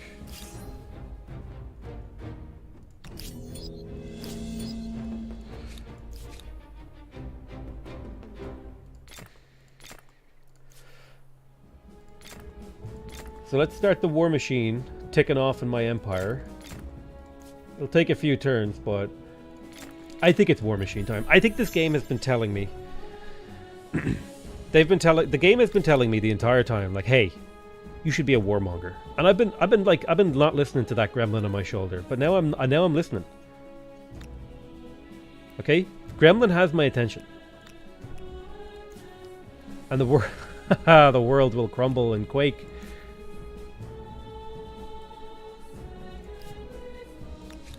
I just wanted a peaceful, chill game, but the AI refuses to abide by such a thing.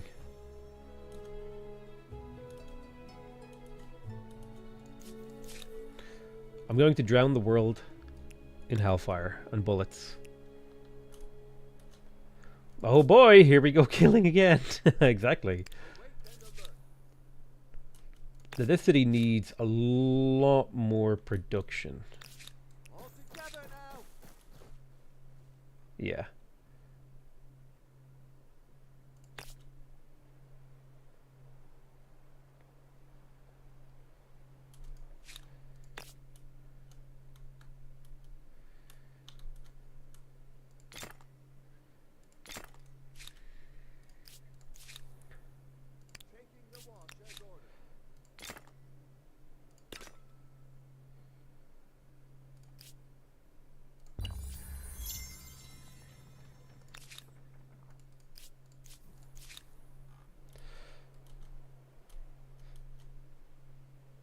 I'm just going to give like long-term orders and say go in this general direction. I'm going to stop microing units. I think it's a tis a mistake at this point.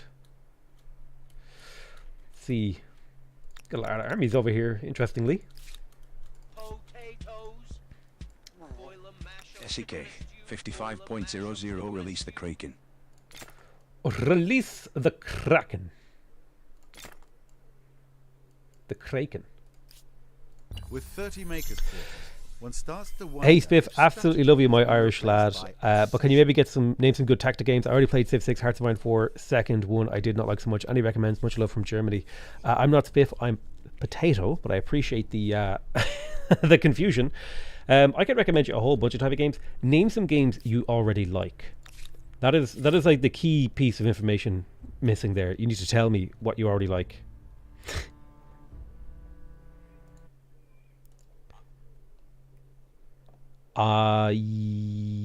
Yes, let's pick up Propeller for better navy.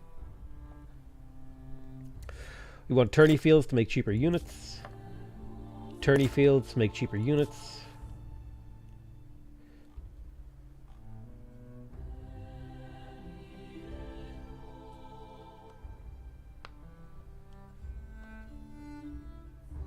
I don't have access to artillery yet, do I? No, that comes later. Let's get to work on siege cannons. Can I force that to be first? There we go. Siege cannons. We'll start building bombards and stuff.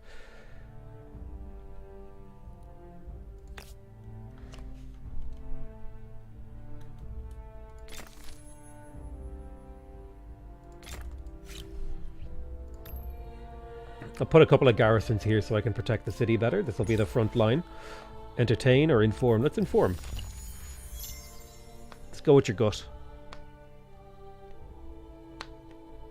The big difference is this one only believes tea is only just alright. Correct!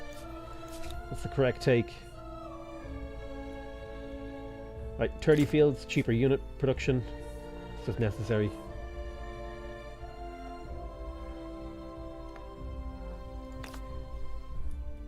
Train stations will be handy long term.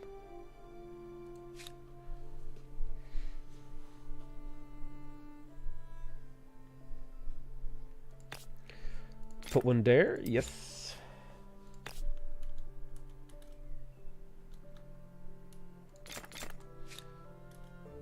The first train stations link up. Connect distant lands. Transfer goods and travelers at unthinkable speeds. Hopefully, the lounge car is well stocked. Okay, you can work on your salted beef as well.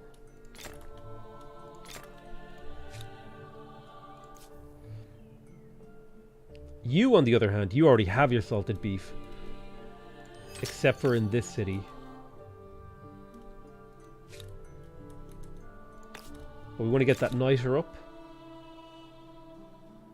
And get the tourney field to get cheaper units. What are the key differences between this game and Civ? I get asked that question all the time. It's really, really hard to answer. But I will eventually make a video on that. So let me see.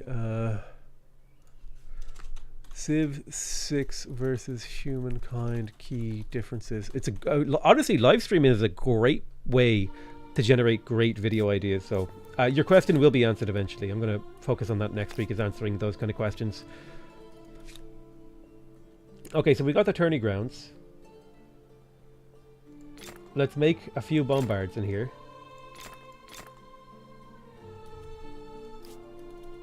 Take a bit of time, but I will start moving an army over here. There's a bit of a Cold War type situation building up. Everyone's mobilizing to the front line. It would be good for me to build a navy as well.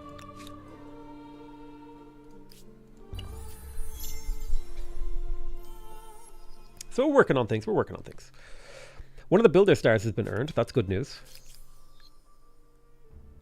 We're close to being ready to go to the next era, in all honesty. But we're not quite there yet.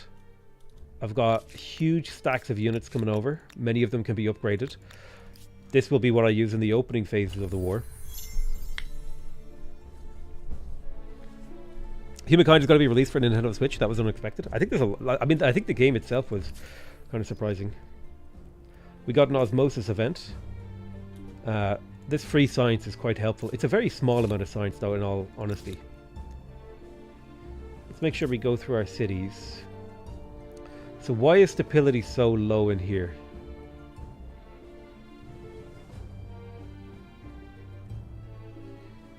Well, let's correct that.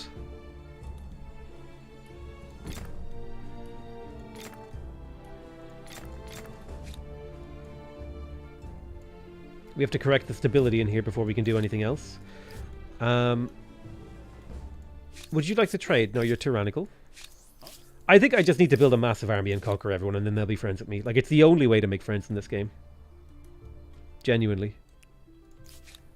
It's what it seems like, anyway.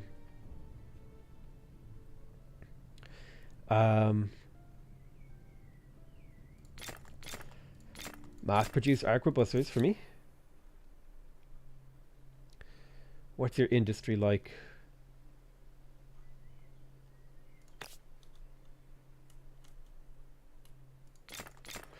This is going to be the main location from which the war effort is fielded, so I'm going to need a lot of production here. That's why I'm building just a carpet of makers' quarters. The Soviets have entered the final era. Now, who is the Soviets? That's these guys. Okay. A work of impressive So these guys are the problem. I don't know how they managed that. Just wondering why you didn't do it. But then becoming the Soviets is actually a bit of a problem, because the Soviets are kind of scary in the late game.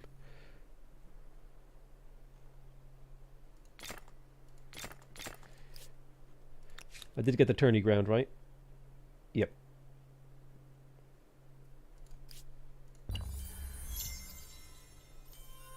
The Soviets are the problem. Well, the problem with the Soviets is that they're just like really strong. Like they got like crazy good units. 11k. 11k gold is pretty valuable.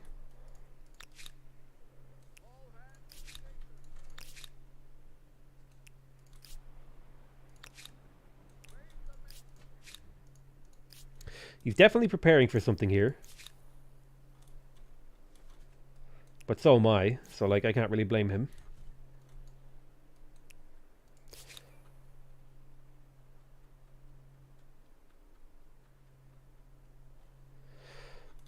The production in the city has just fallen off so hard. I think I need to get my salted beef places.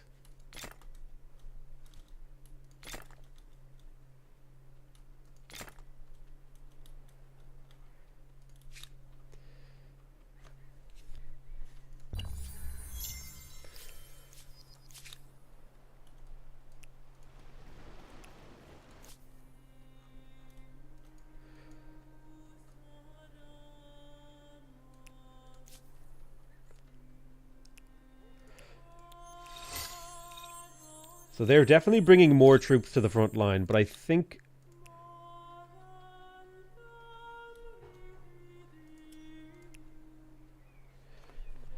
Oh my god, they've already built weapons?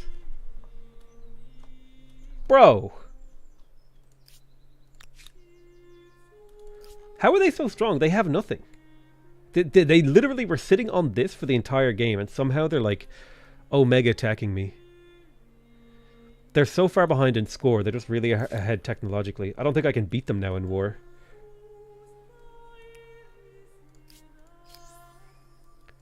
I'll need at least line infantry.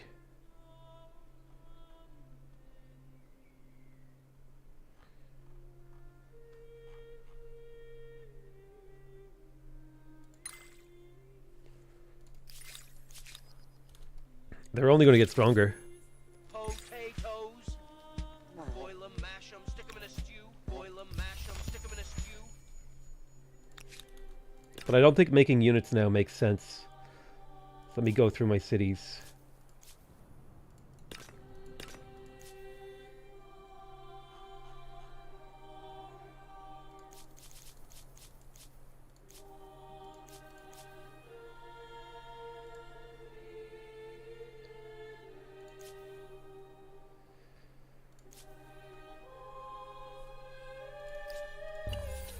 Hey, thank you so much for the Twitch Prime, Luke Dog. Okay, so we got Propeller.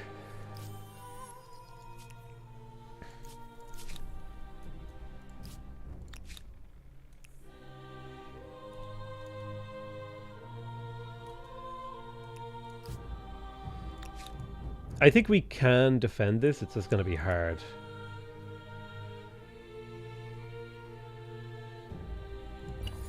The thing is, he's going to have a hard time with stability if he keeps building those weapons. And I think you can capture those. So if I so much as capture one city with weapons, I think I flip this war on its head instantly. Yeah, he's really gearing up for war here. I've never had the AI so obviously look for war with me. But, thankfully, I also prepared.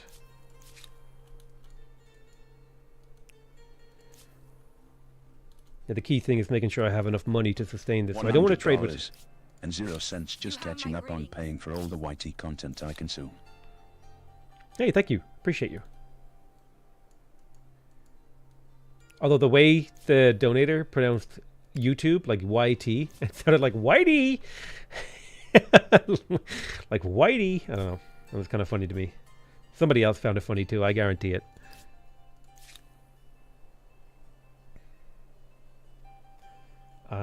So we got a lot of salted beef. I'm hoping that the trade for that is helping.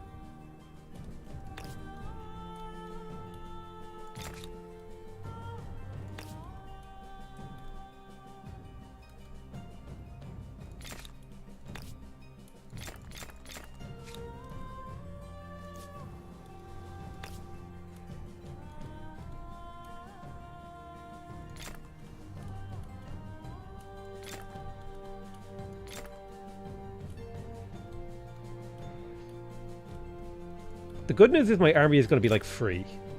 Like unironically free once I have all this salted beef. I currently have 10, which is minus 20% army upkeep.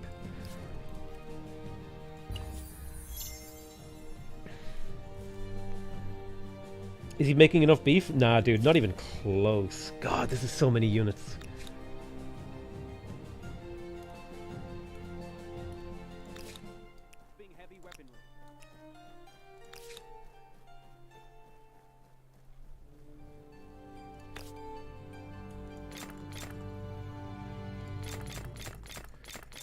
This entire island is a fortress.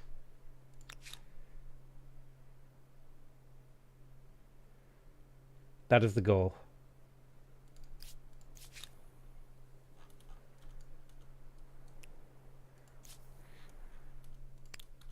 How many weapons does he have now? Ooh, he's up to 4 weapons. That's starting to become really scary.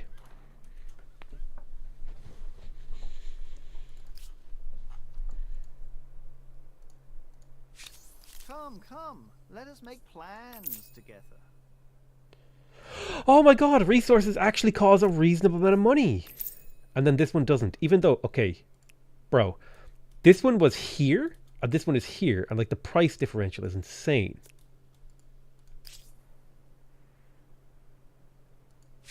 Speak. Come to demonstrate your customary lack of respect and tact.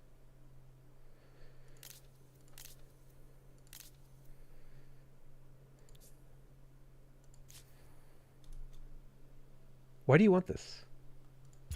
A lost opportunity. I refuse. Why would you refuse to trade with me? I'm literally the only person. Don't let it bother you. I'm Spiff. I'm the only guy on the map who's your friend. Okay? Everyone else wants to kill you. Please.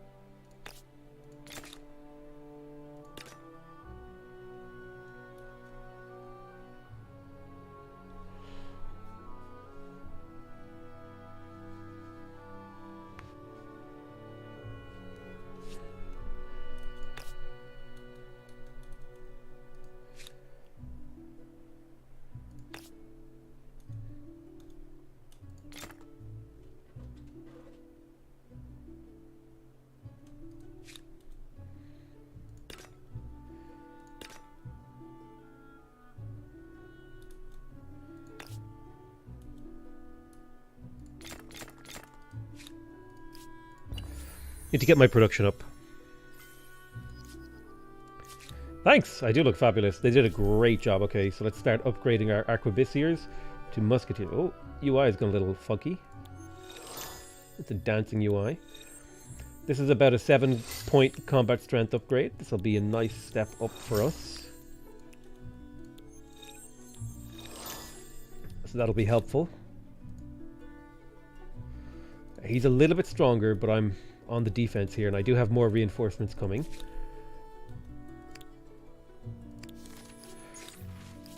Press freedom. Foreign customs. Foreign customs seems quite good.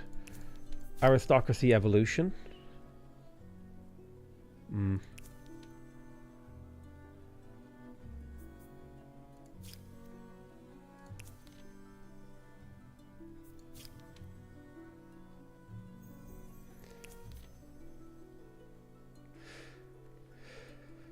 Why not extract the saltpeter? I don't need more of it. That's why.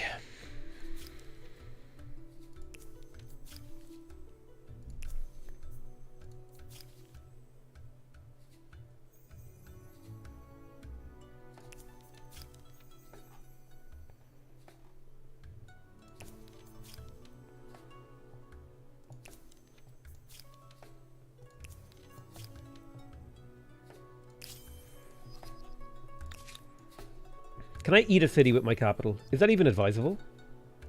No. That's just like a net negative move ever since they changed the district scaling stuff.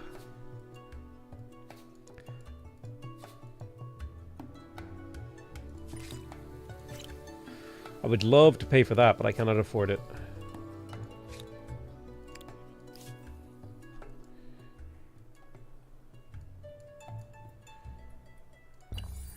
More beef is coming at least. We're up to a huge army upkeep discount. So we're going up against someone who will have a stronger army, but I will be able to produce more. And I think now at this phase of the game, it is worth it to switch to conscripts. This should improve efficiency and camaraderie. 1 combat strength is not a big deal compared to a 30% reduction in unit price.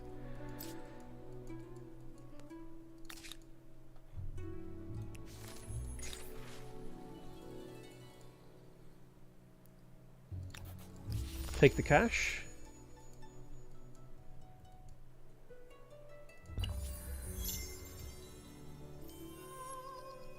Could you do a 1 city challenge in this game and control everything? Yes, you can. It's not super effective, but it is possible. So we've got 2 gold stars. Could be worth it to go to the next era. I think I want to maximize my era score gain, though. I'd love to have a nice big war as well in this era.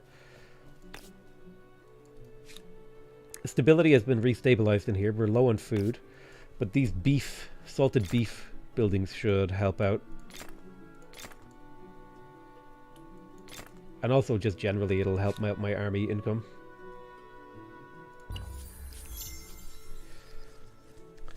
Oh right, did I go over the Argentinian stuff? Okay, yeah. So the Argentinians, they're a merchant civilization, so they get the merchant ability, which is really, really powerful. It's generated me a ton of money, so I can make use of that. I click on a person's luxury resource, and I get gold based on how many people they're trading it to. We also get the Saladero, which gives us a new deposit of salted beef. Every copy of salted beef gives you +4 stability in all your cities, and -2 army upkeep per salted beef on your army. Really good combo with the Soviets, but unfortunately the Soviets were taken. And we also have access to the Gauchos, which is a cavalry, high movement, 4-ranged gunner unit that will also apply suppression to any unit that they attack. So they're quite powerful.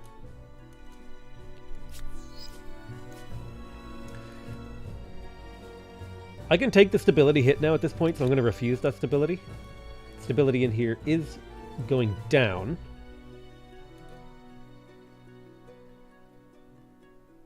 But I don't care about that. I care about getting this city's production up to like an absurd number. We got Carbine researched. Perfect. Now we have access to the Gaucho. And Gauchos are quite cheap and quite powerful. They're the most powerful unit that I have access to right now. And my stacks of armies are finally reaching it to the front line. This is like a serious standoff that we're engaged in with the black player. They just have a massive unit. Oh my god, they've got 9 weapons. Jesus.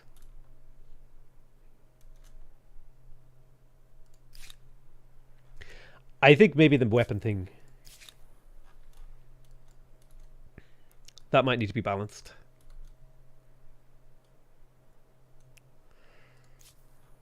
Soviets on the border and you're about to become the Cubans? Yeah. We'll see how that one works out for me, eh?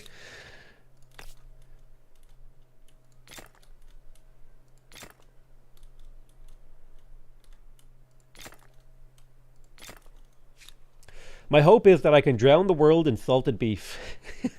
I have 14 beef right now and I'm building more.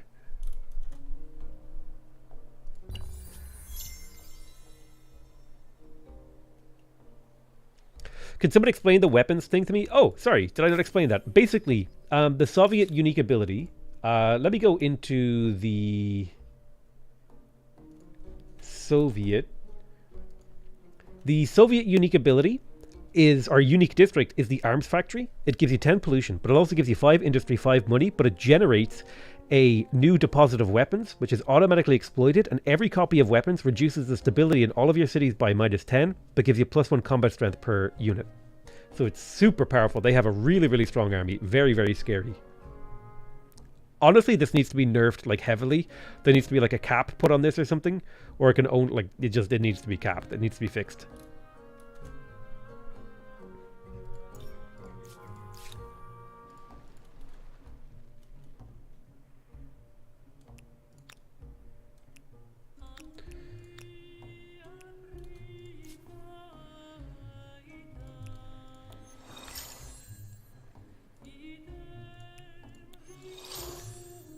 Did I just duplicate a unit by upgrading it while it was moving?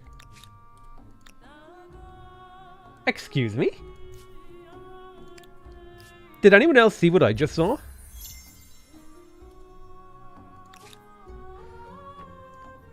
I have the unit highlighted. Okay, hold on, wait. I'm moving the unit. I highlight it.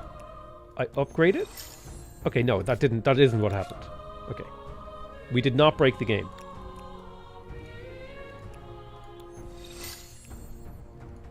I thought I'd found a unit dupe bug, which would have been amazing. I feel like I duplicated the unit there, though.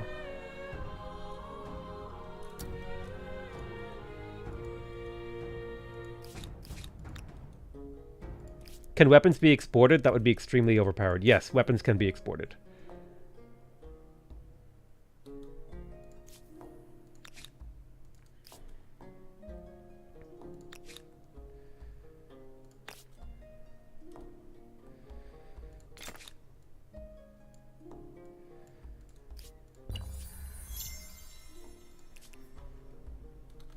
Jesus, another stack of units.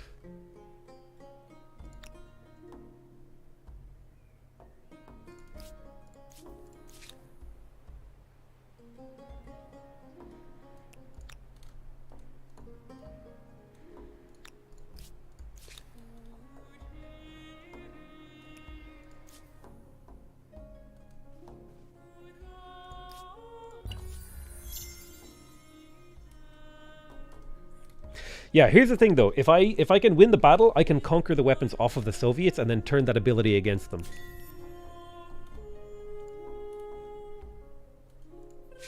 You have my greetings, but that's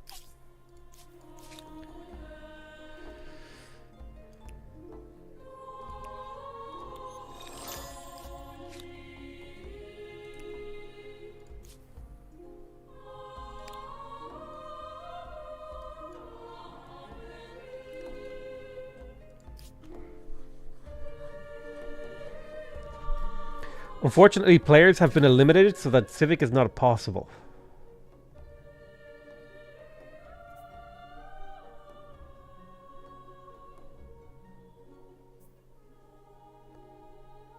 Where is globalism?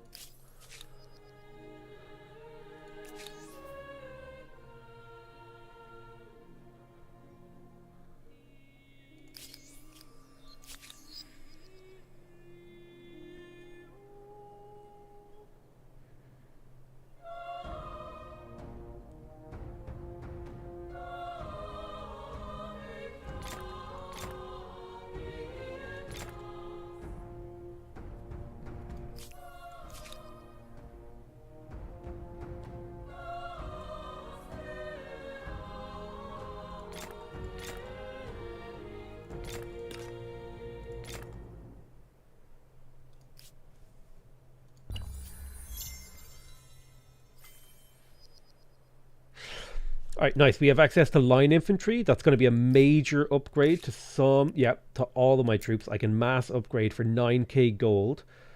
That'll bring them up to 50 combat strength. This is much more viable.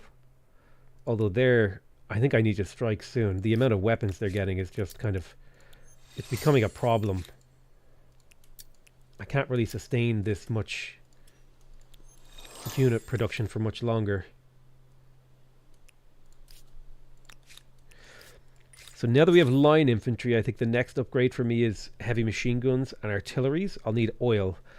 So where is oil picked up in the tech tree? Here it is, the combustion engine, and then we'll go for trench warfare. Maybe with trench warfare, maybe with aircraft we might be able to push or something, but for now this is just a standoff. Thankfully though, I'm the only one with artillery in this fight, I think, as it currently stands. So I think I might be ahead of him technologically, and I might be able to use artillery and aircraft to my advantage when the eventual war does come.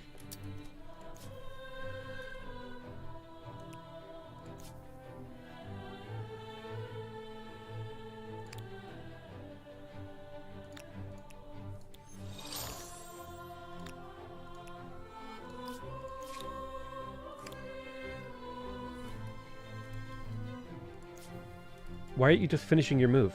You have orders.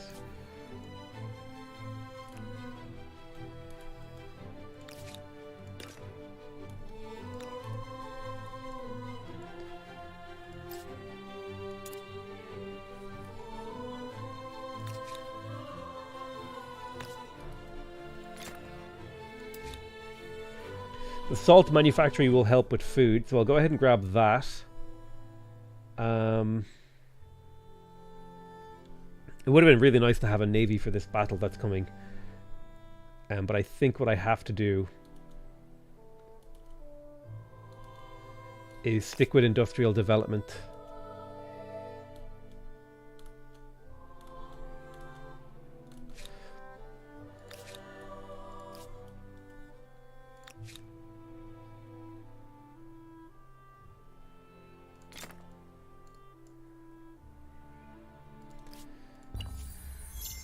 I need to capture this island. There's 2 luxuries on it.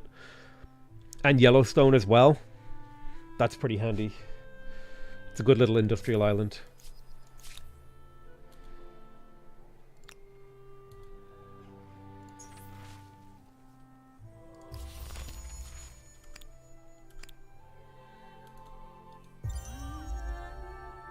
We can go to the next era, but that doesn't mean we should. I'm more concerned with getting era score here. Definitely would have loved to expand, but we're going to stay in this era for a while.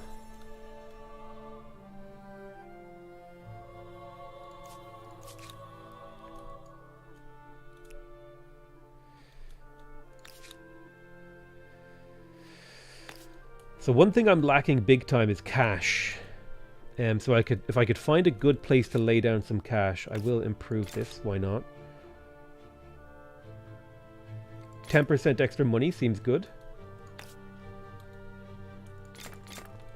And then start laying down a bit of cash infrastructure in here.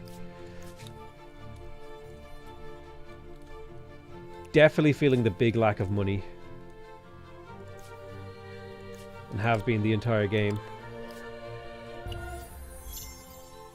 I am up to 25 beef though, which means my army is half price on maintenance, which gives me a big advantage.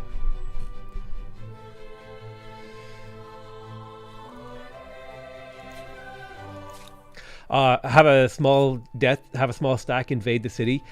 The only way I win this battle is a frontal engagement where I'm on the defense, because they just have so much more combat strength than me. I have to use my defensive... They have to use the city with the garrisons and stuff to my advantage. Otherwise I lose the battle instantly, as far as I'm concerned.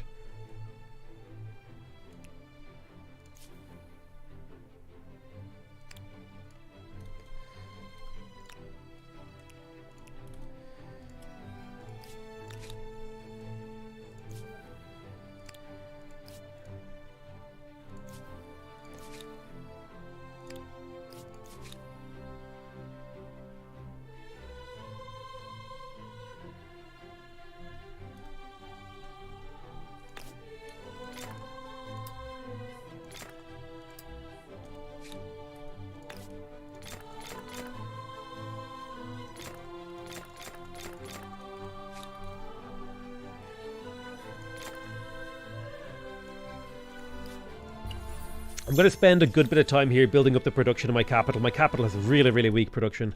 I need a lot more production. I'll be honest, potato, not on 2x speed is wild.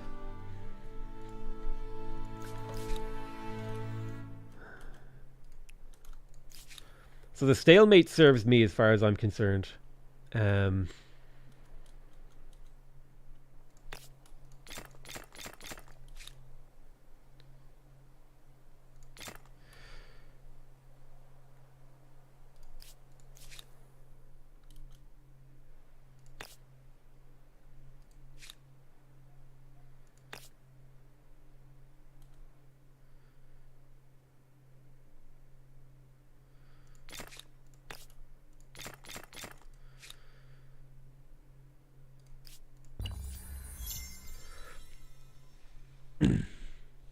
Did you like that game, or haven't tried it much? Which game? Sorry?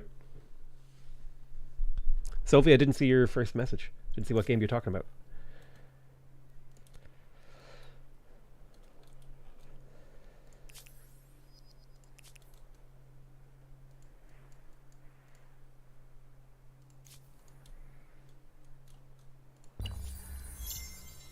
Thank you for the prime, Dainty Quill.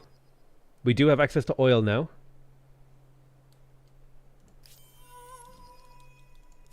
We got an estate star.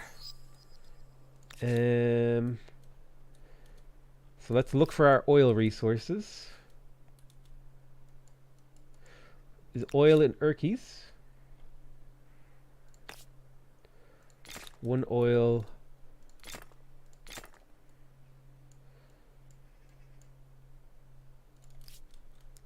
Where else do we have strats?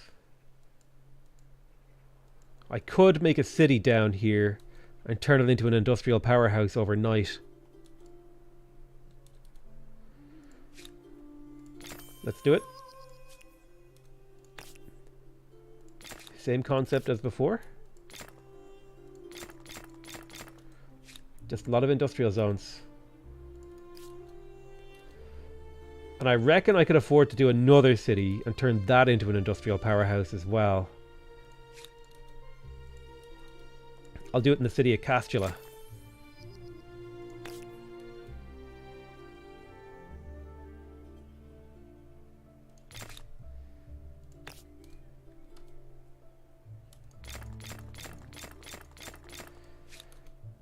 Industrial powerhouse coming. Levent, a good job. Let's send over some units. No, Leventa, you're where I build my navy.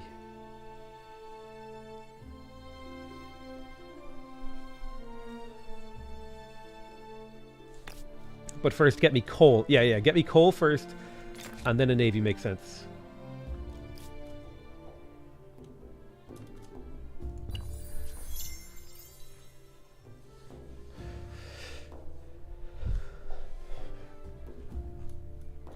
The problem is I'm being assailed on both sides, right? I have a massive... green is fighting me for fame, and then black is fighting me for... like war, like this continent here, and I need this continent because there's a bunch of resources here. I only managed to grab one resource, like this, spices, although the dye did get me a monopoly on the dye. Sorry, the Austro-Hungarians got it. God damn it, none of these I got. That's so frustrating. I got none of the monopolies.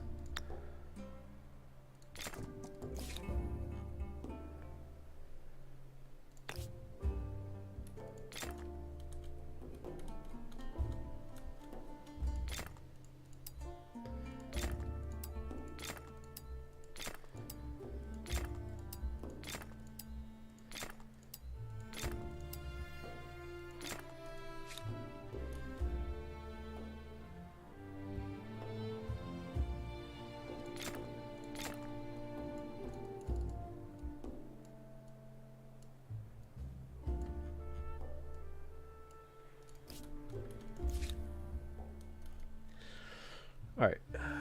Do we not have coal? Do I not have enough coal? I need more coal. Let's have a look around.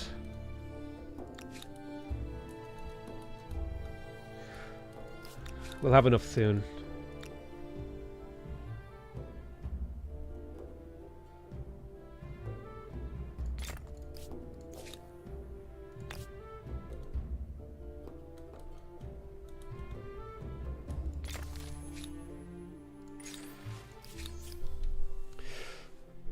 So we could go for Academy of Arts, which would give us +1 influence on research districts, or we can go for Artist Studio, which gives influence from Commons Quarters. I think I would go for the research one. If fame could be purchased on the open market with 15 market quarters, you'd be rolling in it. Things are looking okay. I need to keep tapping these guys for cash, though. Their best resources like over here somewhere. Maybe some of these other guys have better resources actually to buy. Nah, not even close. Look at that. 11k for a single click. That's to basically fully upgrade a stack.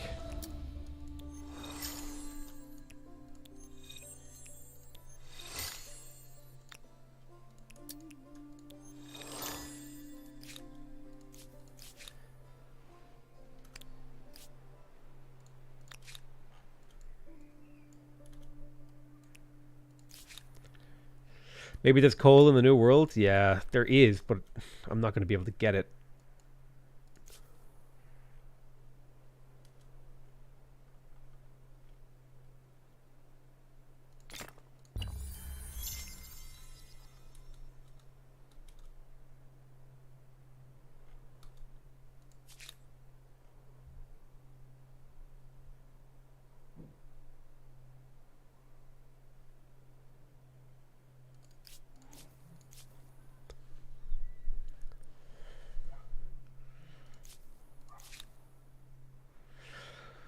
So production powerhouse cities are beginning to come online. These cities exist to mass produce units and stuff.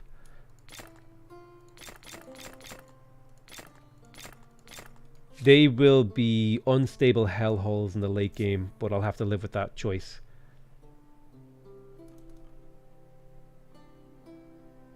Okay, finally we can build coal-based ships. We can build steam frigates. We can build torpedo boats. And we can build man-o-wars. Man-o-wars are 47. Ideally, I would be building ironclads. But I'll take a couple steam frigates. I need like another piece of coal. Can I find some more coal?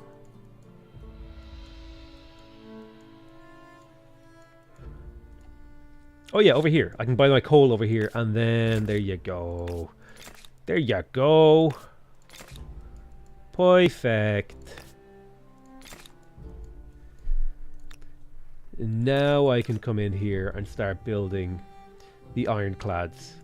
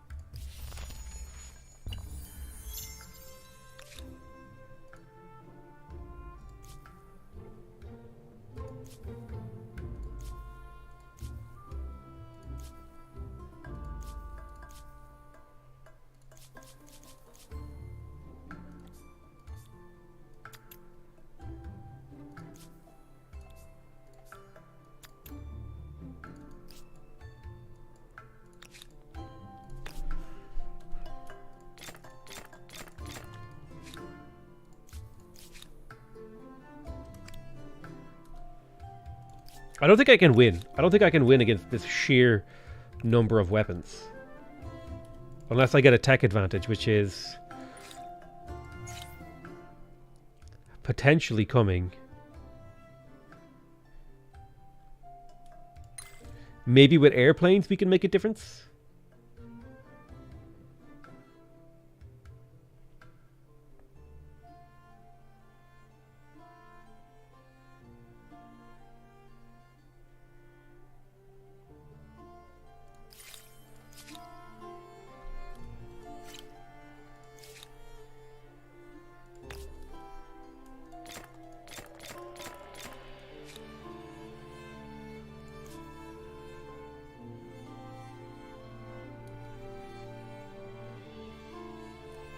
Stop trying to fight them grouped up. Okay, you don't understand the problem I have. I can't fight them in the open field because they are the Soviets. They have 66 combat strength. My units have 51. I can't divide and conquer this. I'm defending, not attacking.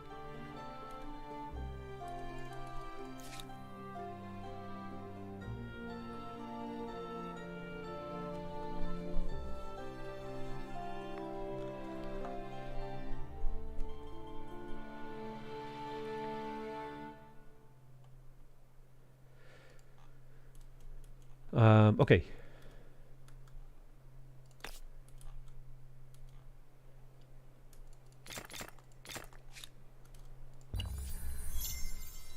Would a fleet bombarding the units from the side of the peninsula work? Yes, that's why I'm building ironclads. That'll help. Right, we have siege artillery now.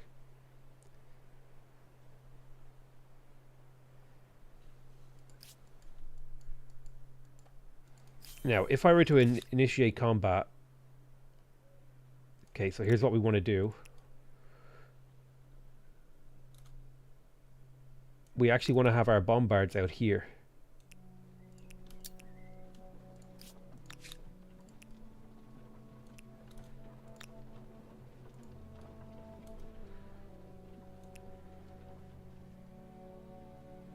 Although we probably want some of them inside the battle. But we want some outside. Shooting in. Because is shooting in better, or is it better to be in the battle? You unlocked new better walls? Hell yeah.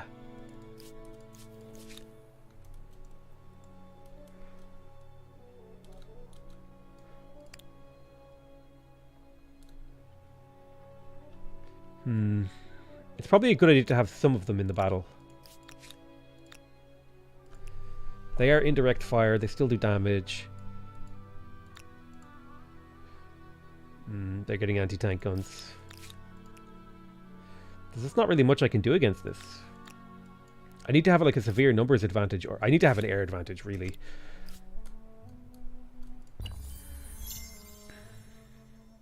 So are you a leader in Humankind, or am I misinterpreting the drop? You are correct. Look, there's me. Listen to you if I must, but know that I resent it.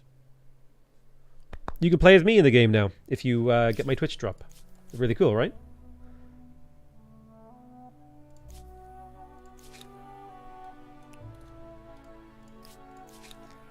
Cool, huh? I think it's pretty neat.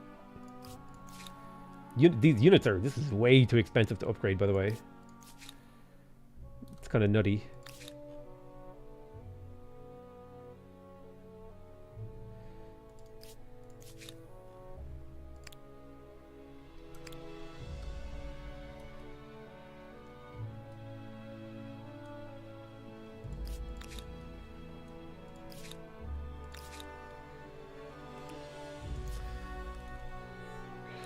Problem is now the combat strength difference is getting crazy. Well, I mean, the combat strength difference has always been crazy. There was never a point where I was able to engage them. Really.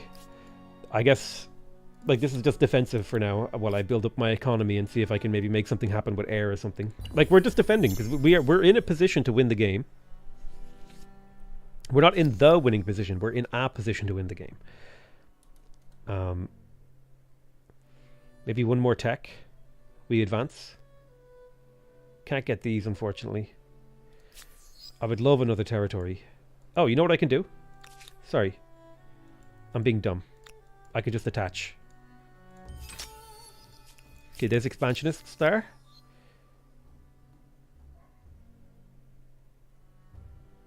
I won't get this unless I go to war with someone easy. And there's no one easy left on the map except for Spiff, or except for Lewis, but he's my ally.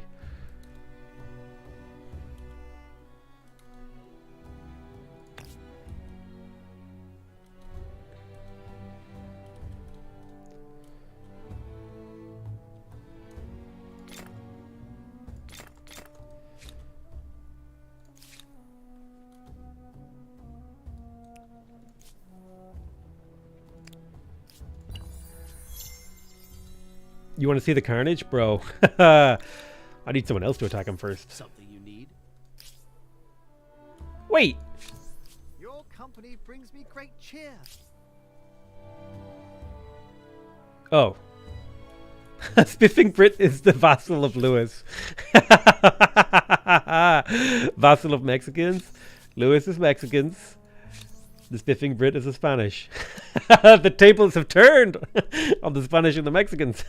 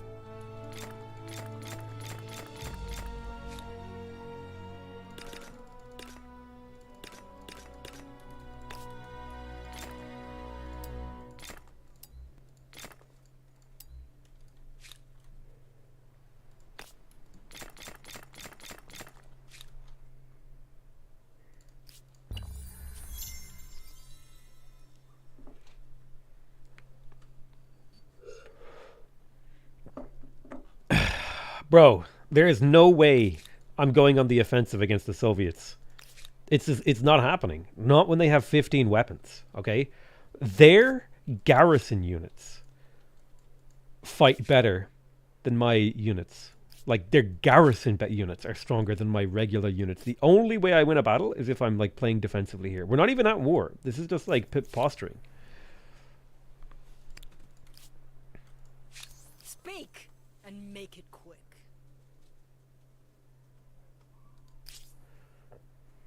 How could you possibly feel stronger than me? I will listen to you if I must. How do you feel stronger than me? Because your war support is higher? A lost opportunity. I refuse your proposal. I was simply testing the waters, you understand. Come to demonstrate your customary... History will remember your empire and its 12 scientist stars. Okay, there's aerodromes. Never took its nose out of its books.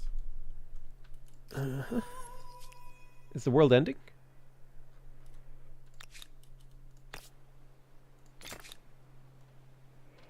Prioritize the aerodrome.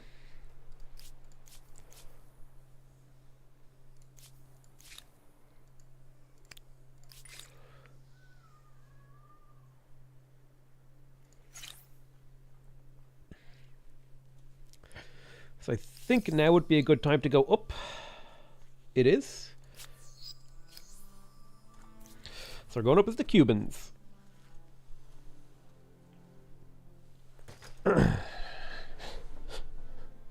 Oh, all right. Looks like we're getting the pharmaceuticals, which gives +1 food per population per pharmaceuticals on all cities. That's actually quite good. The range of biplanes is 18 tiles. Ah, man, yes. Look at this uniform. Oh, baby. So we're going up as the Cubans. We are an estate culture, so we focus on earning fame. We get 10% influence per alliance. We get the Impressa Pharmaceutica, which exploits science. It's a science district, essentially, but it gives you stability and food from the pharmaceuticals resource, which is quite handy. And then we have the Goralelos, which is a gunner with guerrilla tactics. They apply a stability. They're stealth units that apply a stability penalty on enemy cities. That's quite powerful. Plus, we get sweet, sweet drip in the next era.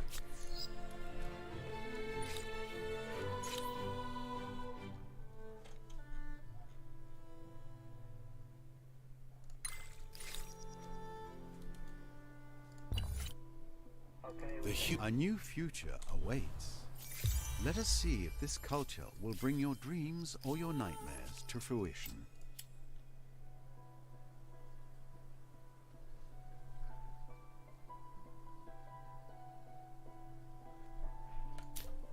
Yeah, I'll build Maracana Stadium.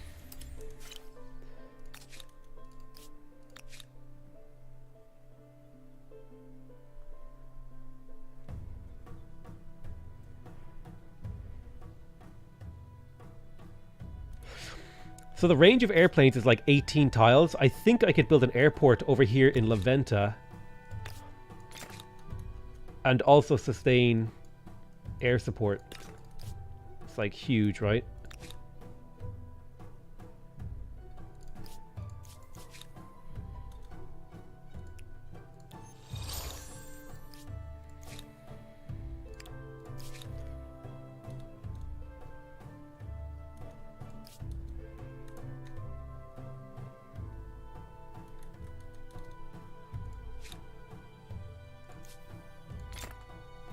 So this is why I made these like new cities with huge production, is so I could build like late game projects.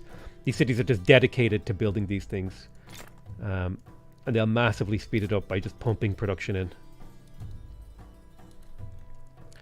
Although I'm pretty sure I could just come over to it and click on it and then assign every single city to it and get it built like literally as fast as humanly possible. So it'll take me 6 turns to build it. Next up,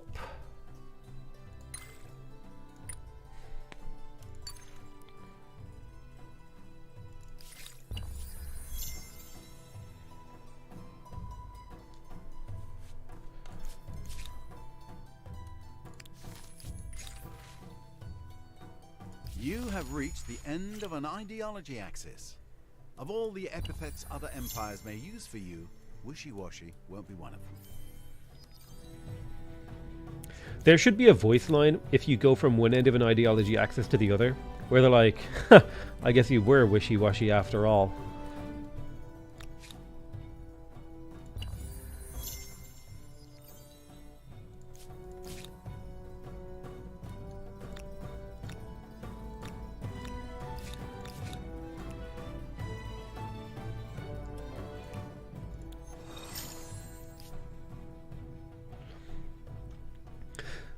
We did end up with like 33 beef, which is a 66% reduction in the army price. For some reason, this won't let me scroll down and stay down. Like, what?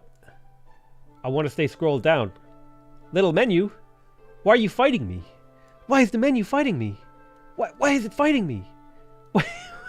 Okay, I have 33 beef, just believe me.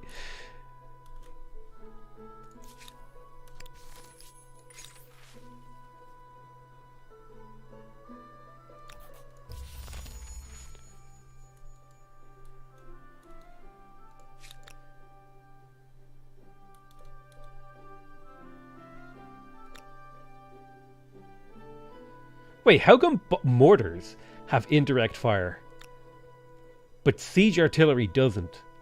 What? Bro. What? Why?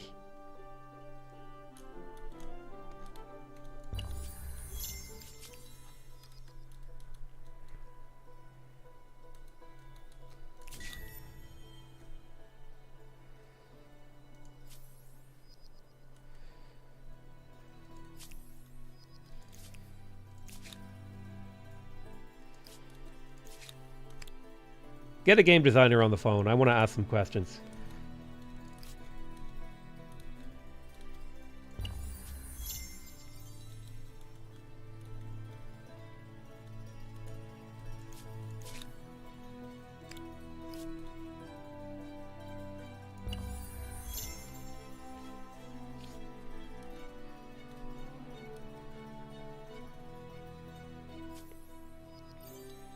A wondrous work indeed. Nice, so we build the Americana. Now that will give us 100 fame, plus it has like a repeatable event, so I heard. Ah, okay, so we can get 10% money, 10% influence, or 5% stability on all districts. I'm going to go for 10% influence because we are an estate culture. Plus, if I swing in here and pick up foreign customs, we'll get 100% extra fame from estate fame, has its lessons, which might be just enough to push us into the victory in terms of fame. It's really, really close right now.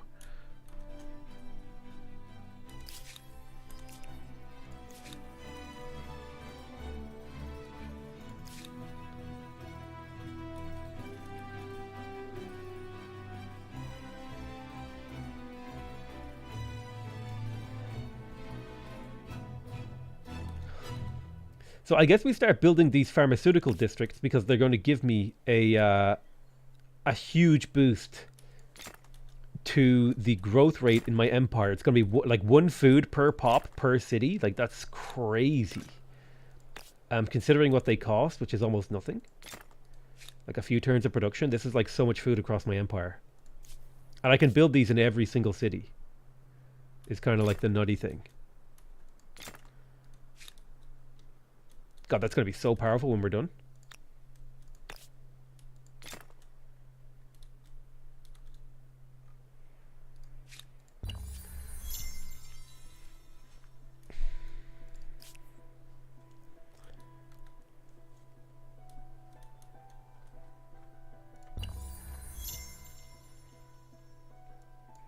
Oh, artillery has indirect fire. It's just assumed that they know it. You should list every ability of a unit on its ability card. I don't think you should make exceptions. So we do have aerial warfare now, so we can get aluminium. Or aluminum. Airports. Provides air trade routes. What the hell are air trade routes?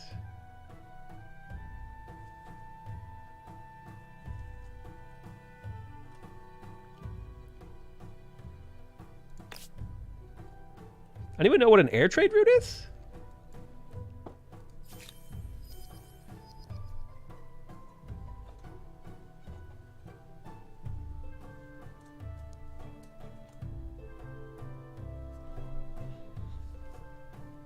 Trade routes by air? Does that make them cheaper? Regardless, we're building our pharmaceutical buildings. Purely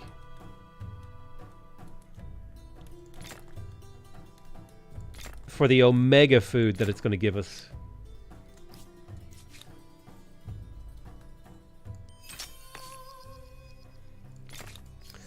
So I need a few more territories to attach to get the next star. That shouldn't be too hard to do.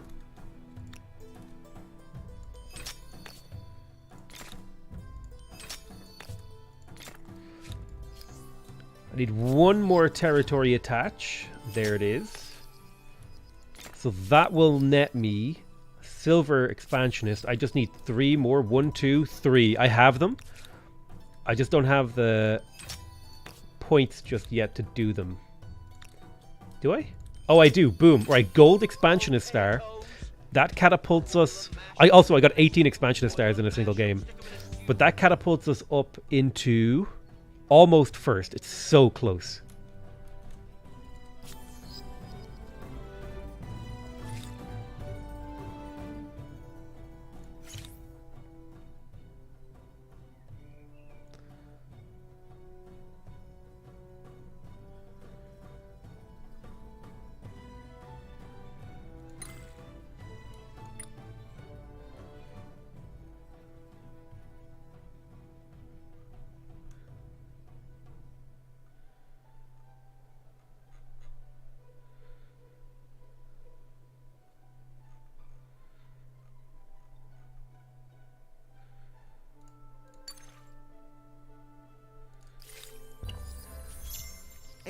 Expansionist stars?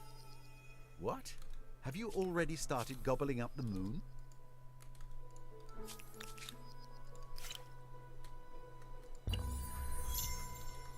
Hot take. There should be a Humankind expansion where, like, mid to late game the moon map opens and you can just, like, make little colonies on it. That would be sick as hell.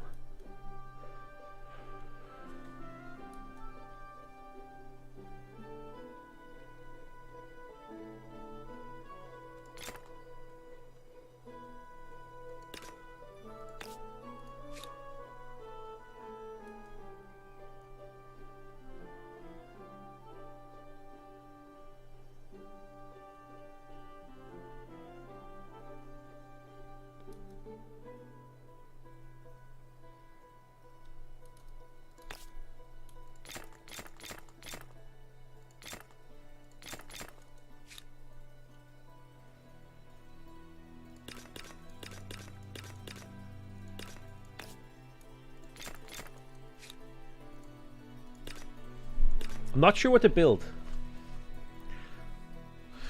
I could build biplanes, but they're not very strong, and I don't know where my aluminium is. There's that up there. I don't have any aluminum. Bro, I don't have any aluminum. Oh no! Oh no, it's all on this continent. Oh God. And no one will trade with me for the entire game.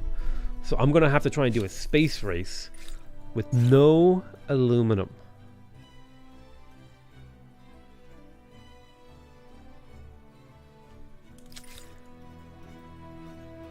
Huh.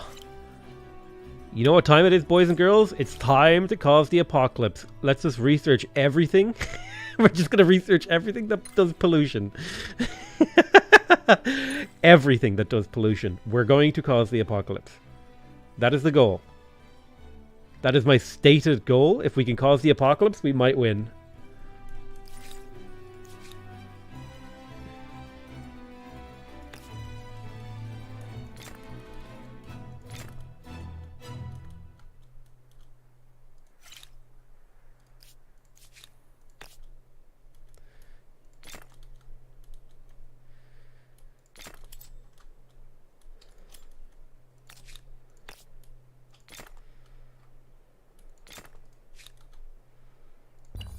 Market quarters. I'm guessing that your next project will be building enough vaults to store. Hail, friend. Ooh. Lewis would like a cultural agreement. Yes, I accept, Lewis. How about a scientific agreement? Lewis. Lewis, you're a hero. What about... Oh, customs union, Lewis. Yes, oh my god, shared logistics. Lewis. Oh, full alliance, Lewis. Thank you. At long last. Also, I probably should have been buying all of Lewis's resources. Let it be so. Let us savor this moment. Lewis has expanded. Lewis, you've been doing well. Good job, my one and only friend this game, Lewis. The hero that we deserved. The hero we needed. Look at him killing. He's actually murdering. Lewis is out there murdering people. Bro, he's murdering people with these guys.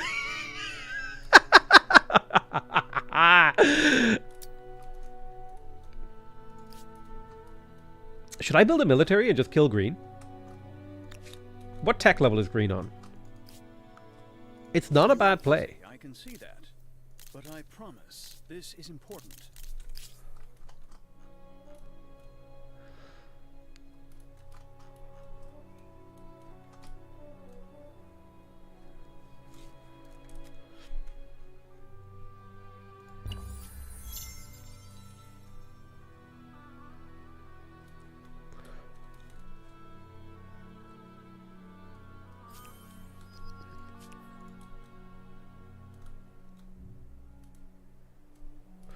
Now, I'm curious. Lewis, hey. Come. Let us make plans. Why aren't you buying my beef, bro? Bro, I got so much beef you could buy. You should buy it. Buy my beef. Who is trading with me? Why do you come here to waste my time? Bro, even if I pay you... Very well. You're still gonna hate me. Not lead to my political demise.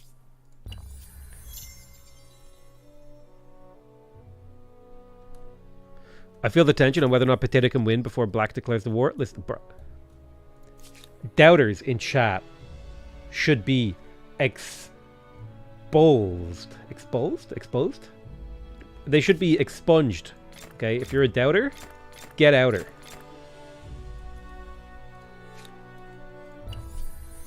How could you possibly ever doubt my magnificence?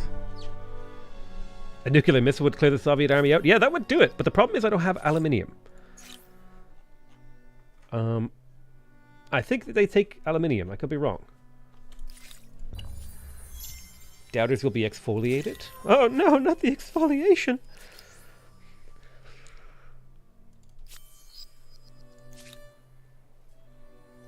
So we've got some pharmaceuticals up. Holy balls. Look at that bonus food. I see you too are a man of culture.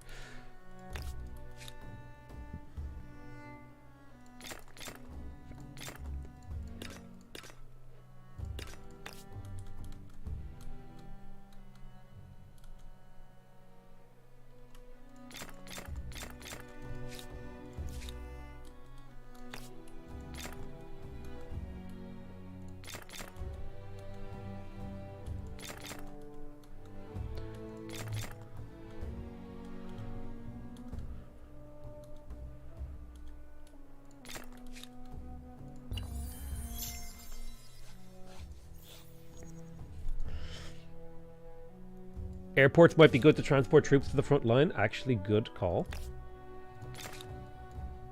Actually, useful chatter. Do something today. Japan wants to trade with me. Oh my god. Did I finally build enough units to where you're not, like, domineering of me? Please, Japan. Oh my god, Japan. Give me all of your... everything. All of everything. Give me it all. Japan, give me everything you have. I'll take one of everything. Oh my sweet Christ. Do you know how many turns I have waited to be able to trade with people?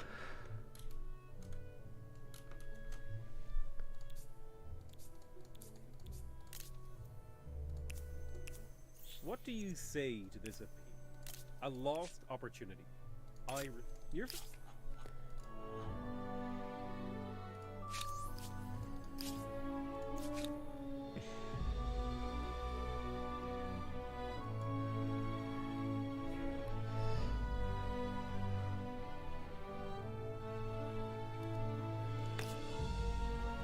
Stop cheering for the AI, okay? I am the main character in this. Stop cheering for the AI to kill me.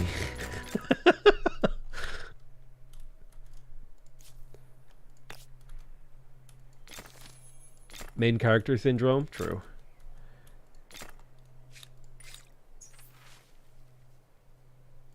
Reaching the end of an ideology axis isn't extremist. Think of it as being focused, yes? How come Potato has a city with only production district? Does it not go hungry? This is an outpost that exists. I have a ton of empire-wide food coming from the rest of my empire. This outpost exists to have a massive amount of production to pump out units into the war. I'm getting a huge amount of food from a variety of bonuses. For example, earlier on in the game, I have Zemus Worship, which gives me +5 food per number of territories in my sphere of influence on every single one of my cities. So if I have 10 territories in my sphere of influence, that's 50 food in every city. I also have +3 food on district per adjacent mountain. Extra farmers from luxury resource deposits. And then I also am now getting access to the pharmaceutical building, which is giving me +1 food per population per pharmaceuticals on all my cities, which means every single one of my population is earning 15 food. So that's becoming pretty juicy. The first airport promises international travel, intercourse between nations. The timing on that.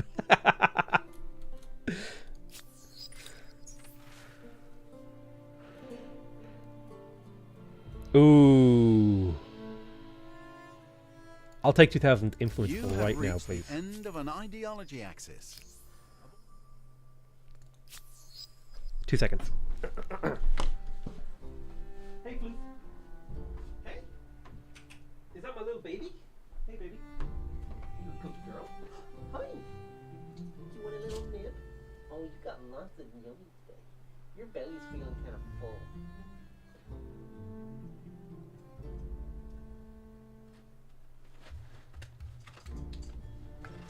Wait. Huh? Good girl.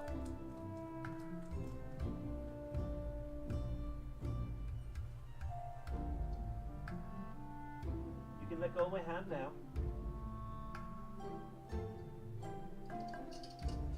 Good girl. Why aren't you trying to unlock your unique unit? I don't think combat strength or anything like that is going to matter here. The Soviets have 19 combat strength from weapons, 73 combat strength on a line infantry compared to my 53 on my line infantry. Monka S. My only survival is by causing the apocalypse ASAP. We must end the world.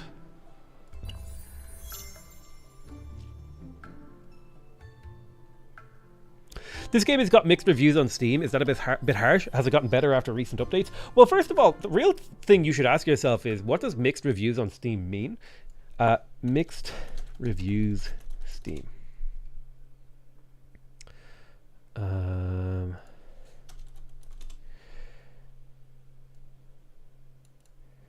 Where is it again?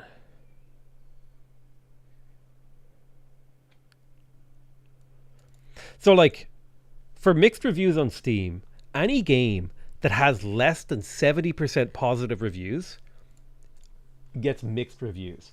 And that goes all the way down to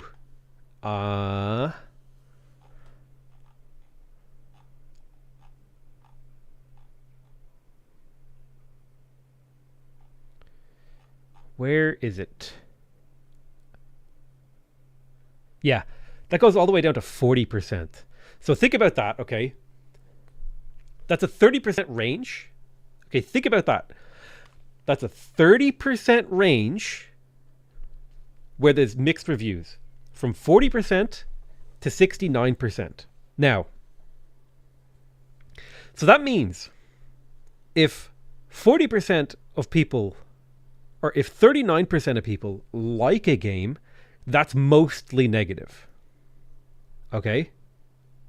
If 31% of people don't like a game, sorry, if 41% of people don't like a game, that's mixed reviews.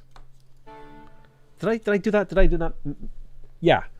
So like there's a 10% swing between those two things, which feels a little weird to me, personally. Second of all, that's just like something, that's just the problem I have with Steam's rating system. So the game has what, like 67% reviews. So it's literally 2% off of getting mostly positive reviews. So like, does it really have mixed reviews? Like, is that not, like, does that not feel a little bit arbitrary, right? Does that not feel a little bit arbitrary? Now, the game is divisive, okay? It had some problems on launch. People didn't really like it that much on launch, and the patches have been relatively slow. They have been consistent, but relatively slow. I believe the recent reviews have actually trended downwards in terms of opinion. However, I would say that the game is worth buying. I would say that if you're already interested in 4X games as of right now, I would say the game is worth buying. If you're not super into them, to wait for the next sale, wait for the next DLC, and then have another look. That would be my opinion.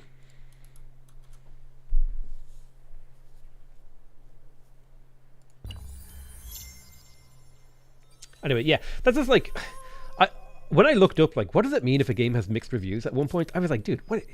This just feels really arbitrary. Because like, if 40% of people like a game, it's mostly negative. But if 30% of people don't like a game, it's mostly negative, or something. If it's something like that, and I was like, that feels like off, right? I don't know if I'm crazy, but that felt off to me. With pleasure. We have to do this again. Can we go to trade everything? Oh, yes. Please us both. I'm buying everything. Oh, I can get aluminium! Let us have wine and song.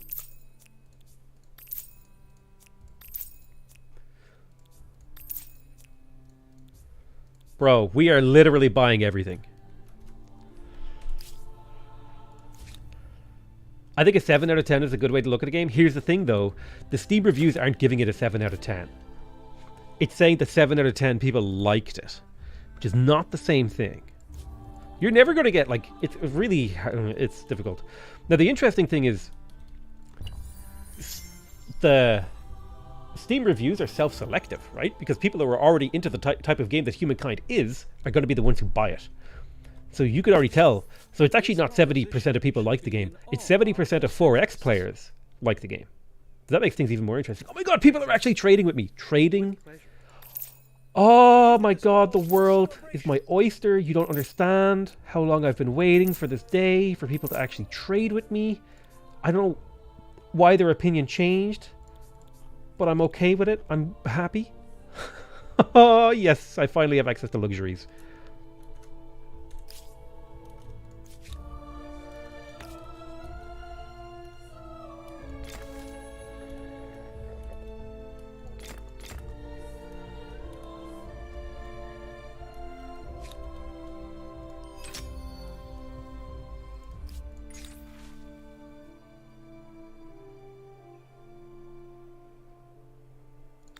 Reaching the end of an ideology axis isn't extremist.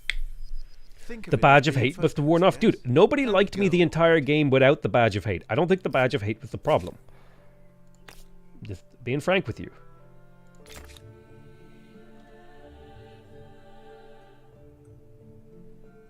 Oh wow, I have Halong Bay here and I never even noticed. +1 combat strength on naval units. Oh, that's pretty good.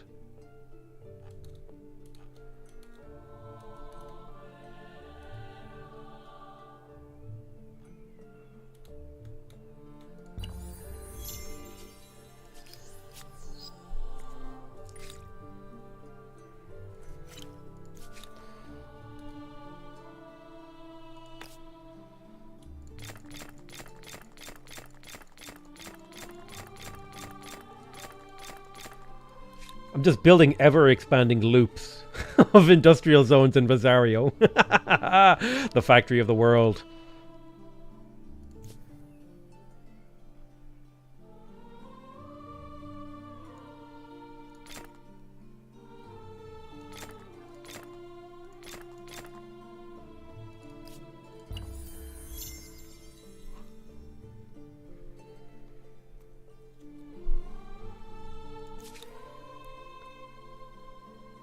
Okay, finally we can build sawmills. This is going to start to increase the pollution across our empire.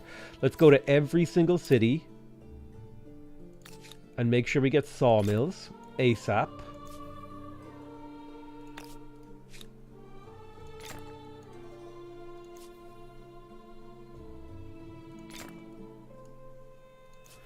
Now, the really powerful thing about sawmills is that it gives you +2 industry on tile producing industry and +1 pollution per maker's quarter. That's like super powerful.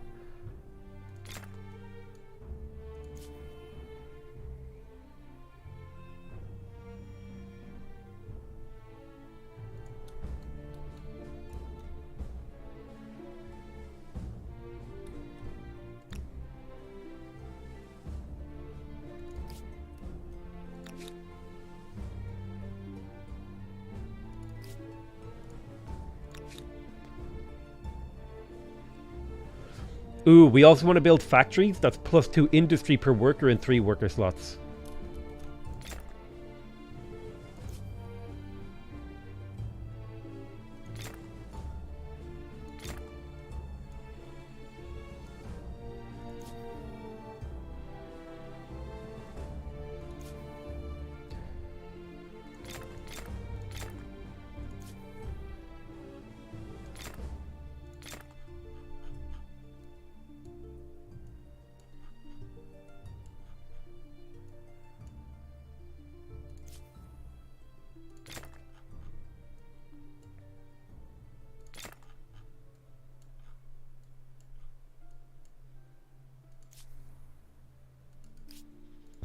Lightning in a bottle. This new power will impact every aspect. So there's electricity giving us an extra boost to all of our yields per coal, which is going to be nice. Our cities should be getting way more powerful. Like we're up to 1400 production in this city. Like things are crazy strong. We also have our very first airplane, and we can have 8 airplanes in this hangar.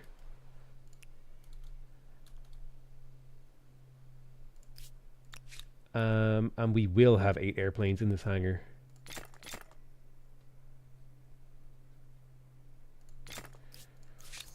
We've been going nowhere. Oh, you guys have no idea how good it is to trade. You have no idea how good it is to be trading.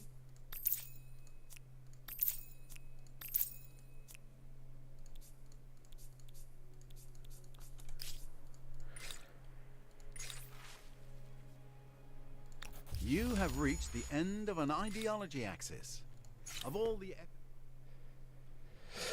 Okay, so there's the Research Institute. We want to look for things that give us era score or pollution, or fame rather, or pollution. Let's have a look. So, pollution.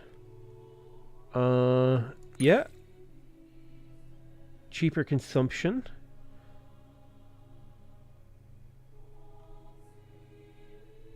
Urban planning would be good. Well, no, I think we just go microbiology. We'll pick up fertilization.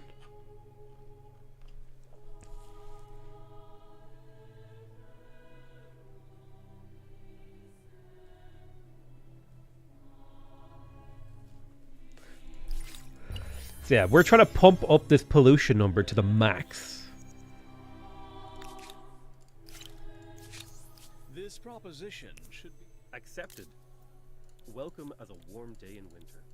Excellent. This will be remembered.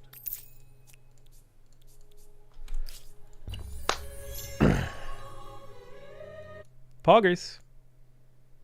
I almost ticked there. It's a hardcore tick. Because you have lots of trade routes now, I wonder if the flimsy infrastructure, if great fish markets look like in your city. That's true. I should look into great fish markets and stuff like that. Those things are going to be really valuable. Okay, great.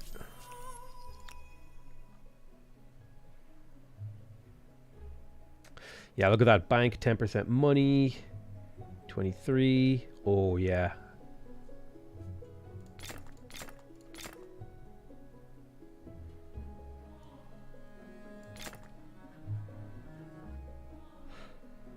So let's work on that.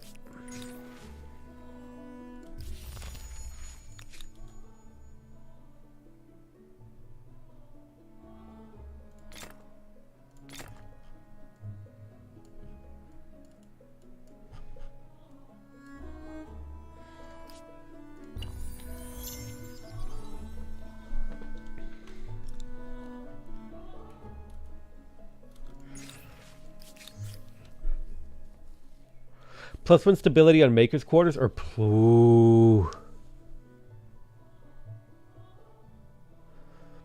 Ooh, stability on Maker's Quarters is nice, but this is serious cash right here. I need that money. On the well-being of workers. How are we doing? We've almost got Gold Star here. We are well in the lead, so we just need to cause the end of the world. That's all we need to do. We need to just get this pollution number up to where it needs to go.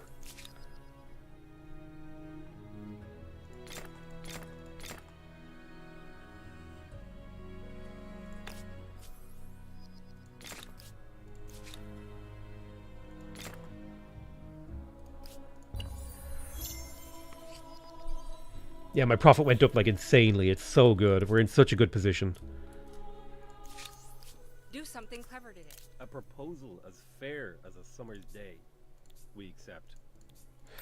Buy your iron, buy your saltpeter, buy your copper, buy your horses, buy your coal. We're looking good on that front. Now, there was someone else I was trading with, and it wasn't Black, because Black hates me.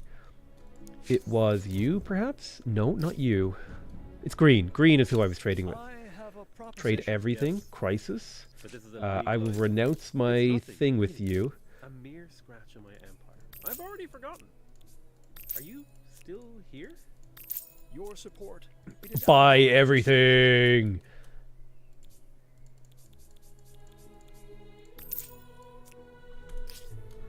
Oh, the trade routes. Can I go? Can I look at my own empire and look at like trade? I always look forward to our conversations.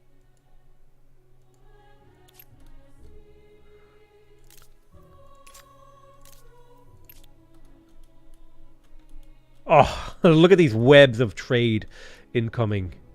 I wish, do you know what we need? We need like a trade screen so we can really break down like where resources are coming from each civ.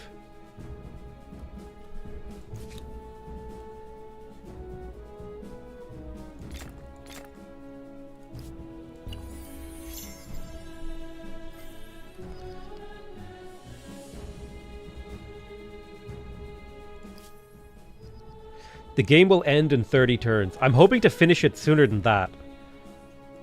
But I mean, I'll also take an end in 30 turns. Kind of a bit of a whimpering end because I because I let them get the Soviets first, and that kind of screwed me. But hey, it was a good end all the same.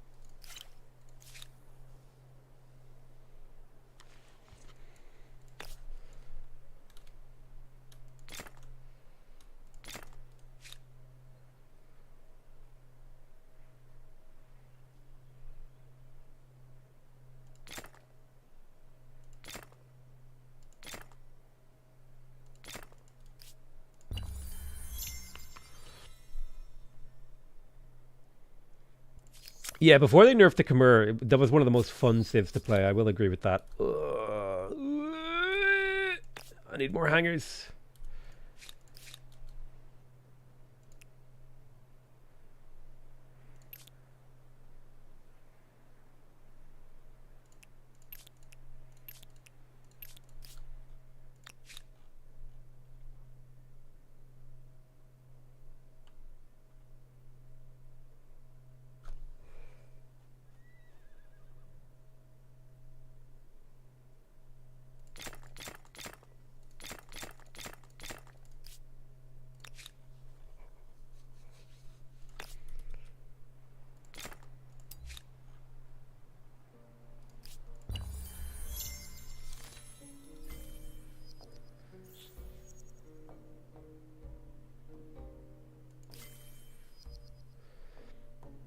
We're on the... Oh!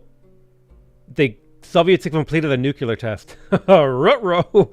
I'm in danger! As a massive Soviet army sits on my borders. Oh, God!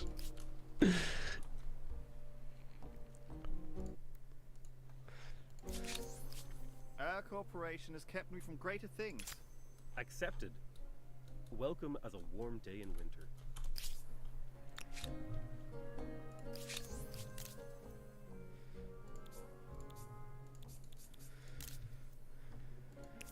A proposal.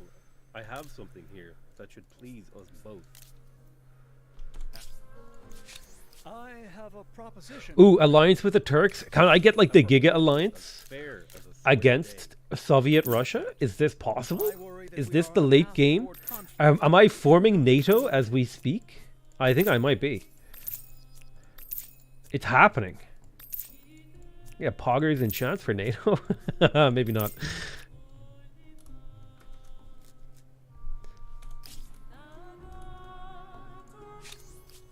How do you do?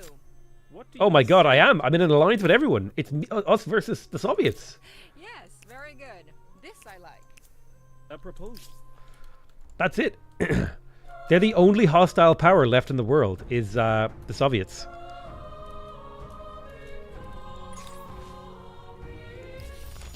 Now the real question is, if I declare war, do all of my allies come?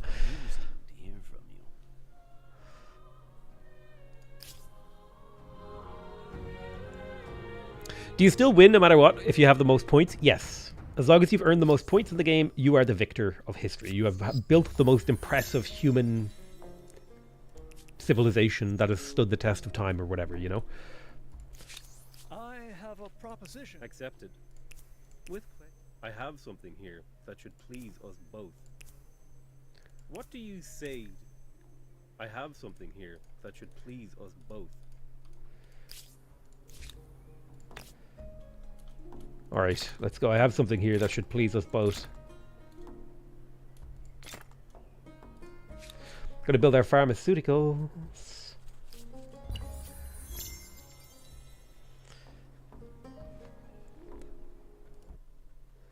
It's going.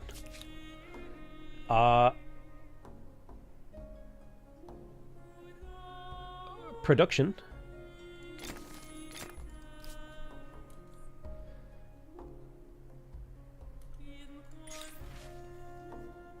You're at the end of an ideology axis? The Well, pollution there's is something to be said coming! for unswerving dedication to a cause.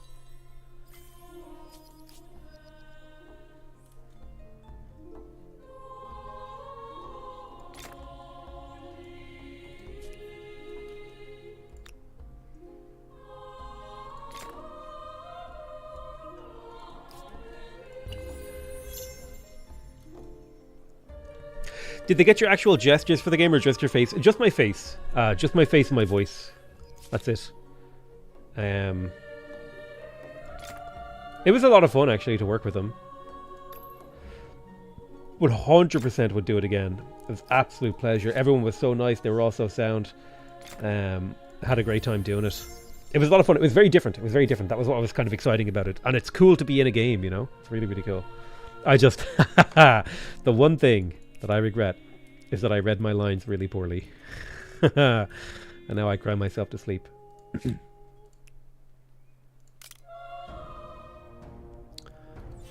Ooh, the old bombarding. Oh, shoot. Airplanes AoE bombard?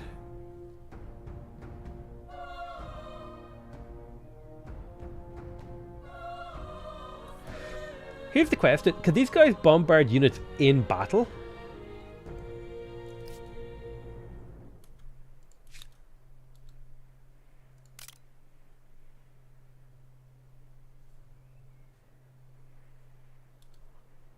Oh my god. There's such a deep game that is just inaccessible in the late game.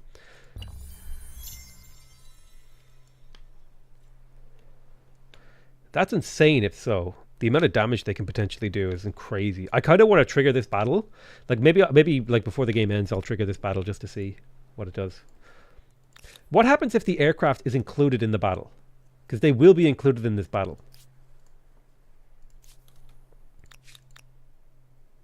It's a genuinely terrifying number of units. Their impies are stronger than my line infantry. Jesus. Yeah, that Soviet ability needs to get changed, and quick. Something to make our... Accepted. You know what? The Soviet ability would honestly be really, really good if you just gave the Soviets plus 3 combat strength. Plus 3 combat strength on when defending their own, like, How have the when they're the defender in a battle. And then made the weapons facility lower the production cost of their units by 1% for every one that you have. Then they would become god tier. But right now it's just like, it's too good.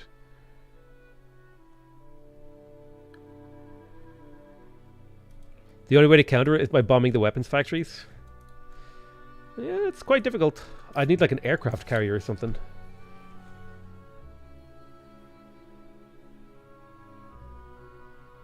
Aircraft cannot be used if they're inside the battle. Yeah, that's what I was worried about.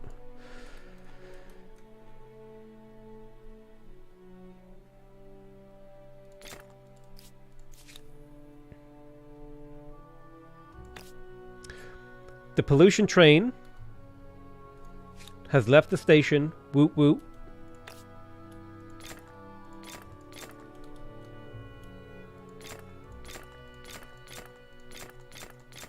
And we shall keep that train.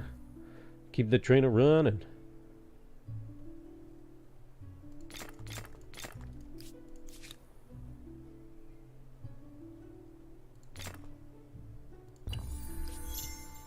Cultural stars. At this rate, there'll be no culture left for anyone else. Oh. So the Soviets were the top polluter. They gained 50 fame. The next pollution threshold is not too far off. I'm losing my lead.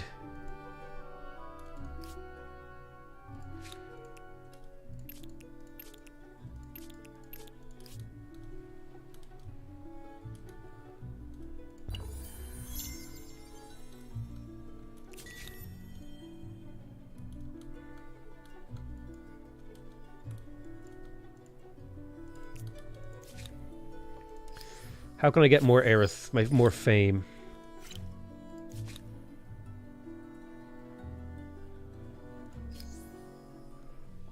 Killing units, technology, and gold. I think focus on generating gold then.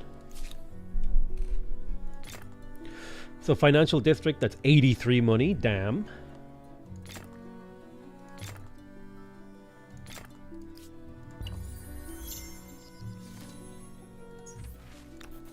Reaching the end of an ideology. Oh, I have a proposition for you, and I think you... A proposal. Ally me, Spiff. Here that should please us both. He refused. Spiff, why? Trade me. I have something Trade here. me. Others have garnered more fame than you, but history has a way of upsetting the status quo. Don't...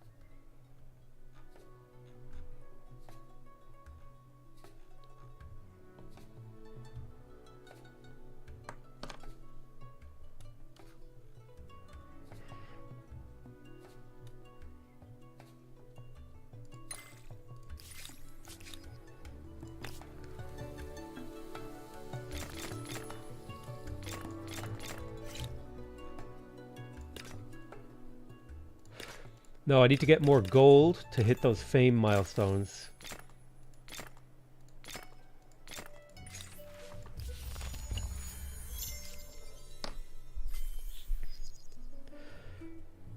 Pollution from farmers' quarters, that's good. Excellent. We got a scientist star. That's a tiny little bit more score, pushing us in the victory. We're like right on the edge of winning. On the verge of victory.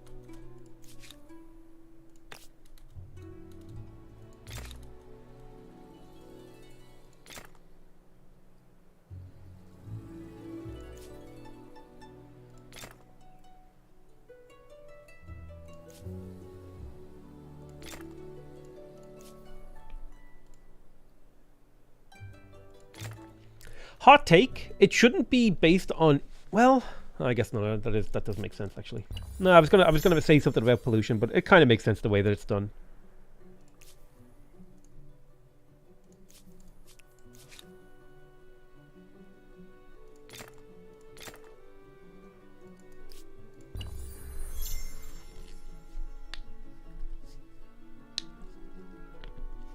Nuclear deterrence gives fame.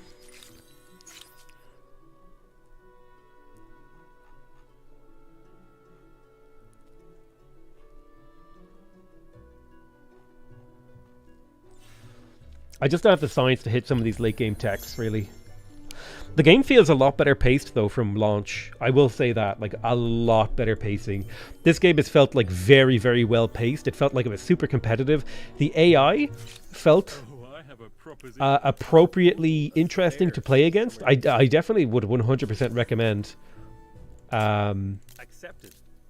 this game now to someone who bought it and was just kind of like a little bit frustrated with it, but still liked it. I would say come back and play it again. You might like it. Might click for you. Would be my opinion, because it's clicking for me.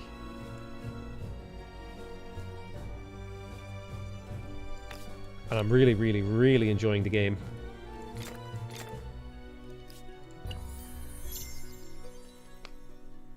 Well, this is the highest difficulty level. That's why it's been such a close game, and that's why like I got like the AI has like a massive army sitting on my border, and like they would easily win this battle. But I'm continuously building aircraft. I'm continuously trying to defend while I try to win through fame and polluting the world. Although I will win in 11 turns anyway, because the timer on the game will run out. It's kind of a whimper of a win, but I still think it's a win because I managed to get the most fame. Like, you know.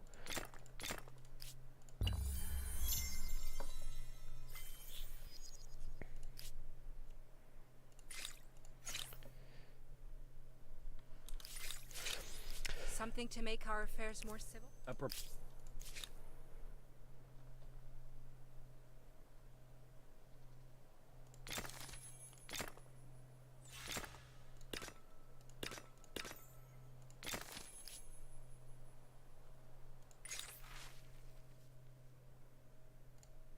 You have reached the end of an ideology axis. Of all the epithets the game just ends and it's a score victory, basically. Yeah, true. Won't be one of them. But I'm okay with that. Like, theoretically, I could just declare myself the winner now, but you got to get that W screen, you know?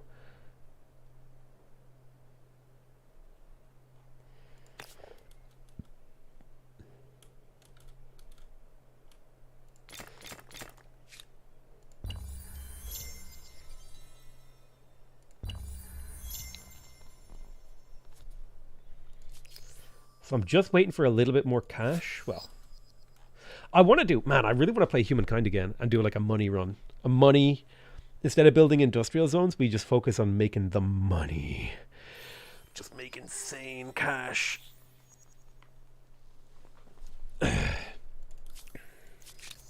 Literally don't care about anything but cash.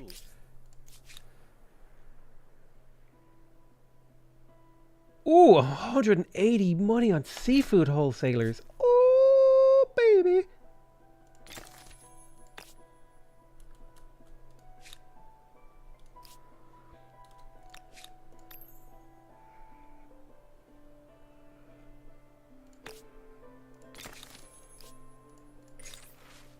Reaching the end of an ideology axis isn't extremely... How could someone get the Spiffing Brit? Was never able to get him. I think you can get him by watching the Amplitude streams. Alright, nice. We have access to the space station. We are going to try to launch that, because that's worth score.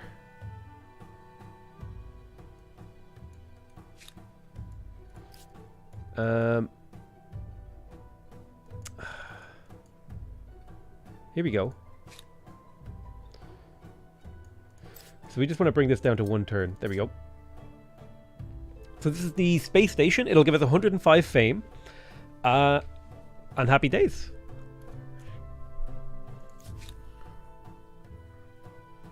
Oh, we have polluted this place. Look at this bad boy. Now that's a polluted land right there. Missile silos. I'll just put a little missile silo over there. Don't mind if I do. It's not like it's near the Soviets or anything. Oh my god, that's a lot of units.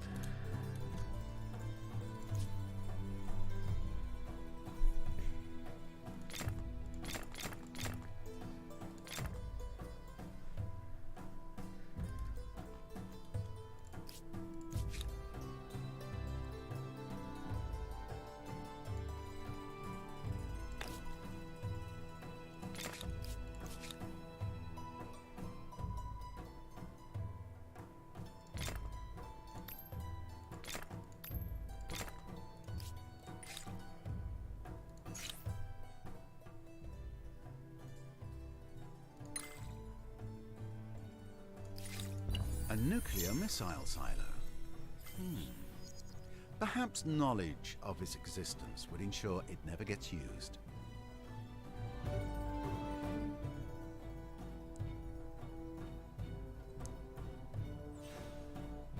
You started one level under Humankind yesterday, if I remember correctly. Did I not select Humankind?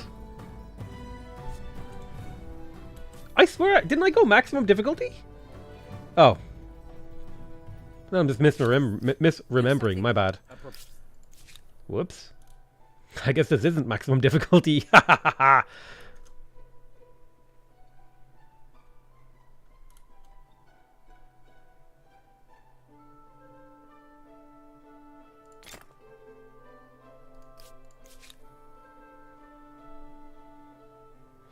Alright, let's do the lunar lander.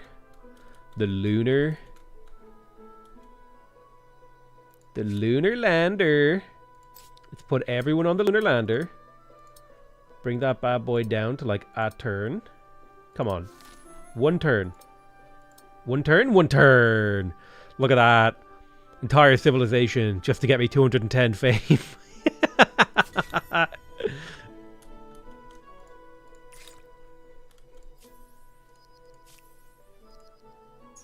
The game ends in 5 turns.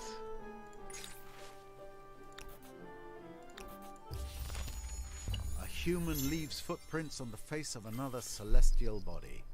Nice, there we go. Interplanetary expedition. Very nice. Oh, I don't have your uranium. I will soon. And that'll be what I need.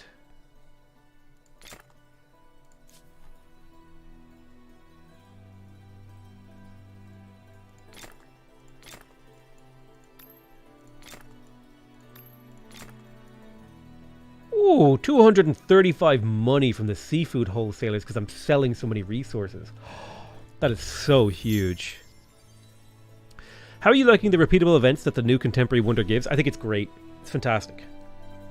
Potato, have you ever played RimWorld? I've tried to make videos on RimWorld, but the problem is I don't know how to do an interesting RimWorld video that somebody else couldn't do. Like every video I would do on RimWorld would just be the exact same video that someone else might make. It's like, I don't want to make just like a normal RimWorld Let's Play video because I'm not very good at the game and it would be boring as hell. I want to make like a really cool and interesting play with like an interesting spin on it. And I'm just not good enough at the game to come up with an interesting idea to do.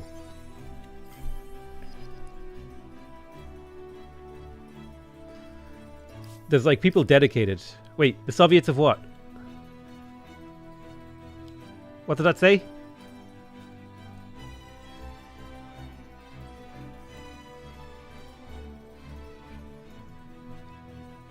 Oh, the question was more about enjoying playing it yourself. It's a reasonably fun game. I don't love it.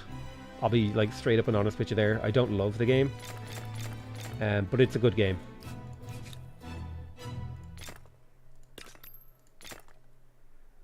Oh my god! 653 cash from a great fish market per turn. Boosh. And then another 655 from the seafood wholesaler. That is huge.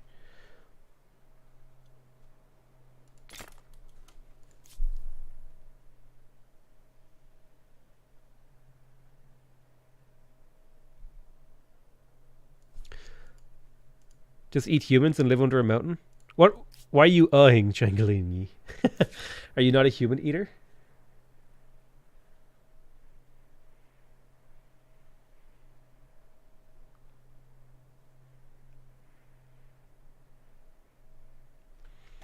Last opportunity to get some militarist stars. I won the game. I don't need them.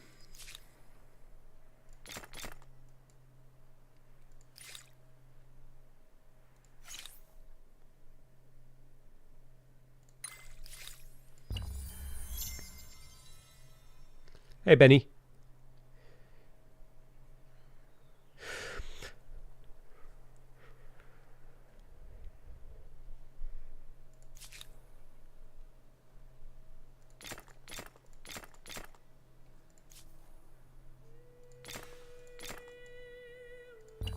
Here we go. This is it. This is the end of the game. The game ends. End of your journey. This is your last turn. The game has reached the turn limit. You'll be remembered as Potato McWhiskey, mythical ruler of the Cubans, fully implemented, animated, Banana Republic commanding, revolutionary soldier uniform wearing Potato McWhiskey. How will humankind remember the empire you have created and its remarkable achievements? For it is yours that has left the greatest mark on the endless story of humankind. You will be remembered as a leader that excelled at many things, not one. Your fame was due to the balance of your skills. True. You also gained fame from the construction of a wonder. True. Amazing. Congratulations on the success of your ambitions. Nice. Your fame also derives from your religious role. You persevered as a leader of a faith in these difficult times. Your religion should give you like +1 fame per religious follower or something. Part of your legacy was being involved in the longest war in history. True. I was at war forever. Under your guidance, the thrilling tale of humankind has been rewritten in your own words. There may be future adventures and deeds, an even grander scope for this grand story. Regardless, you have left a great mark and answered the question. How far will you push humankind? I'm going to tell you, I'm going to push it as far as humanly possible. Perhaps even inhumanly possible.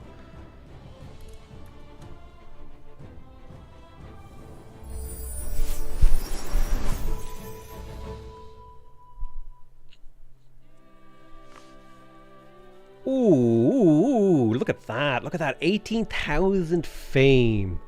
Cubans. Oh man, the Cubans actually paid off really well for me. That Cuban era was a real winner.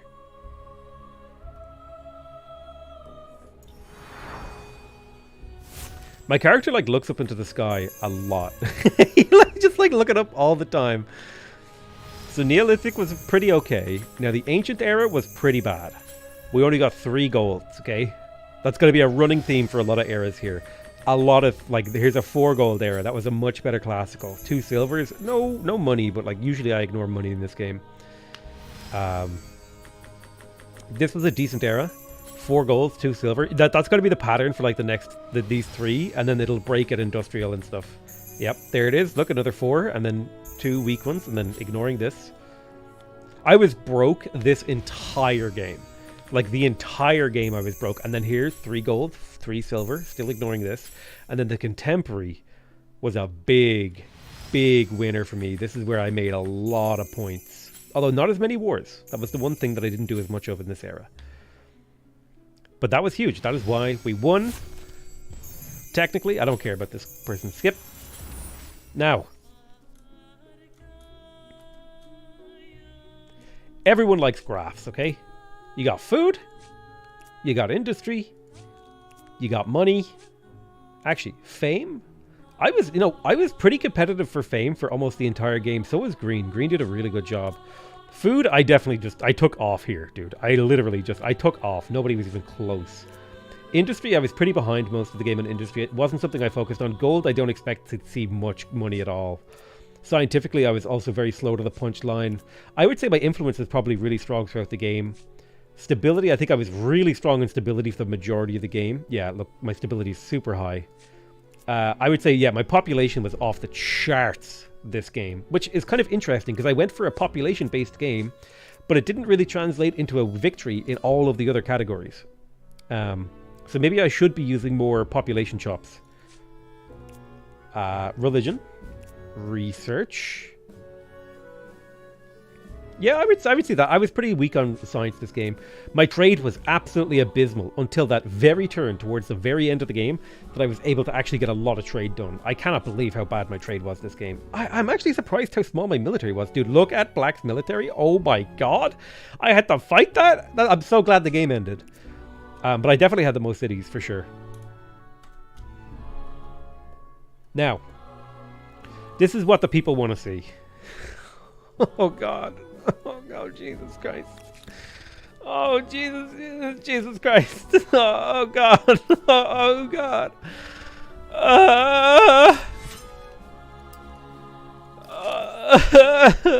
It's so amusing. Wait. Don't be surprised. Predictive. Oh, I declared war. Quick, bombard them. Quick. Oh, man, I'm doing damage.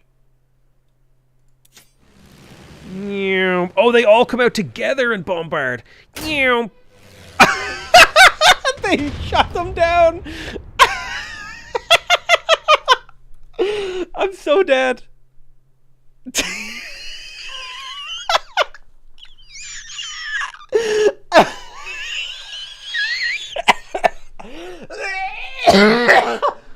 Oh my god. Oh my god. Jesus Christ. Where are the anti-aircraft guns? That was the funniest thing I've actually ever seen in this game. 87. Oh my god.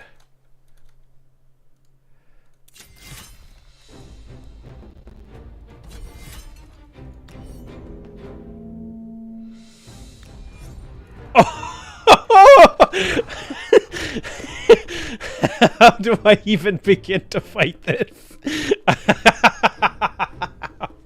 Oh my god.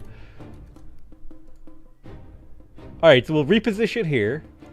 And we'll bring in a reinforcement. We'll reposition there.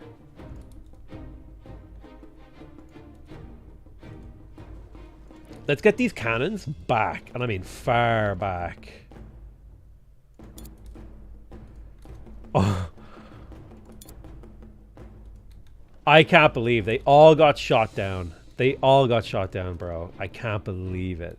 That was the funniest thing I've ever seen.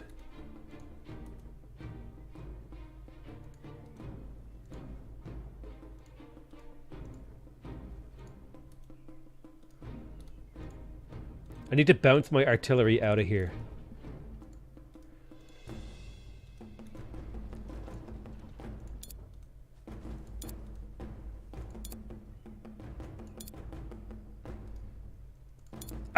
This is gonna go so poorly for me.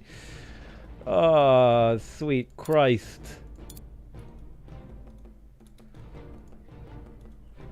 Alright, let's take our shots. Called shots. Plink. 7 damage. Plink. Plink. Plink. Plink. Plink.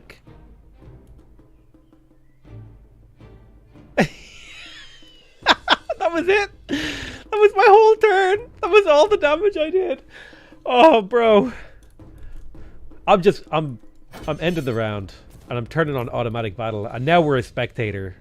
Oh. Oh. Oh. The battlefield has expanded. They have tanks. They have masses of anti-aircraft guns. How come I didn't see those? Were they hidden? Oh, Jesus. Oh, what was that? What's the range on that? 6 tiles? Okay, unit range in this game is a little silly. This swordsman? This is swordsman? Oh, Jesus. Bro, this game is not designed for this. Well, it was designed for this, but this game cannot handle this. These units are dug in. Oh my god. Dude, the battlescape literally encompasses a quarter of the continent. Okay, so it's my turn. For some reason, some of my units can't attack. Why can't these guys attack?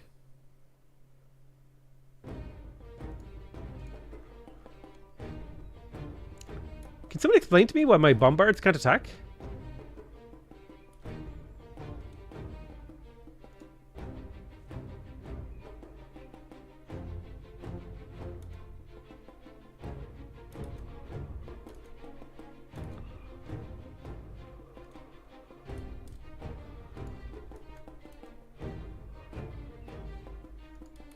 No, I turned off auto battle. Whatever. We'll just auto battle it.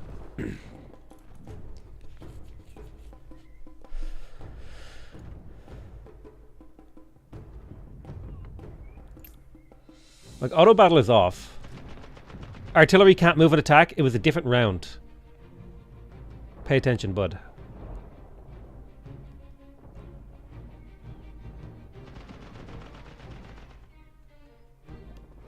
Jesus Christ.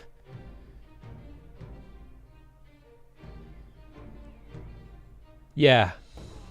You know what? All those people that were telling me, dude, you just need to do like a split attack on them. You'll be fine. I'm glad I get to show them this. I'm glad that they get to see how wrong they really were.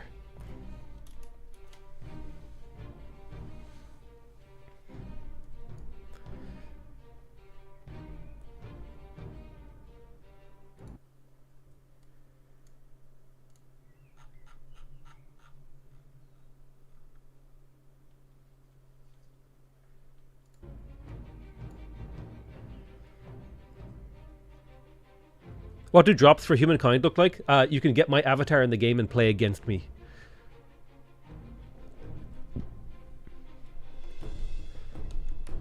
Are you done your turn yet? Jesus Christ. Jesus.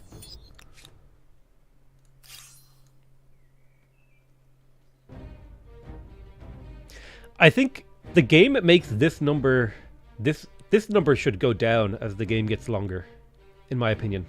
It should be like 1 round of combat per turn by the late game.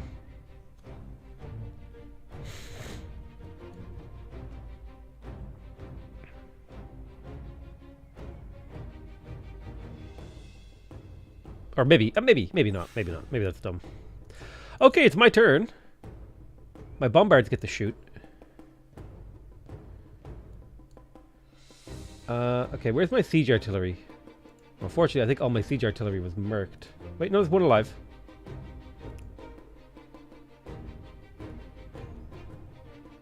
Alright, we're going to try to focus fire all of our siege artillery onto a single enemy unit. Can I kill one enemy unit against a 70... Alright, this mortar right here. This is the unit that I'm going to try to kill. Okay, we're slowly chipping. We're chipping. Oh, he might die. He might actually die. And we killed him. Guys, we killed a unit. Pack it up. Pack it in. Mission accomplished. We can head home now. We can just turn on auto battle. And then go ahead and end the stream. Thank you guys so much for watching. I hope you guys really enjoyed Humankind. I had a ton of fun playing it, and I want to do another game, actually. I'm really hyped up to do another game. But that'll be it for today. Okay. Yeah. I win. That is a good-ass clip. I really like that clip. Oh, they all come out together and bombard. They shot them down. Oh, that's a good-ass clip. I'm so dead. Fuck. That was so funny. That moment lives in my heart, dude. I was like, they're gonna kick ass, and then oh man, I need to actually download that one and post it as a as a what you call it, as a thing, as a short on YouTube. So thank you guys for watching. I love you all very much. I hope you guys enjoy it.